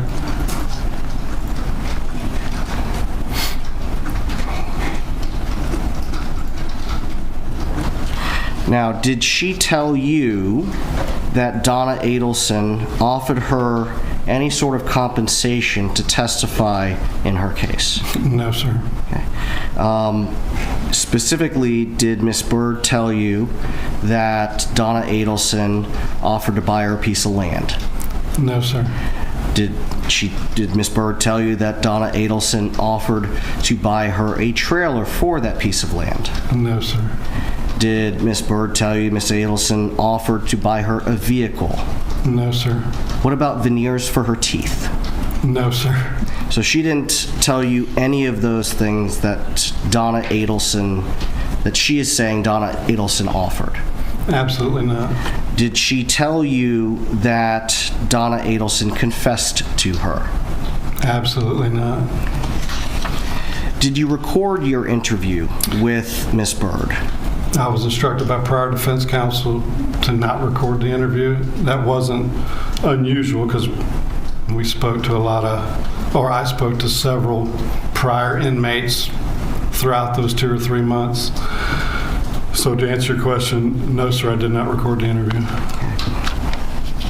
Now, did Miss Bird talk extensively about Miss McBanawa? Yes, she did. Did she say that Donna Adelson told her to say those things? No, absolutely not. Did Miss Bird know who Donna Adelson was prior to meeting Miss Adelson? No, she did not. Had she heard the name Donna Adelson? No, she didn't. She actually told me when she met her. When in the jail, like she never heard of Donna's name. At that, she met her like maybe 4 weeks earlier inside the jail at that point in time. Now, when Miss Bird is telling you about Miss McBanawa, did you caution her in any way about her cooperating on Donna's behalf? Yes, sir, I did. She told me what she told me, and then I said, Miss Bird, the state's going to, if you're a potential witness in this case, you're going to be put on the stand. They're going to say you were given something to say this. Our client told you to say this. And she said, absolutely not. They can say that all they want. That's the truth. Did Miss Bird tell you that Donna told her to say anything other than what was true? No.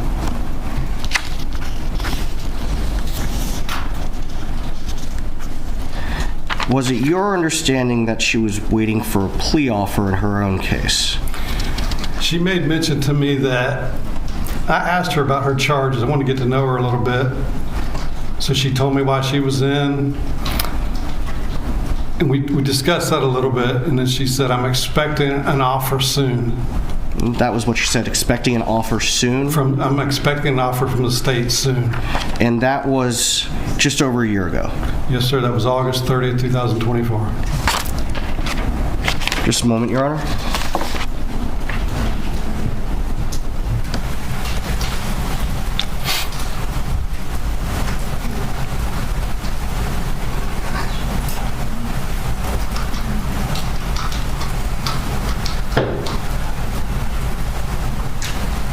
Nothing further at this time? Cross-examination. Yes, sir. Should we grab one?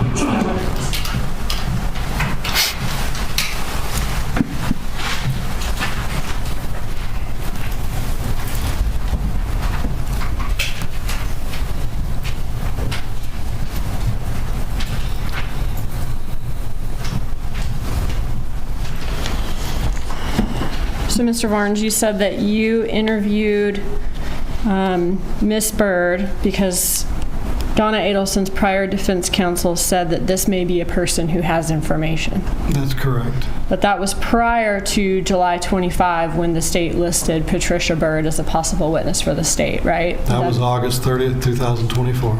Okay. So in August of 24, the defense, for some reason, would have thought this person may have information and gone to you to interview them. Correct. Okay. And defense counsel asked you about this, but you said you did not record your interview with her? No. Okay.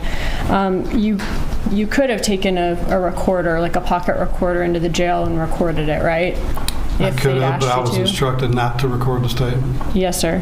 Now, after hearing this statement about how Magbanwa basically lied on the Adelsons, killed Dan Markel just to extort them for their money, is that right?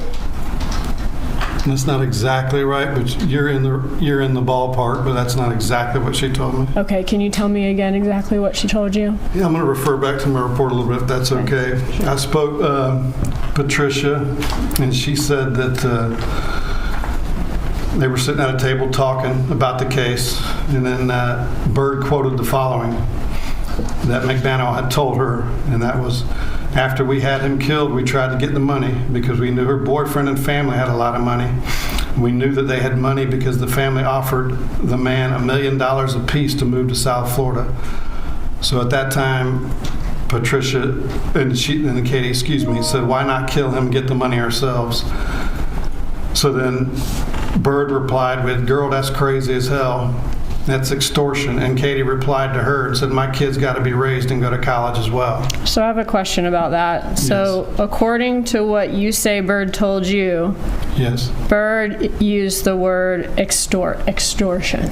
That's the word Patricia Bird used. Yes, ma'am. That Magbanwa used. That's correct. Okay.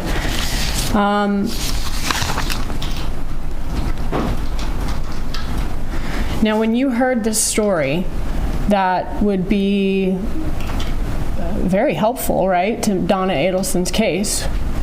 Did you call her prior defense counsel and say, listen to what this lady's telling me? Can I have permission to record this? Can I do a recorded interview with her? This is going to be very important. You didn't do that, did you? I did call them immediately when I left the jail, and I sent them an email with my summary within an hour. Okay. Did you ask to go then do a recorded interview with her so you would have evidence of that? No, I didn't ask. Okay. And did they ask you to? They didn't ask me. No, I told them what they told me, and if they have any additional instructions for me, I'll gladly go do what they asked me to do. All right. Now, if Miss Bird, after all that, do you know why the defense never listed Patricia Bird as a witness? I don't know the specific reason. I'm not the attorneys on the case. That's their job. Do you know why these attorneys never listed Patricia Bird as a witness? State allow the witness to answer the question before cutting off, please. Ms. Dugan, please wait for him to finish the answer. Just repeat, please. Do you know why either defense counsel never listed Patricia Byrd as a witness? I have no idea. You were hired by prior defense counsel, you said? That's correct. Okay, and you did charge for your services? I did charge for my services, yes, ma'am. That's all, thank you. For your act examination. Just a moment, Your Honor.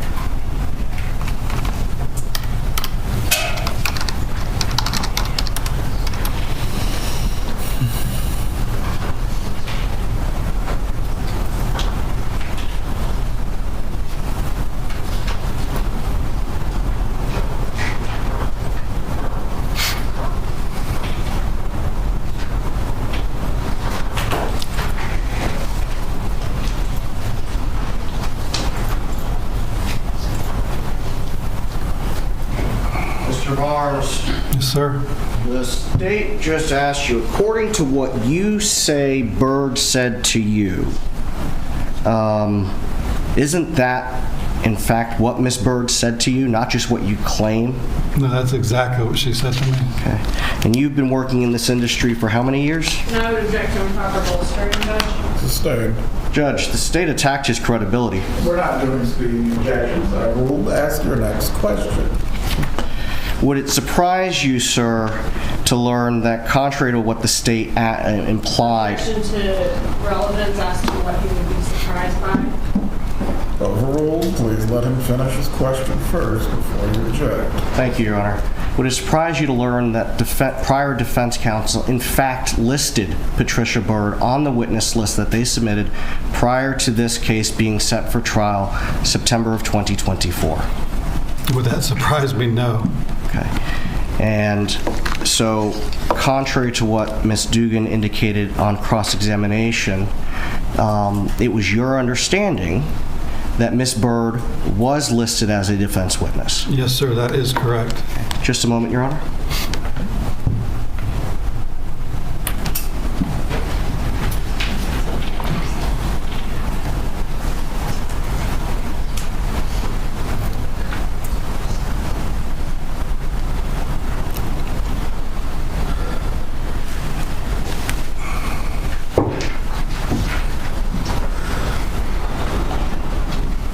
Nothing further, Your Honor? Will this witness be recalled by either party? He'll be retained, but he's free to go about his business. Mr. Barnes, do not discuss your testimony with any other person. You may step down. Yes, sir, thank you. Please call your next witness.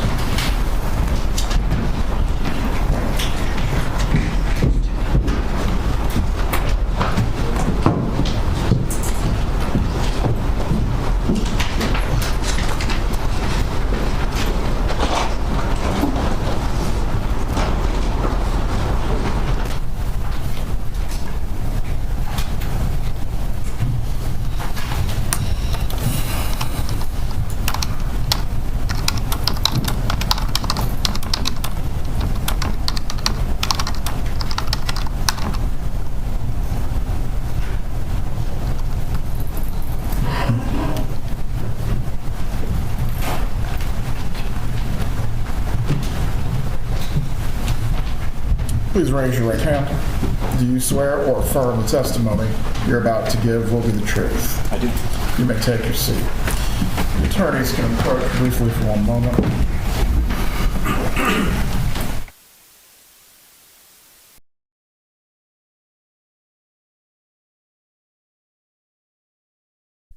Yeah, I haven't caught this guy's name yet either. So Eddie Varnes, PI.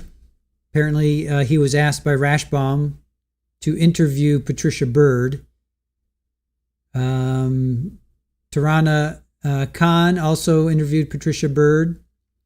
So, I don't know. Who do you believe? The person in jail, or two people? You know that's their livelihood is to go. Escort you to the jury room. What was in the trial?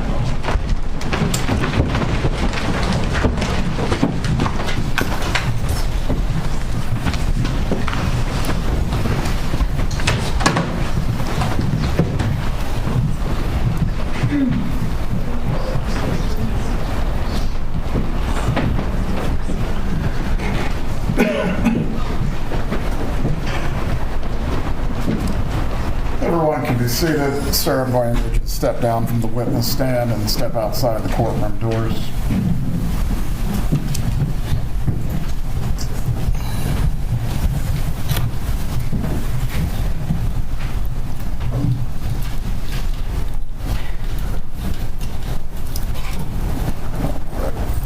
Once the rule of sequestration is invoked, it applies equally to both parties. How long was he sitting in the back of the courtroom watching the defense case? I was not aware he was here, Your Honor. Our assistant was trying to find him. I went in the hallway looking for him. I didn't see him before we called the witness that he sat in here for. She sent him a text message asking him where he was because we were concerned he was not here, and that was about 1:30. I believe, based on speaking to my assistant, that he was present during all or part of Ms. Khan's testimony, which is completely unrelated to his very limited scope in this case. State, do you wish to be heard? No, sir. What's that? You have an answer?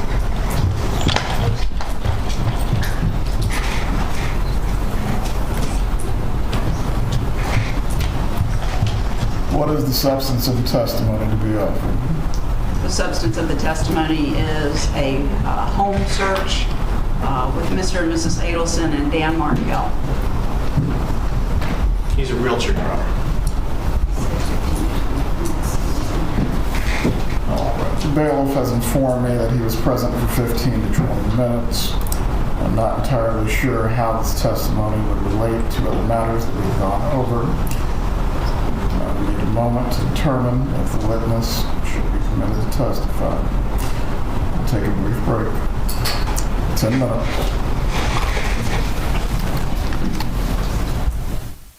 What is up with the defense?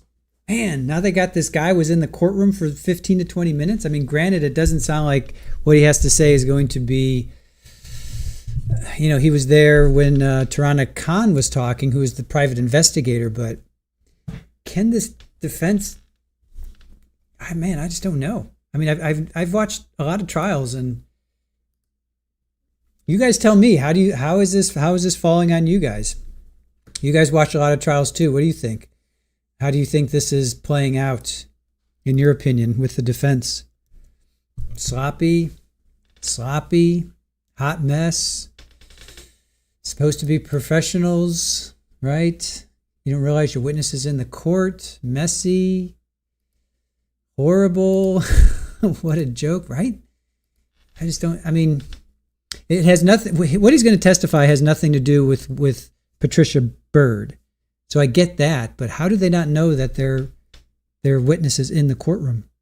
How do they not know? Wow. Defense is horrible. Defense, how do they not know? Yeah, very sloppy. It's bad, dodgy, very unprofessional, falling apart.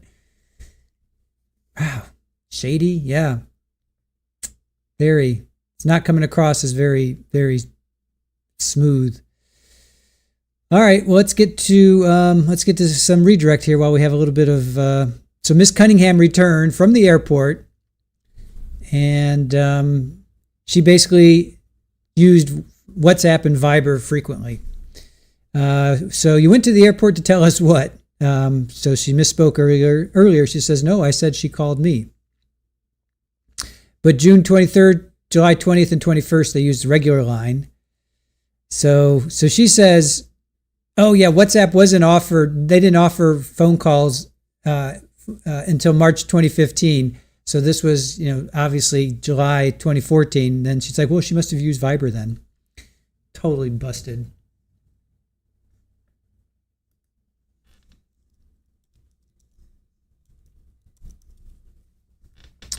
All right, so Richard Chagrin, much to his chagrin, Mr. Richard Chagrin.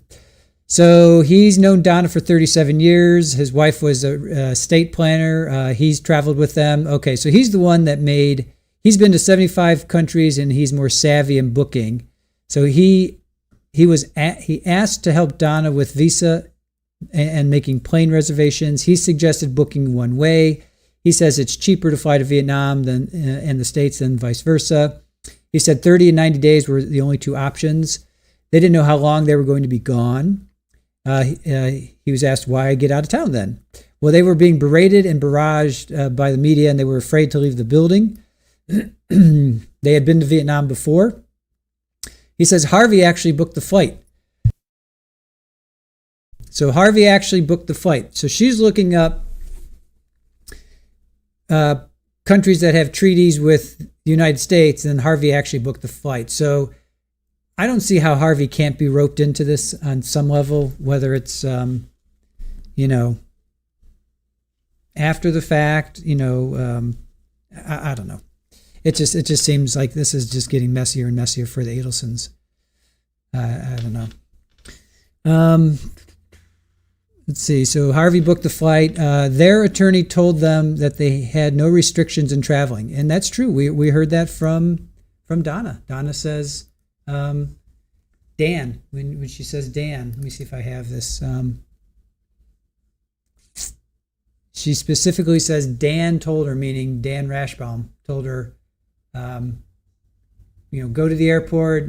Try to go to the airport. You might be able to make it. That kind of stuff. So those are her words. So Rashbaum was involved with this as well. I don't know why he's not something's not happening with him, but so far nothing's. Seems like he's okay, but he seems to have had a big hand in this as well. So then he describes Donna as the ultimate Jewish mother. She was very involved in their family's lives. Donna was more involved with the grandkids. I don't see how that helped the defense, because we all know that she was very involved and she had her fingers all over the grandkids and Wendi. That just fell right into, to me, that fell right into the state saying Donna was 100%, involved with her kids and grandkids, to the point of being controlling. He's ultimately saying that. He totally is saying that. Let's see. So then under cross, the bar mitzvah was more than 90 days. So let's see. At a August 29th deposition, did you make any decisions on travel? He said he was a conduit for the technology. Now today you're suggesting you booked the flight. Well, actually, he said Harvey booked the flight. You said you were more computer savvy. Now you're saying you suggested the flight. And then this was good. Is it typical for a Jewish grandmother to suggest dressing her grandkids in uniforms? And he's like, not to my knowledge. That was a pretty good one. I thought that was a good one. Then Tarana Khan came up, and Eddie Varnes came up. She's a paralegal for Georgia Federal Defender's Office. He's a private investigator. They basically they interviewed Patricia Byrd. Tarana interviewed her January 24th of 2025. Eddie Varnes interviewed her August 30th of 2024. So Rashbaum asked Eddie Varnes to go interview Miss Byrd, and both of those people that interviewed Miss Byrd said that she did not say Donna confessed. She did not say she was offered land, a trailer, veneers by Donna. She didn't say that. Neither of them recorded the situation, though. So who do you believe? Do you believe somebody in jail, or do you believe two people that don't record? I don't know. And they were both asked not to record, so it's not their fault. I'm not going to say it's their fault, because they were told. Rashbaum said, "Don't record this. Don't record it." Why? Why not record it? That just reeks of sus. I don't know. Put Dan on. Yeah, Shay says put Dan on the stand. I know. Neither one recorded. Crazy Mary says, yeah. All right, and then so let's see. She said they were sitting at the table, and Katie said, after we had him killed, we tried to get the money because they offered $1 million for him to move. And then I thought he said that's extortion, but he's saying Katie said that. I don't remember him saying Katie said that. I think Byrd said that's extortion. Girl, that's extortion. But then he's saying, no, that's what Miss Byrd called it, extortion. I'm sorry, that Katie told her it was extortion.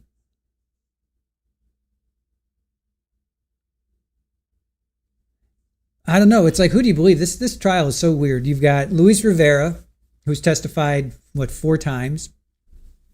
Now you've got these women in jail who are not offered anything by the state. So they really don't have anything to gain. You have Katie McBanois. She's just straight up saying, yeah, I'm hoping to get released early.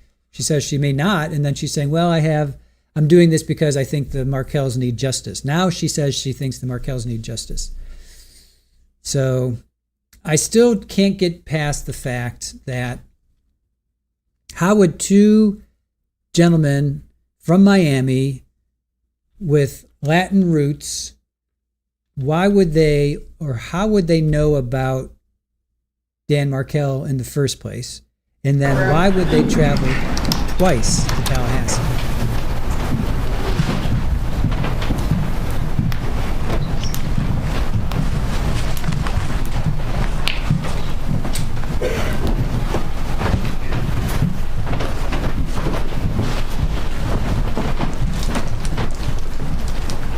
Everyone can be seated.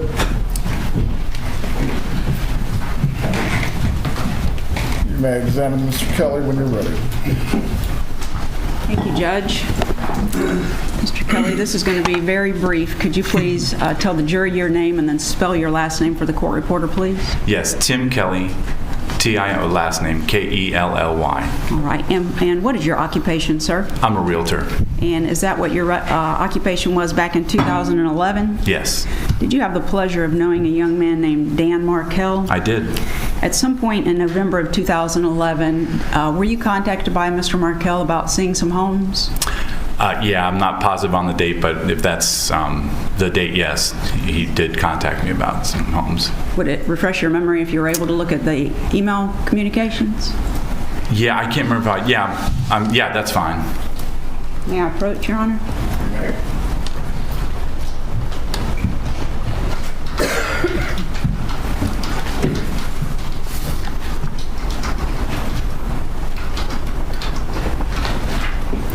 Yep. Great. Yes, 2011. Is that November 2011? Yes. Okay. All right.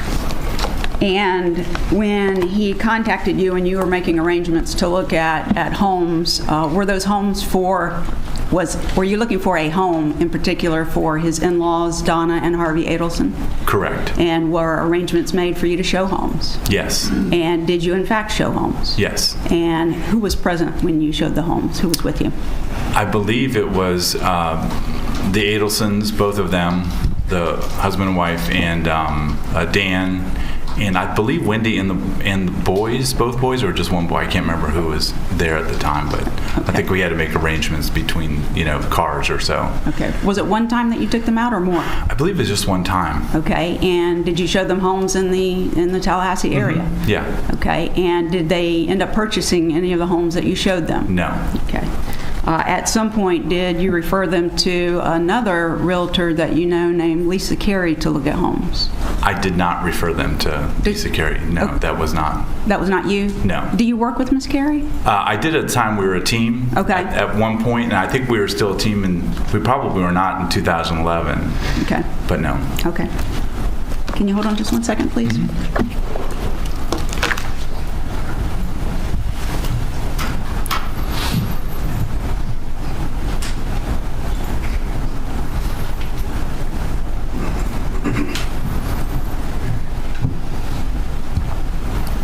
Just briefly, when you came to the courthouse today, did you come and sit inside the courtroom? I did. And did you observe and listen to some of the testimony? I heard the end of the testimony that was being said. Was it a male or a female? Female. Okay. Is there anything about the testimony that you heard that has affected your testimony as to these small issues on looking at a home? No. All right. Nothing further. Cross-examination. Mr. Kelly? Hey. So you showed these houses to the Donna and Harvey Adelson at Dan Markel's request? Correct. And was the thought that they would have more space, be able to stay up here for longer periods of time visiting Dan Markel and his family? I believe that was it, yes. Okay. And that was in 2011, you said? According to the emails, yeah. So Dan Markel and Wendi Adelson were still together at that time? Correct. Mm-hmm. Okay. And if they got divorced in summer, fall 2012, your interaction would have been about a year before that. Correct. And about 2 years before Halloween of 2013, right? Yes. Okay, thank you. Any redirect from the witness? No, Judge. You may step down, Mr. Kelly. Please call your next witness. Defense will call Detective Joshua Turner.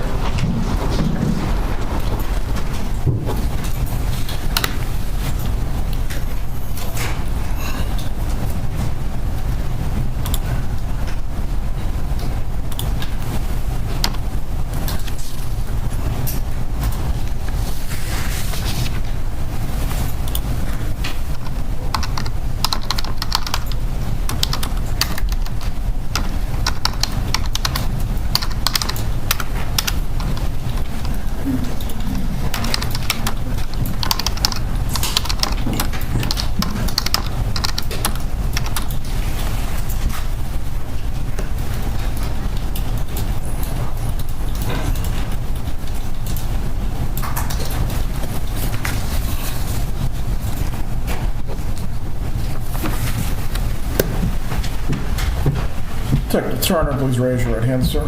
Do you swear or affirm the testimony you're about to give will be the truth? I do. You may take your seat. Please speak loudly and clearly. You may adjust the microphone as you need to.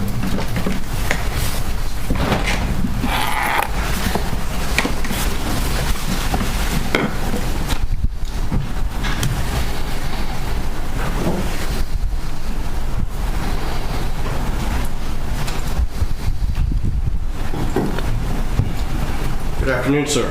Good afternoon. Can you please introduce yourself to the jury? Yes, my name is Josh Turner. I'm a deputy with the Leon County Sheriff's Office. How long have you been employed with the Leon County Sheriff's Office? Since September of 2016.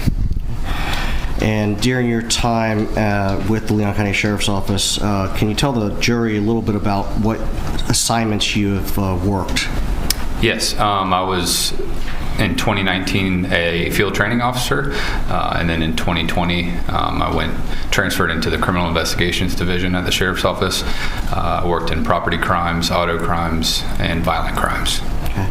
And in your role as a detective with the Leon County Sheriff's Office, did you come to interview an inmate by the name of Drina Bernhardt? I did. And did you meet with her on December 18th of 2024? I did.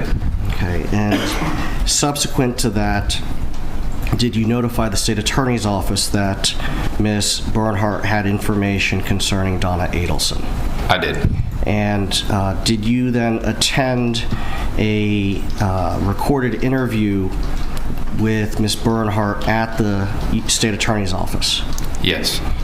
During that interview, did she indicate what, if any, steps, and by she I'm referring to Ms. Bernhardt, took in when she was speaking with Ms. Adelson in the pod at the Leon County Detention Center? She said that she was speaking to Ms. Adelson throughout the day and sitting in front of a camera at the detention facility. She specifically stated that she situated herself and Ms. Adelson so that they would be picked up on the surveillance footage? I'm not sure the exact wording, but yes. Something to that effect? Correct. Okay. Now, previously, did you review State's Exhibit 105? Yes. And what was that? I believe it was the recording of the pod, the annex. Okay, so there was surveillance video? Yes. So after Ms. Bernhardt's interview on December 20th, 2024, at the state attorney's office, did you go back to your office to download the surveillance video? No, sir. I went to my vehicle and back up to the state attorney's office and downloaded it from there. Okay, so you went to get your computer? Yes, sir. So back then, when you were assigned to the investigations unit, you had access to their surveillance videos? I did. Okay, and then you logged in from the state attorney's office and downloaded that? Correct. Your Honor, may I approach the witness and show him? It was marked for identification purposes as State's Exhibit 105. You may.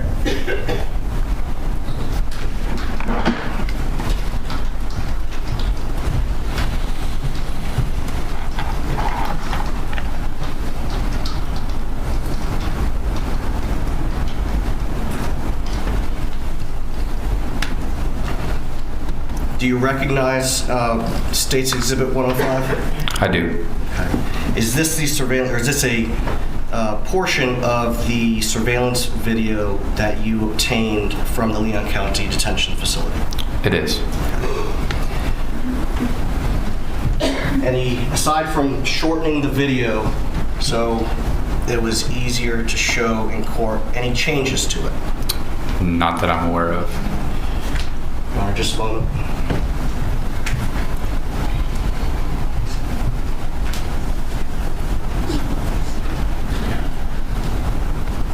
And at this point in time, I would move into evidence as Defense Exhibit 70, the surveillance video. Any objection? My only objection is rule completeness, Judge. I'm not sure how much shortening occurred, but I would ask for all of States 105 to be admitted. And I can say, Your Honor, that the video that was provided to us as States 105 is exactly what I've copied onto this thumb drive. The item is admitted. It is to be published in its entirety.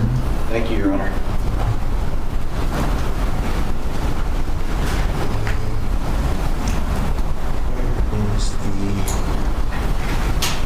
Do you guys have the HDMI?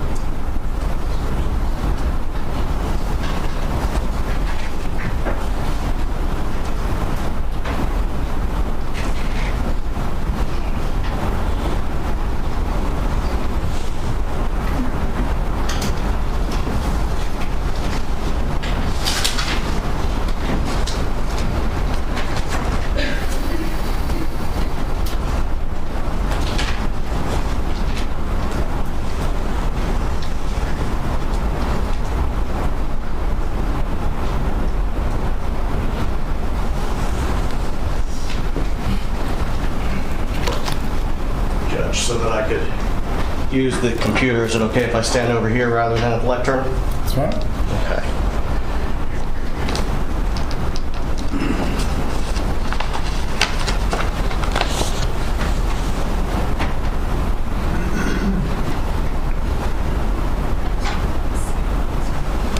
So, Detective, initially in the video, do we see Miss Bernhardt or Miss Adelson? Yes, they are back towards the bunks. And do they walk towards the foreground of the video? At one point.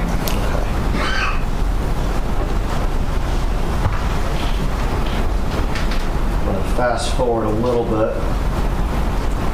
Who's seated at the table with the dark hair? That's Drina Bernhardt. And what does she have in front of her? A notebook with a daisy and a yellow folder, it looks like.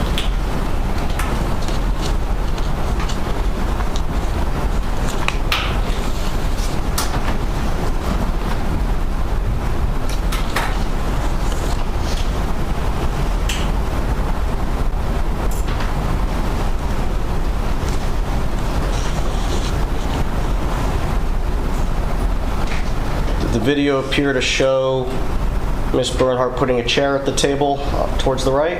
It does. Who's walking up now? Miss Adelson.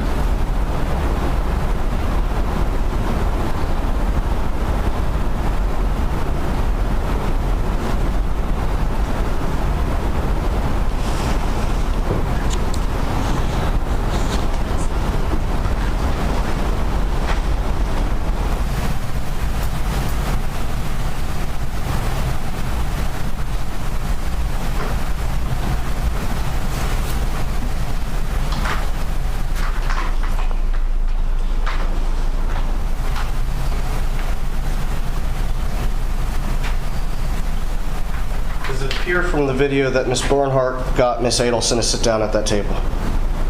It does.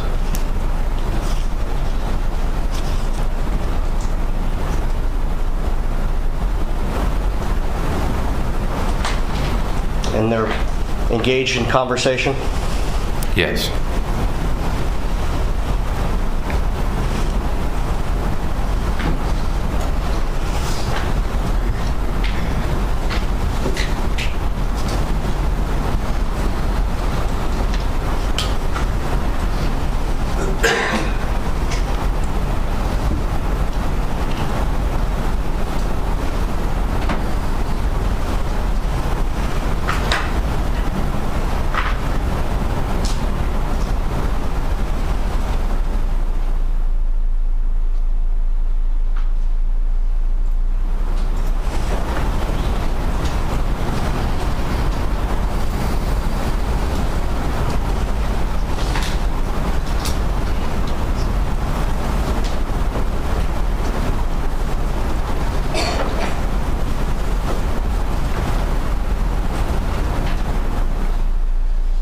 Without stating the obvious, there's no audio on this video, correct? Correct.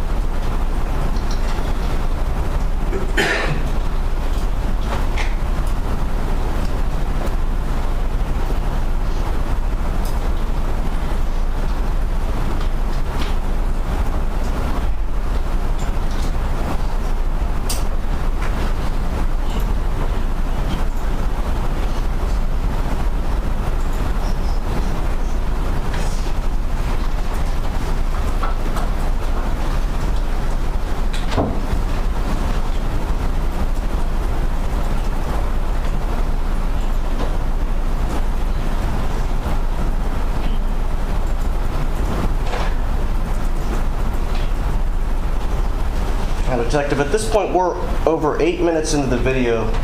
Neither one of them have started writing, have they? No.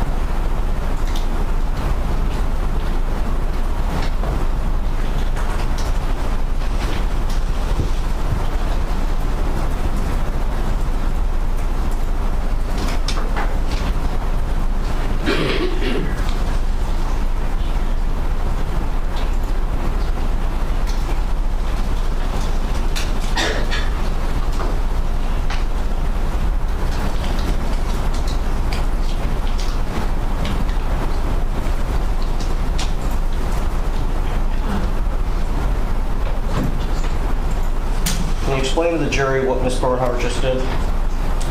It appears she took a piece of paper out of her notebook and is showing Ms. Adelson something on that page. Appears that something's already written on that page. Potentially, I can't tell.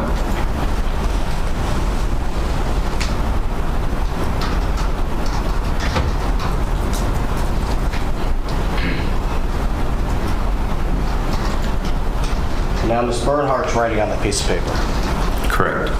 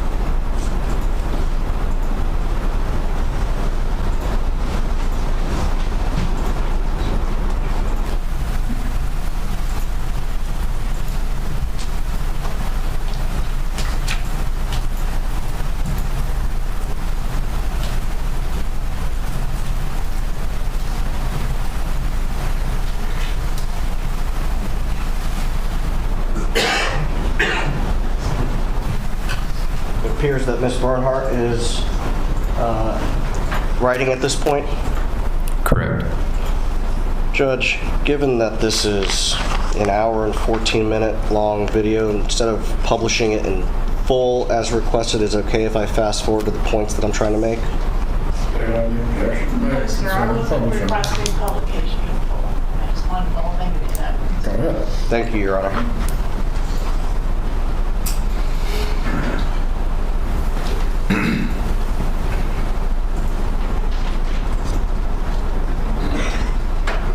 $13.26. Who's writing? Miss Bernhardt.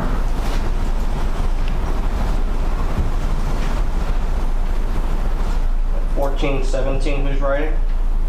Miss Bernhardt.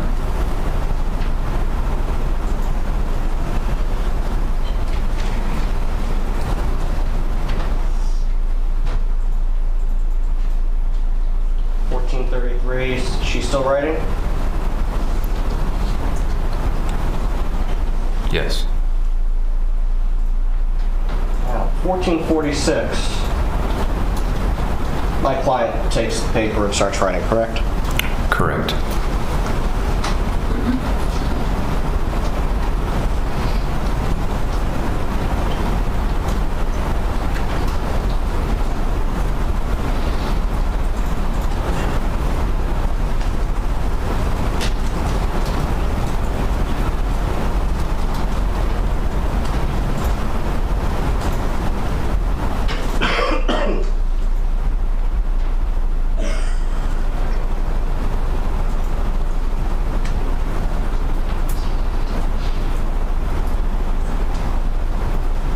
Fast forward to 1642. Did Miss Bernhardt take the notebook back?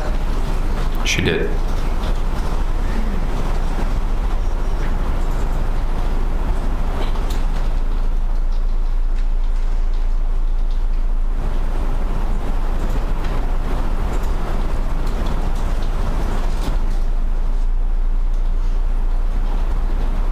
And from this vantage point, we can't see what Miss Adelson is writing, can we?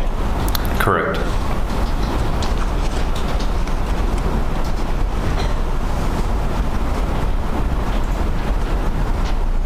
However, it's clear that Miss Bernhardt is still speaking with my client. They seem to be engaged in conversation.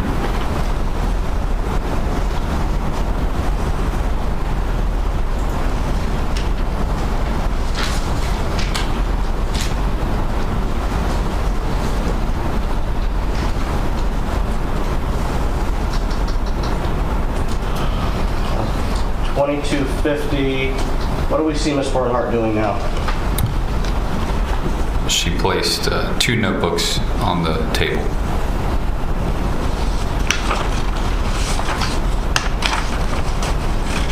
And one of them was the hot pink one that we saw. That I think the state submitted into evidence. It's a hot pink. Correct. Okay.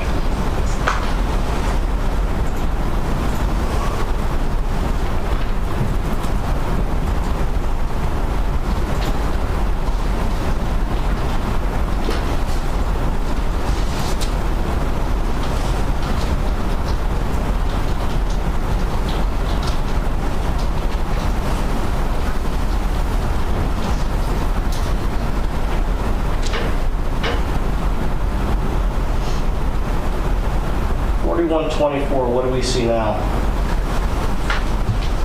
Trina's opening the hot pink notebook.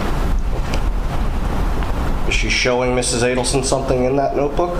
It appears so.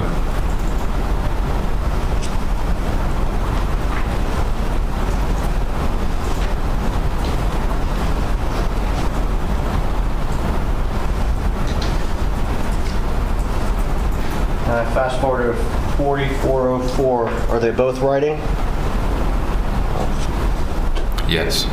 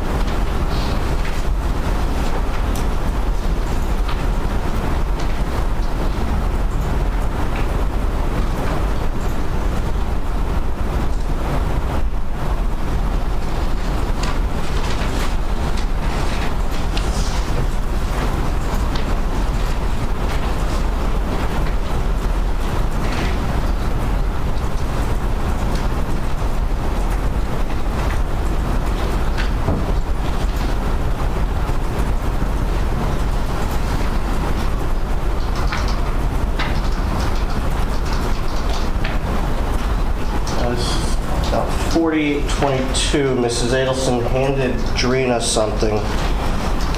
Do they appear to be discussing it now? It appears so.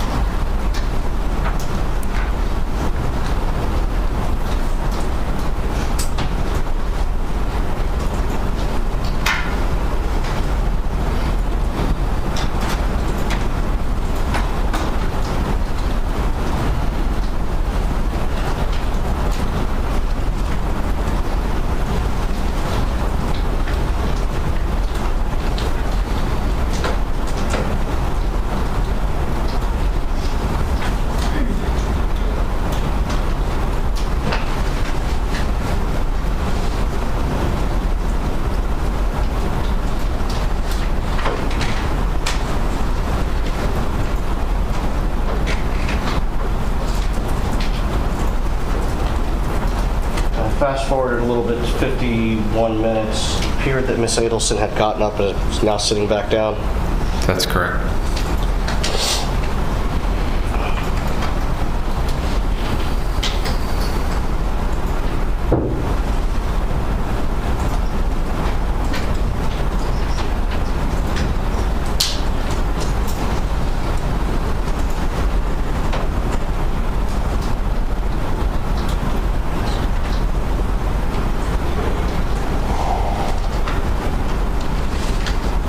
Fast forward to 54 minutes.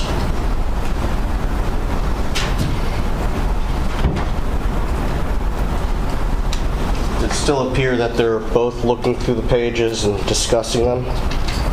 It does.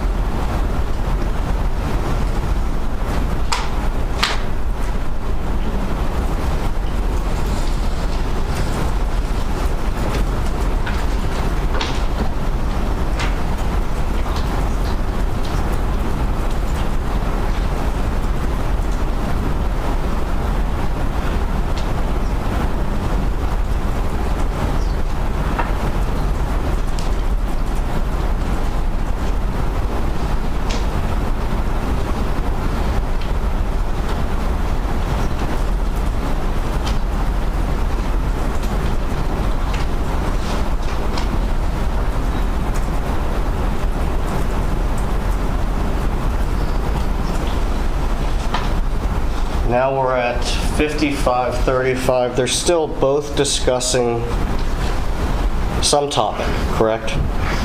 Correct. We don't know what they're discussing. Correct. And they're both looking at pages that they have in front of them. Correct.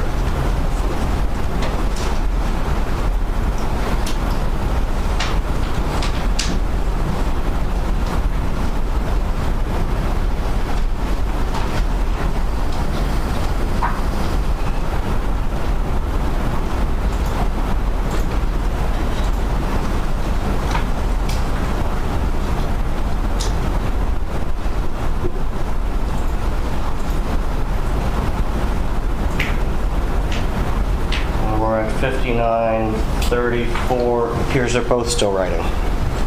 Correct. And as with previously, can we tell what they're writing? No. Can we determine what they're discussing? No.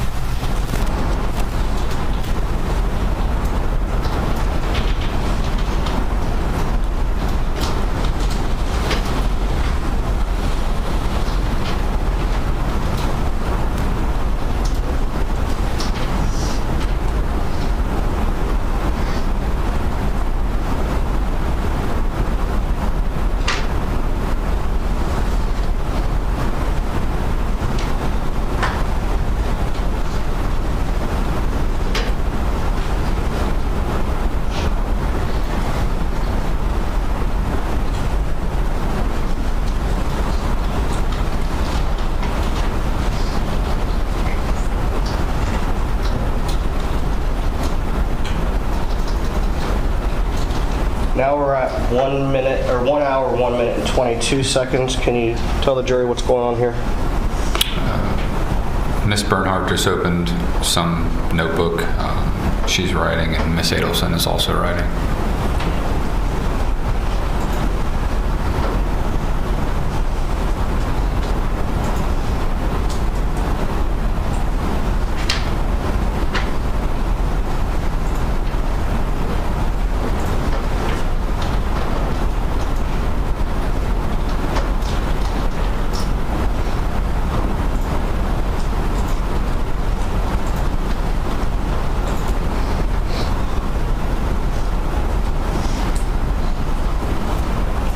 Detective, from your previous review of this surveillance video, does the same behavior continue where they're both writing and discussing things between now and the end of the video?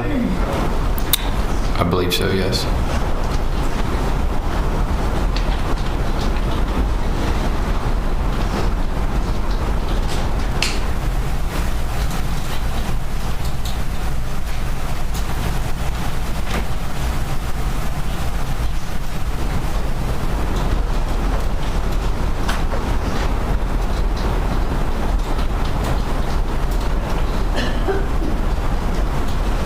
Can we get the lights, please?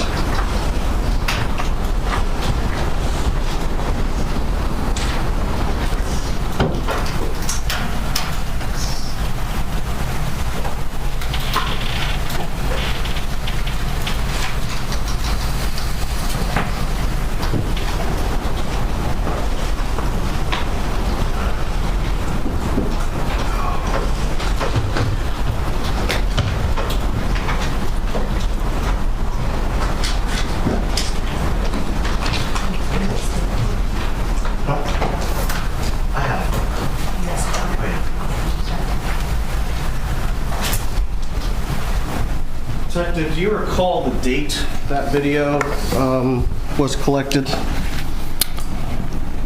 I'm sorry, it's a poorly worded question. Do you recall the date that video was taken? I believe it was December 19th. Okay. So the day before Ms. Adelson met with the state attorney's office. I'm sorry, Ms. Bernhardt. Thank you. Correct. Just a moment, Your Honor.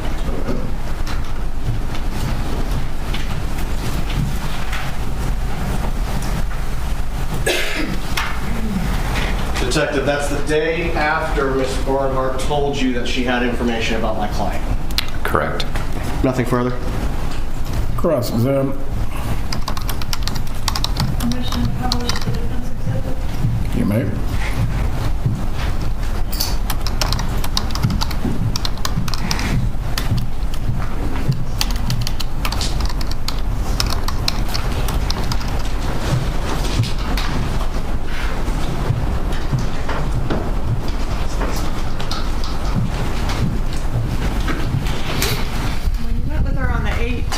She told you not just that she had information about Donna Adelson, but that Donna Adelson was trying to enlist her, solicit her to give perjured testimony in this trial, right? Correct. So you learned that on the 18th. You relayed that information to who?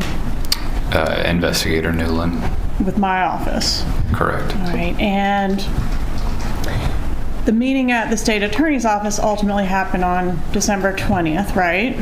Correct. And at that time, there was a more detailed interview conducted with Ms. Bernhardt to get the information she had about what had happened, right?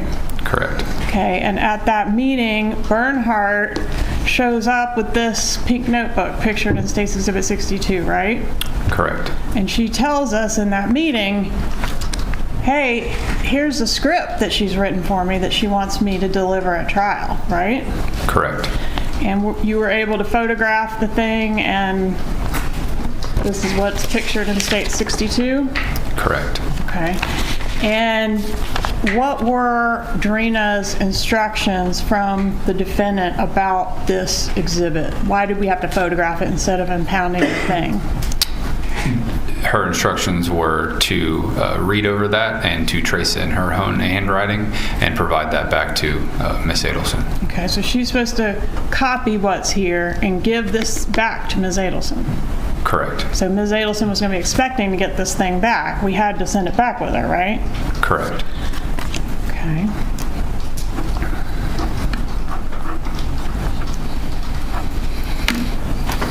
Did Bernhardt at the meeting on December 20th tell you when this script was authored by Mrs. Adelson?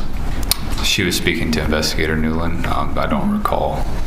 Based on what she told Investigator Newland, did you go and review that video and find the video that we just watched? Correct.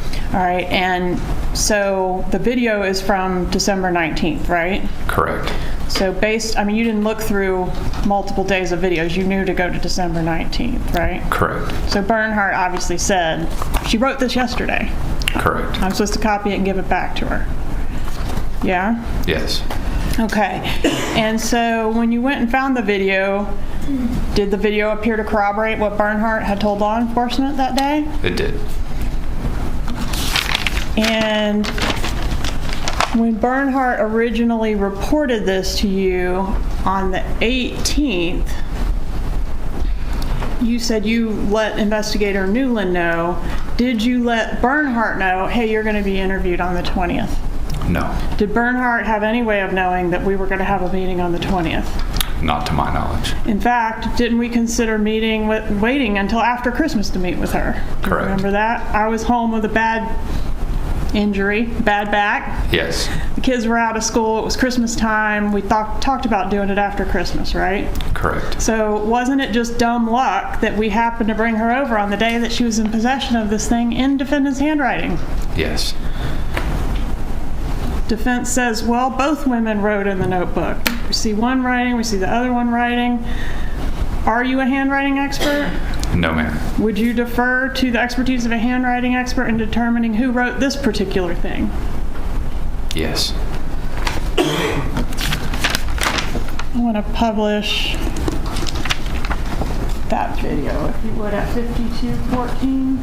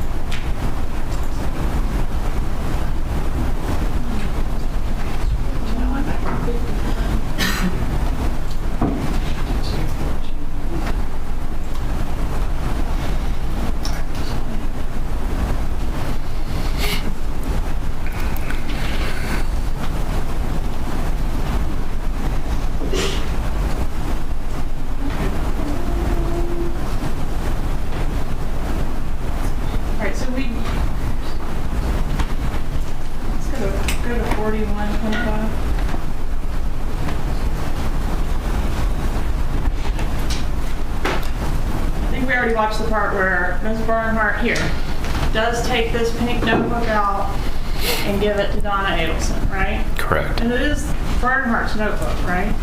Yes. Okay. And after she gives it to the defendant does proceed to write in the notebook for quite some time, right? Correct. And if we go to 5819,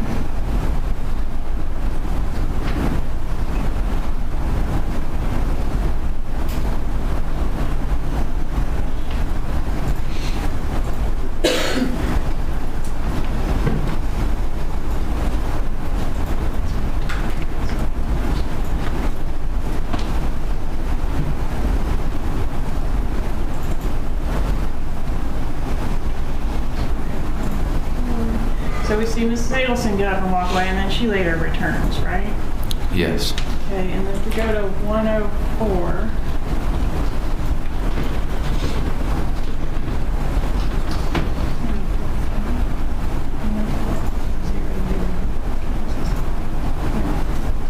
We see Ms. Bernhardt get up and walk away, and Ms. Adelson continues writing.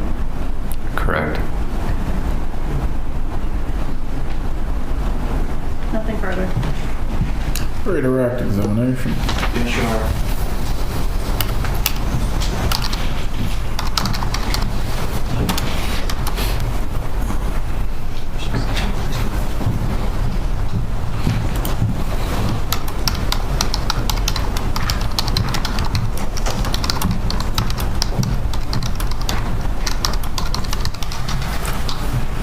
Detective, we know that Miss Adelson expected this document back that was written in Drina's notebook because that's what Drina said, right? Correct. But we can't hear what's being discussed on that video. Correct. And we have to rely on what Miss Bernhardt says. Correct.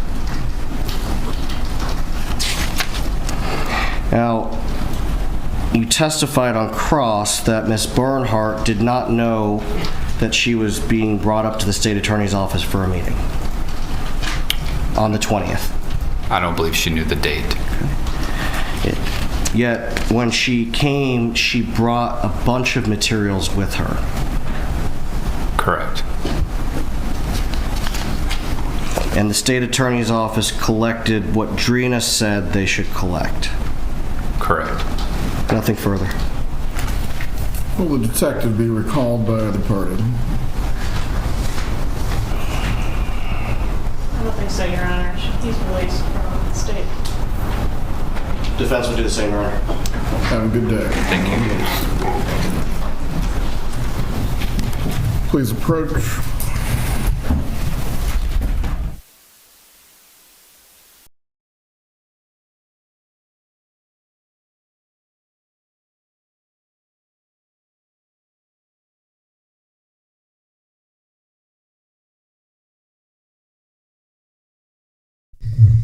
We may be getting to the point where Donna's going to testify, because when they were doing the voir dire, and Mr. Zellman asked the jury, prospective jury, do you know these names, and these names? I only remember it being about 8 or 9 witnesses, and here we are at witness 8. So we may be getting close to Donna testifying, and do they want to put Donna on the stand this late in the day? Could be that. We'll go back and we'll listen to that. We'll listen to all the names. But 121 votes. Thoughts on defense witnesses so far? 68% said they are terrible and Donna is guilty. 23% said they are not very good, 8 out of 10 guilt. 6% said they're not too bad, possibly not guilty. 0% said they are banging and Donna is not guilty. Yeah, I really want to go back and listen to Mr. Zellman ask the names of the defense that we're going to be testifying, because I don't remember it, a very long list. All right, so we heard from Tim Kelly. He was a realtor. He was the one that was sitting in the back of the court. So Dan contacted him about seeing homes in November of 2011 for Donna and Harvey. So it was for them so that they could, when they're up visiting, they'd have more space. So what did that have to do with anything? Not quite sure. And then Deputy Josh Turner was just on. He interviewed Drina, and we sat through what seemed like an hour. Well, it was an hour and 14 minutes, but he fast forwarded through a lot of it. Basically, they said that Drina positioned herself next to a surveillance video or surveillance camera, but to me that was terrible placement. If that was indeed her true, it looked to me like she was just trying to get off to the side. But anyway, so we see them writing back and forth. But the defense never argued that that was Donna's handwriting. So I don't know what they were trying to prove with that little exchange there, because they made a point of saying we're not fighting, we're not arguing, or we're not objecting or any of that to Donna writing in this notebook. So they weren't objecting that. So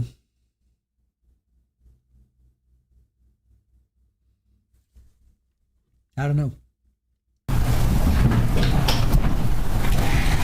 Members of the jury, we are going to go into recess for the trial at this point for the day. We will resume tomorrow with the defense's case. Once again, I'm going to remind you not to speak with each other or any other person concerning this case. Also, do not seek out any information outside of this courtroom. Please report at 8:30 tomorrow. We will resume at 8:45. Enjoy the rest of your afternoon. Thank you, Chad.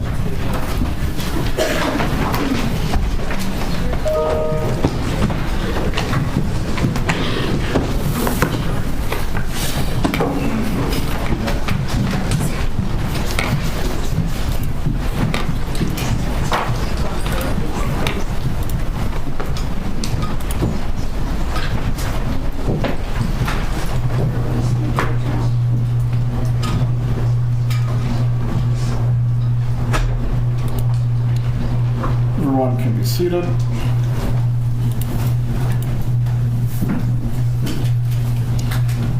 Please report tomorrow at 8:30. We will resume at 8:45 with the witnesses.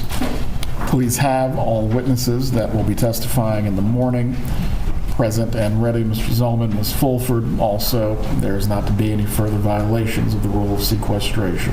Yes, sir. That was certainly not intentional. And as I indicated, sidebar, one of our witnesses, I don't believe her flight gets in until 10. We will have further discussions with her to get her here as quickly as possible. We're in recess. Thank you, Your Honor.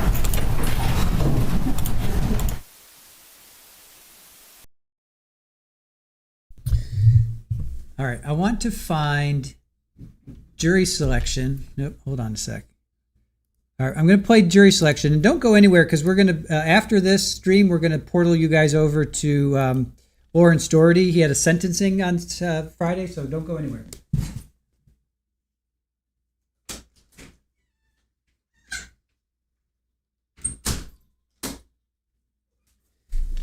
All right, so yeah, don't go anywhere. We're going to do Lawrence Doherty's sentencing, but before we do that, I want to play jury selection.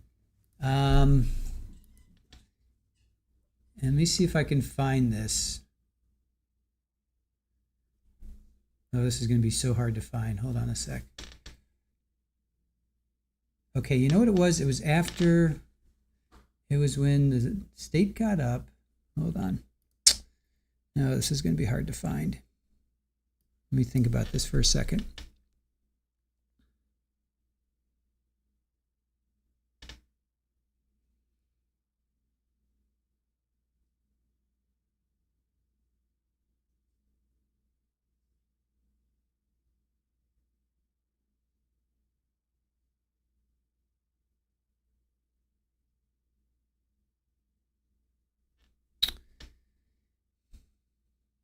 It may have been, Aaron's going to look for it too. It may have been, it was when Mr. Zellman addressed them. Let's go with that. So that may have been day 3. Let's go with day 3. It was definitely when Mr. Zellman got up. So it could have been then. Okay, okay, Aaron has it. Okay, cool. All right. Thank you. Aaron is the best. As always, Aaron comes through. All right, hold on. Yeah, see Gilmore, that was a big nothing. I agree. Helen, I bet Donna planned on the start of her defense. Yep, Donna's coming up tomorrow. Let's, Paul, why the heck did they bring Charlie all the way from South Dakota if they're not going to call him? We don't know that for sure yet. We don't know. Crazy Mary Joe, Dan Markel was pleasant looking. Yeah, he's a good looking guy. Brenda saying, thank you, Aaron. Joanne Jedi Platypus saying, Aaron Hearts. Amber, way to go, Aaron. Amber saying, way to go, Aaron. Crazy Mary Joe. Susie, that's my wife, Erin. She is, whenever Trial TV Live does anything, it's usually her. But I do like the posting of the witnesses, but Erin creates the shorts. If you go to our channel and you see the shorts, Erin creates the shorts. Erin creates the soundtrack. So all the music that you guys hear, that's Erin does that. So she is my wife. Amber, why is Charlie in South Dakota? He got transferred from Florida because he called out the Latin Kings. He was saying that they were extorting him, and he basically went on and on about the Latin Kings. So they feel that he was may have needed some protection. Yeah, they moved him out of Florida to keep him away from the gang he implicated. Joanne, Aaron is the marvelous producer behind the scenes. Aussie Gardner, Aaron is the magic behind the screen. Yes, she is. Sharon says Aaron rocks. Yes, she does. Helen, wonder when Harvey is leaving for the airport since he has 2 unused tickets to Vietnam. Yeah, it's true. Sure Life, one witness won't even be there until 10. What is up with that? Unreal. I don't know. Who knows? Grampy, Harvey paid a dime for this defense team. He should insist on getting his 9 cents change back. Right?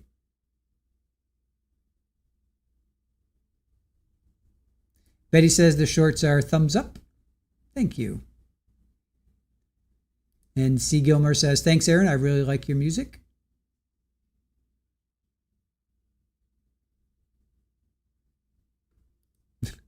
BLP, but I'll try to be less grumpy tomorrow.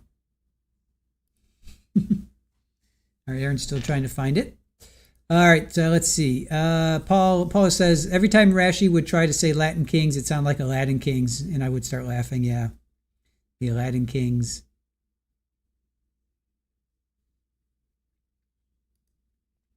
Yeah, so we heard from 8 witnesses today. We heard from Ann Cunningham, who was a friend. We heard from her husband, or her life partner, also a friend of Harvey's. Kelsey Guay. She's forensic digital specialist. Didn't really move the needle there for me. Then they recalled Ann Cunningham back after lunch. Came back for one question. Then we heard from a friend, Richard Chagrin. Then we heard of paralegal and a private investigator. We heard from Tarana and Eddie. Then we heard from a realtor for 2 seconds, and then now Deputy Josh Turner about Drina. So all in all, not the most earth-shattering days for the defense. I certainly didn't hear anything that was causing me to be,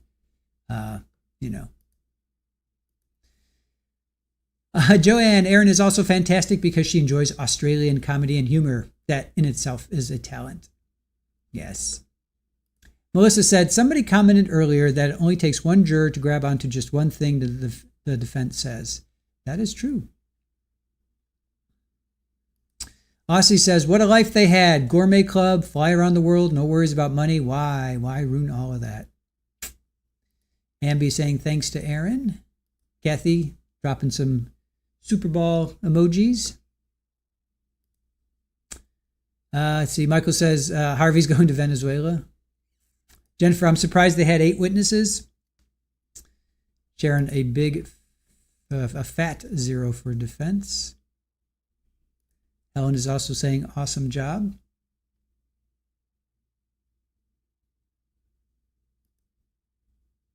All right.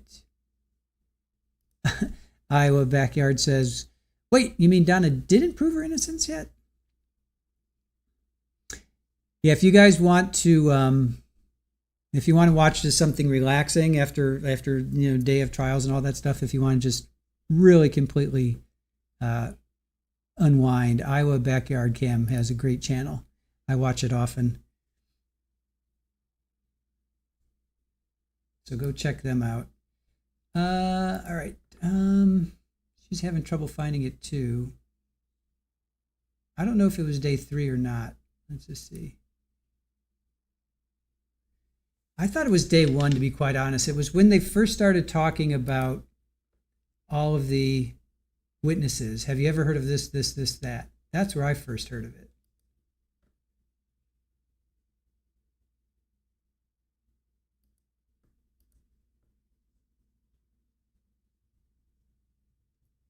But maybe it wasn't. Let me see. We may not be able to pull it up, you guys. It might be lost. Or we'll pull it up another. We'll try and find it and pull it up another day, I guess. Donna Adelson. Let's see. Defense list. Let me just see if somebody just pulled that. That would be great if somebody just pulled that. Okay, that was 2 hours ago.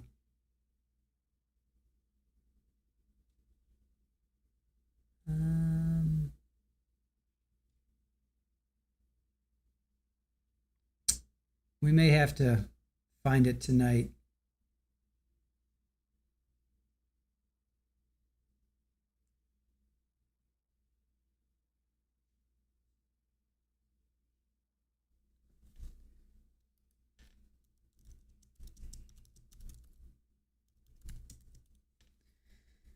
All right.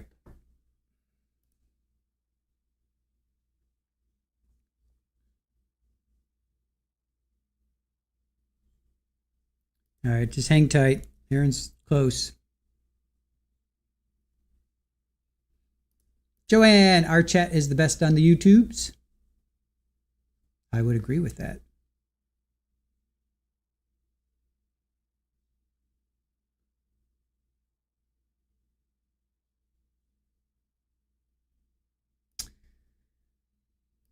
Yeah, I thought it was like day one. I thought it was day one where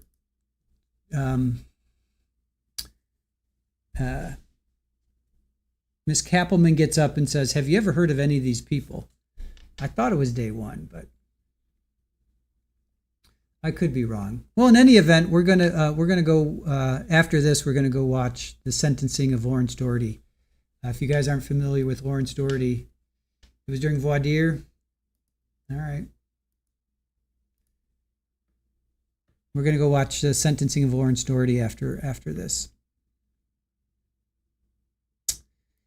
Salty Girl, Justice for All. Would it be on the county website? That's where we got the defense. I'm sorry, that's where we got the state. We got the state. Let me see if I can find it. Leon County Court Records. We got the state witness list. That's when Georgia asks everybody. Yeah, we got the state's witness list from Leon County.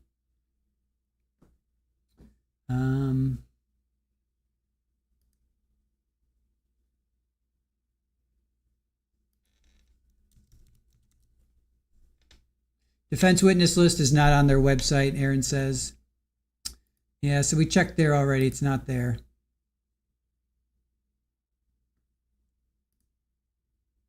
Aussie Gardner, group hugs, everyone.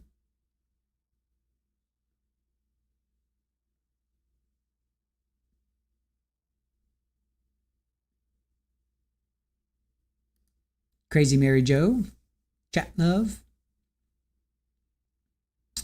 C. Gilmore, any indication of what's going on tomorrow? Right now, well, that's what we're trying to find out, how many witnesses they're going to call. Because when Mr. Zellman read through his list of witnesses, have you ever heard of these to the jurors, prospective jurors?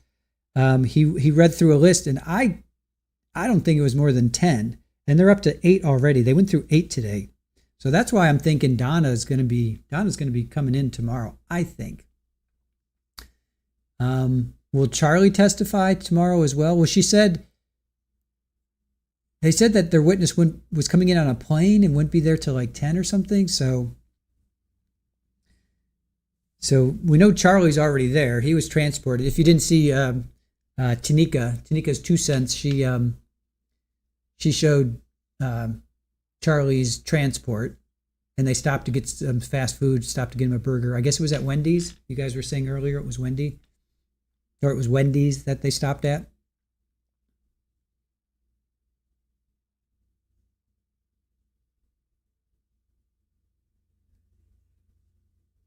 So indications for tomorrow.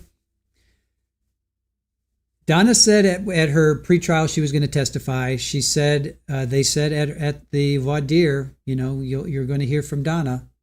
So that's twice. She may back out. So as far as it is ironic that they stopped at Wendy's. So it is. Sorry.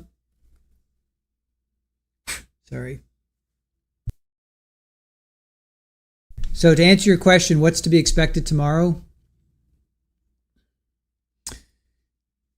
I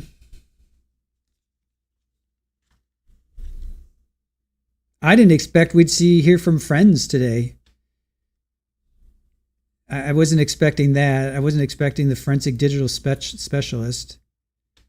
The people that interviewed Drina. I wasn't really expecting any of this. I thought it would just be like Donna.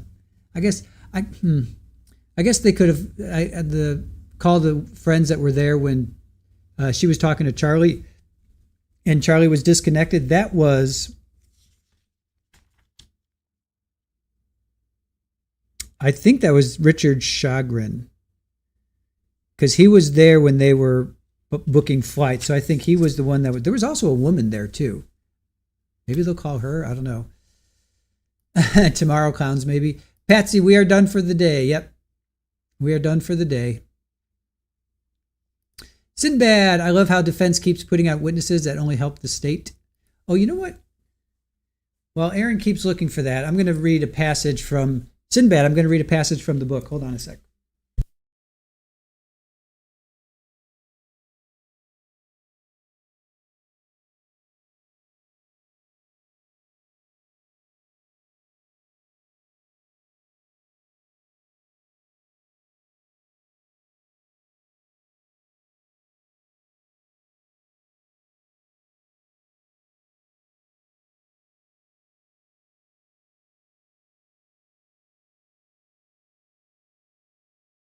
So Sinbad gave me this, sent this book to me from Ruth called The Unveiling, and I started reading it over the weekend, and I just want to read a couple passages while Aaron tries to find that. Let me see here. So she's in Montreal. Originally, they're from Toronto, so she's in Montreal. She says that she talks to Dan every day, right? They have that kind of relationship. So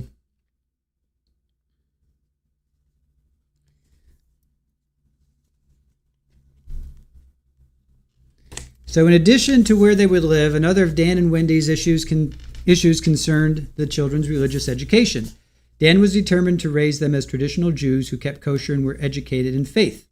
He was angry that Wendi had filled out an application for their oldest, Benjamin, to be enrolled in a non-denominational charter school kindergarten without consulting Dan first. He had a lot of questions about the education Benjamin would be receiving there, so the school had arranged a phone meeting between Dan and one of the teachers that morning, right after his conversation with me. So remember how we knew that Dan was on the phone with somebody? I didn't realize he was on the phone with his mother. And then, let's see. Usually when Dan called, I was at home in Toronto. Dan would be driving home from the law school campus at FSU after finishing a day of teaching criminal justice. Sometimes he's coming back from the gym. The only time he wouldn't call me was when he was alone in the car with the boys. So Dan calls Ruth. Dan calls his mom. And then he was supposed to get a call from the teacher. That day, Dan had to cut our conversation short a few minutes earlier than usual before pulling up to the garage. Ma, I have to take this call, he said. Talk to you later. So that's that. And then Phil calls. Are you sitting down? Phil asked. Go get a chair. His voice was alarmed and very clear. Something terrible has happened. He never spoken to me like that before. I did as he asked and sat down. Danny's been shot, Phil said in a shaky, frightened voice. I went completely numb and suddenly understood that phrase you always hear, an out-of-body experience. He was shot in his car in the garage at his house a few hours ago, Phil said. Shot in his garage right after I spoke with him. Apparently someone had followed him into the garage as he parked his car and fired at him twice. I needed to find him, to talk with him. I felt completely unmoored. I needed Danny to tell me what happened. So I didn't realize that his mom had been talking with him. Like I had no idea about that. So then then there's a memorial. So let's see.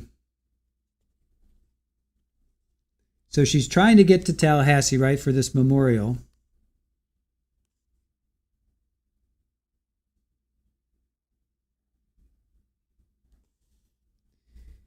So the Adelsons did not go to the hospital, but Danny did have friends around him. I wasn't sure about that, but he had a lot of his friends were around him. None of the Adelsons went to the hospital. Nobody was there.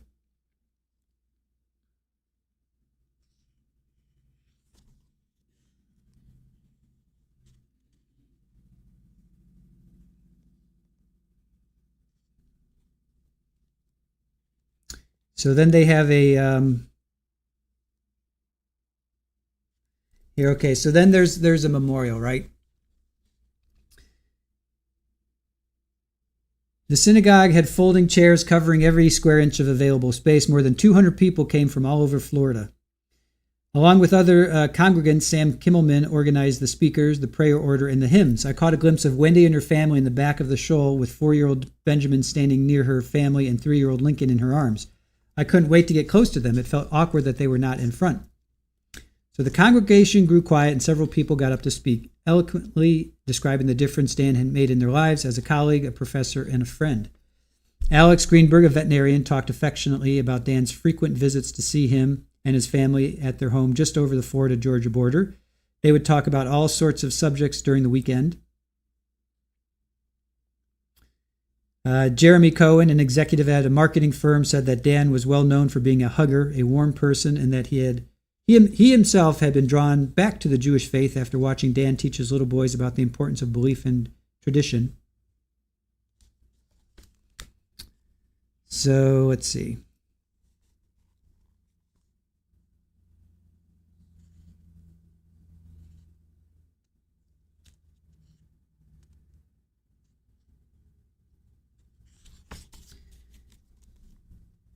So Wendi was completely buffered at the synagogue, held close by her family and friends. We didn't even get a chance to talk to her or exchange condolences. So she wasn't even able to talk to Wendi, at Dan's memorial.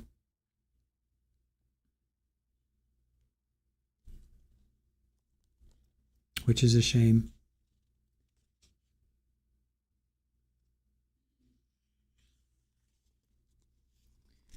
All right.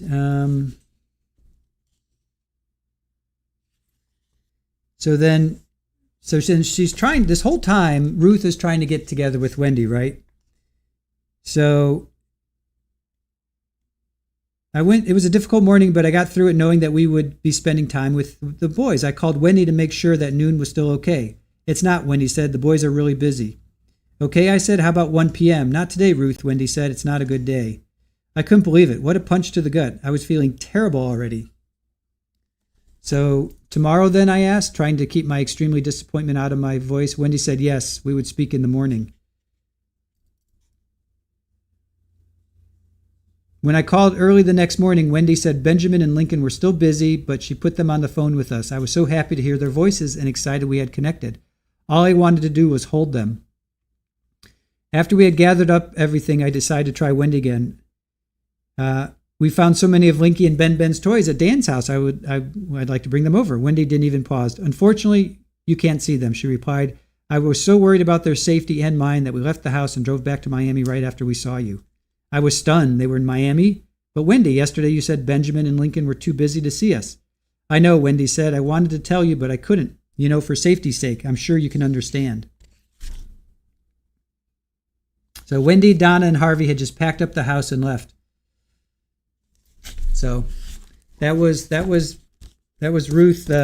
Ruth in this book.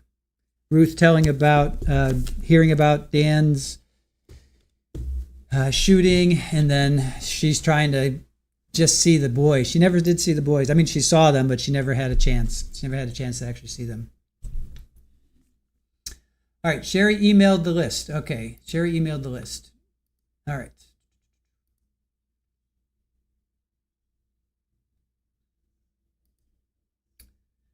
Let's see here. There it is. All right. Let's see.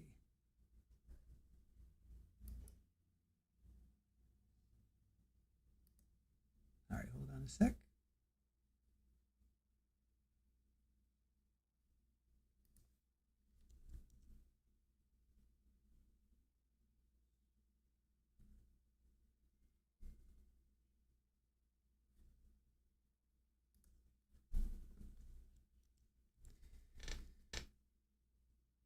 All right. Defendant's second amended. All right.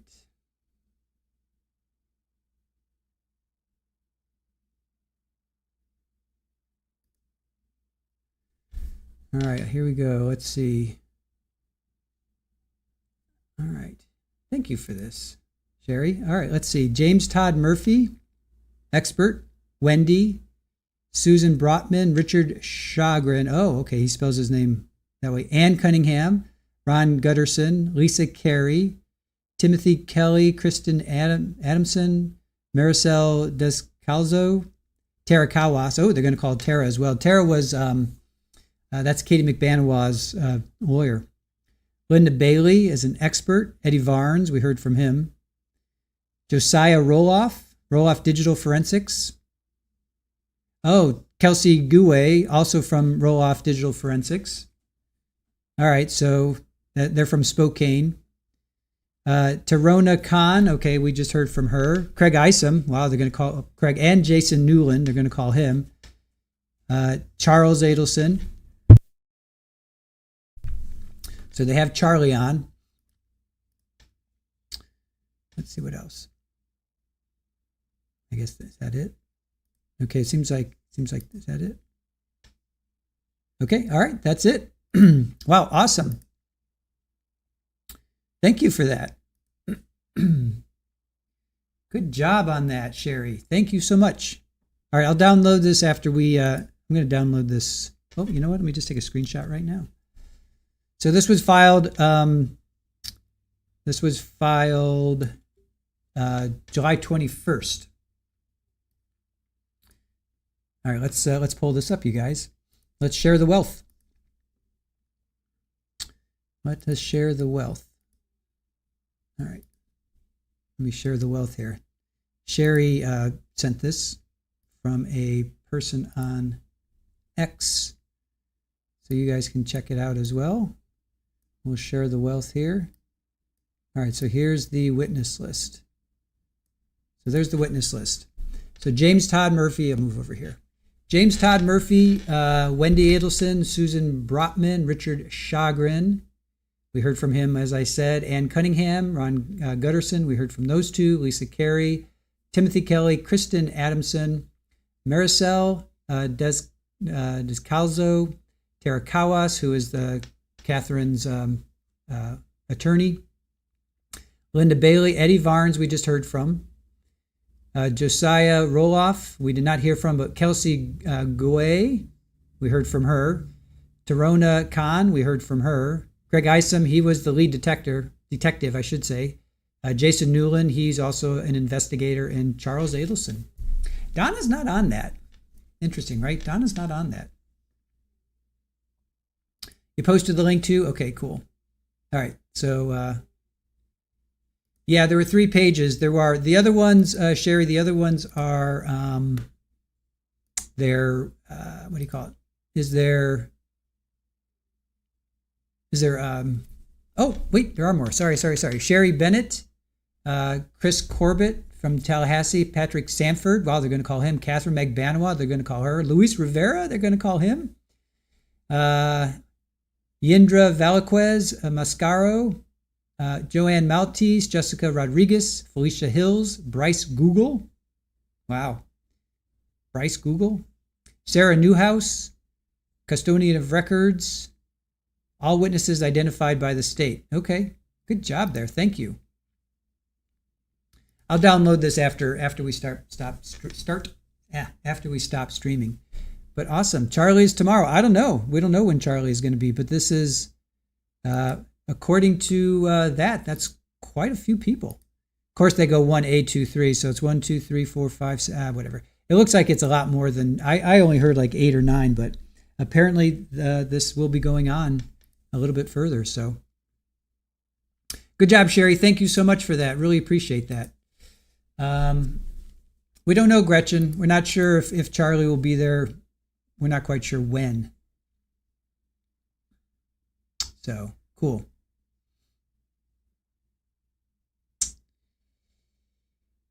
Let's see. Real happy. Why didn't Susan come with Richard?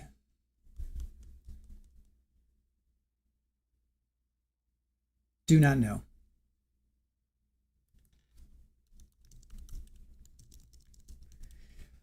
All right, you guys, I'm going to end this stream. We're going to end this stream and we're going to go watch the sentencing of Lawrence Doherty. If you guys aren't familiar with him, that happened in Orlando.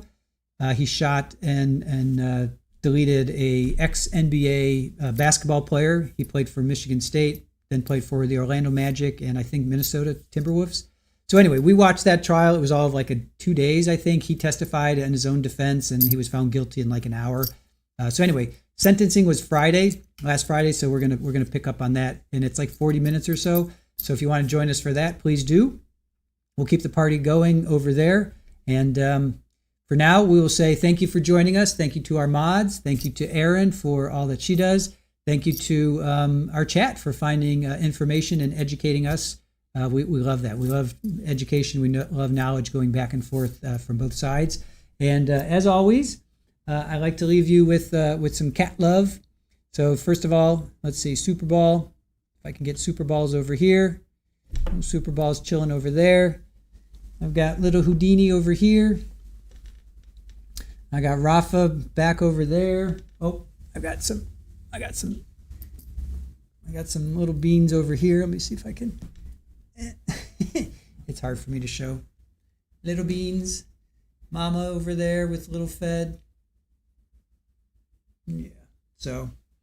So we watch some brutal stuff all day long. So it's nice to end the stream on something, kind of chill and beautiful, such as being surrounded by little furry babies. So with that, guys, thank you so much for joining us today, day 7.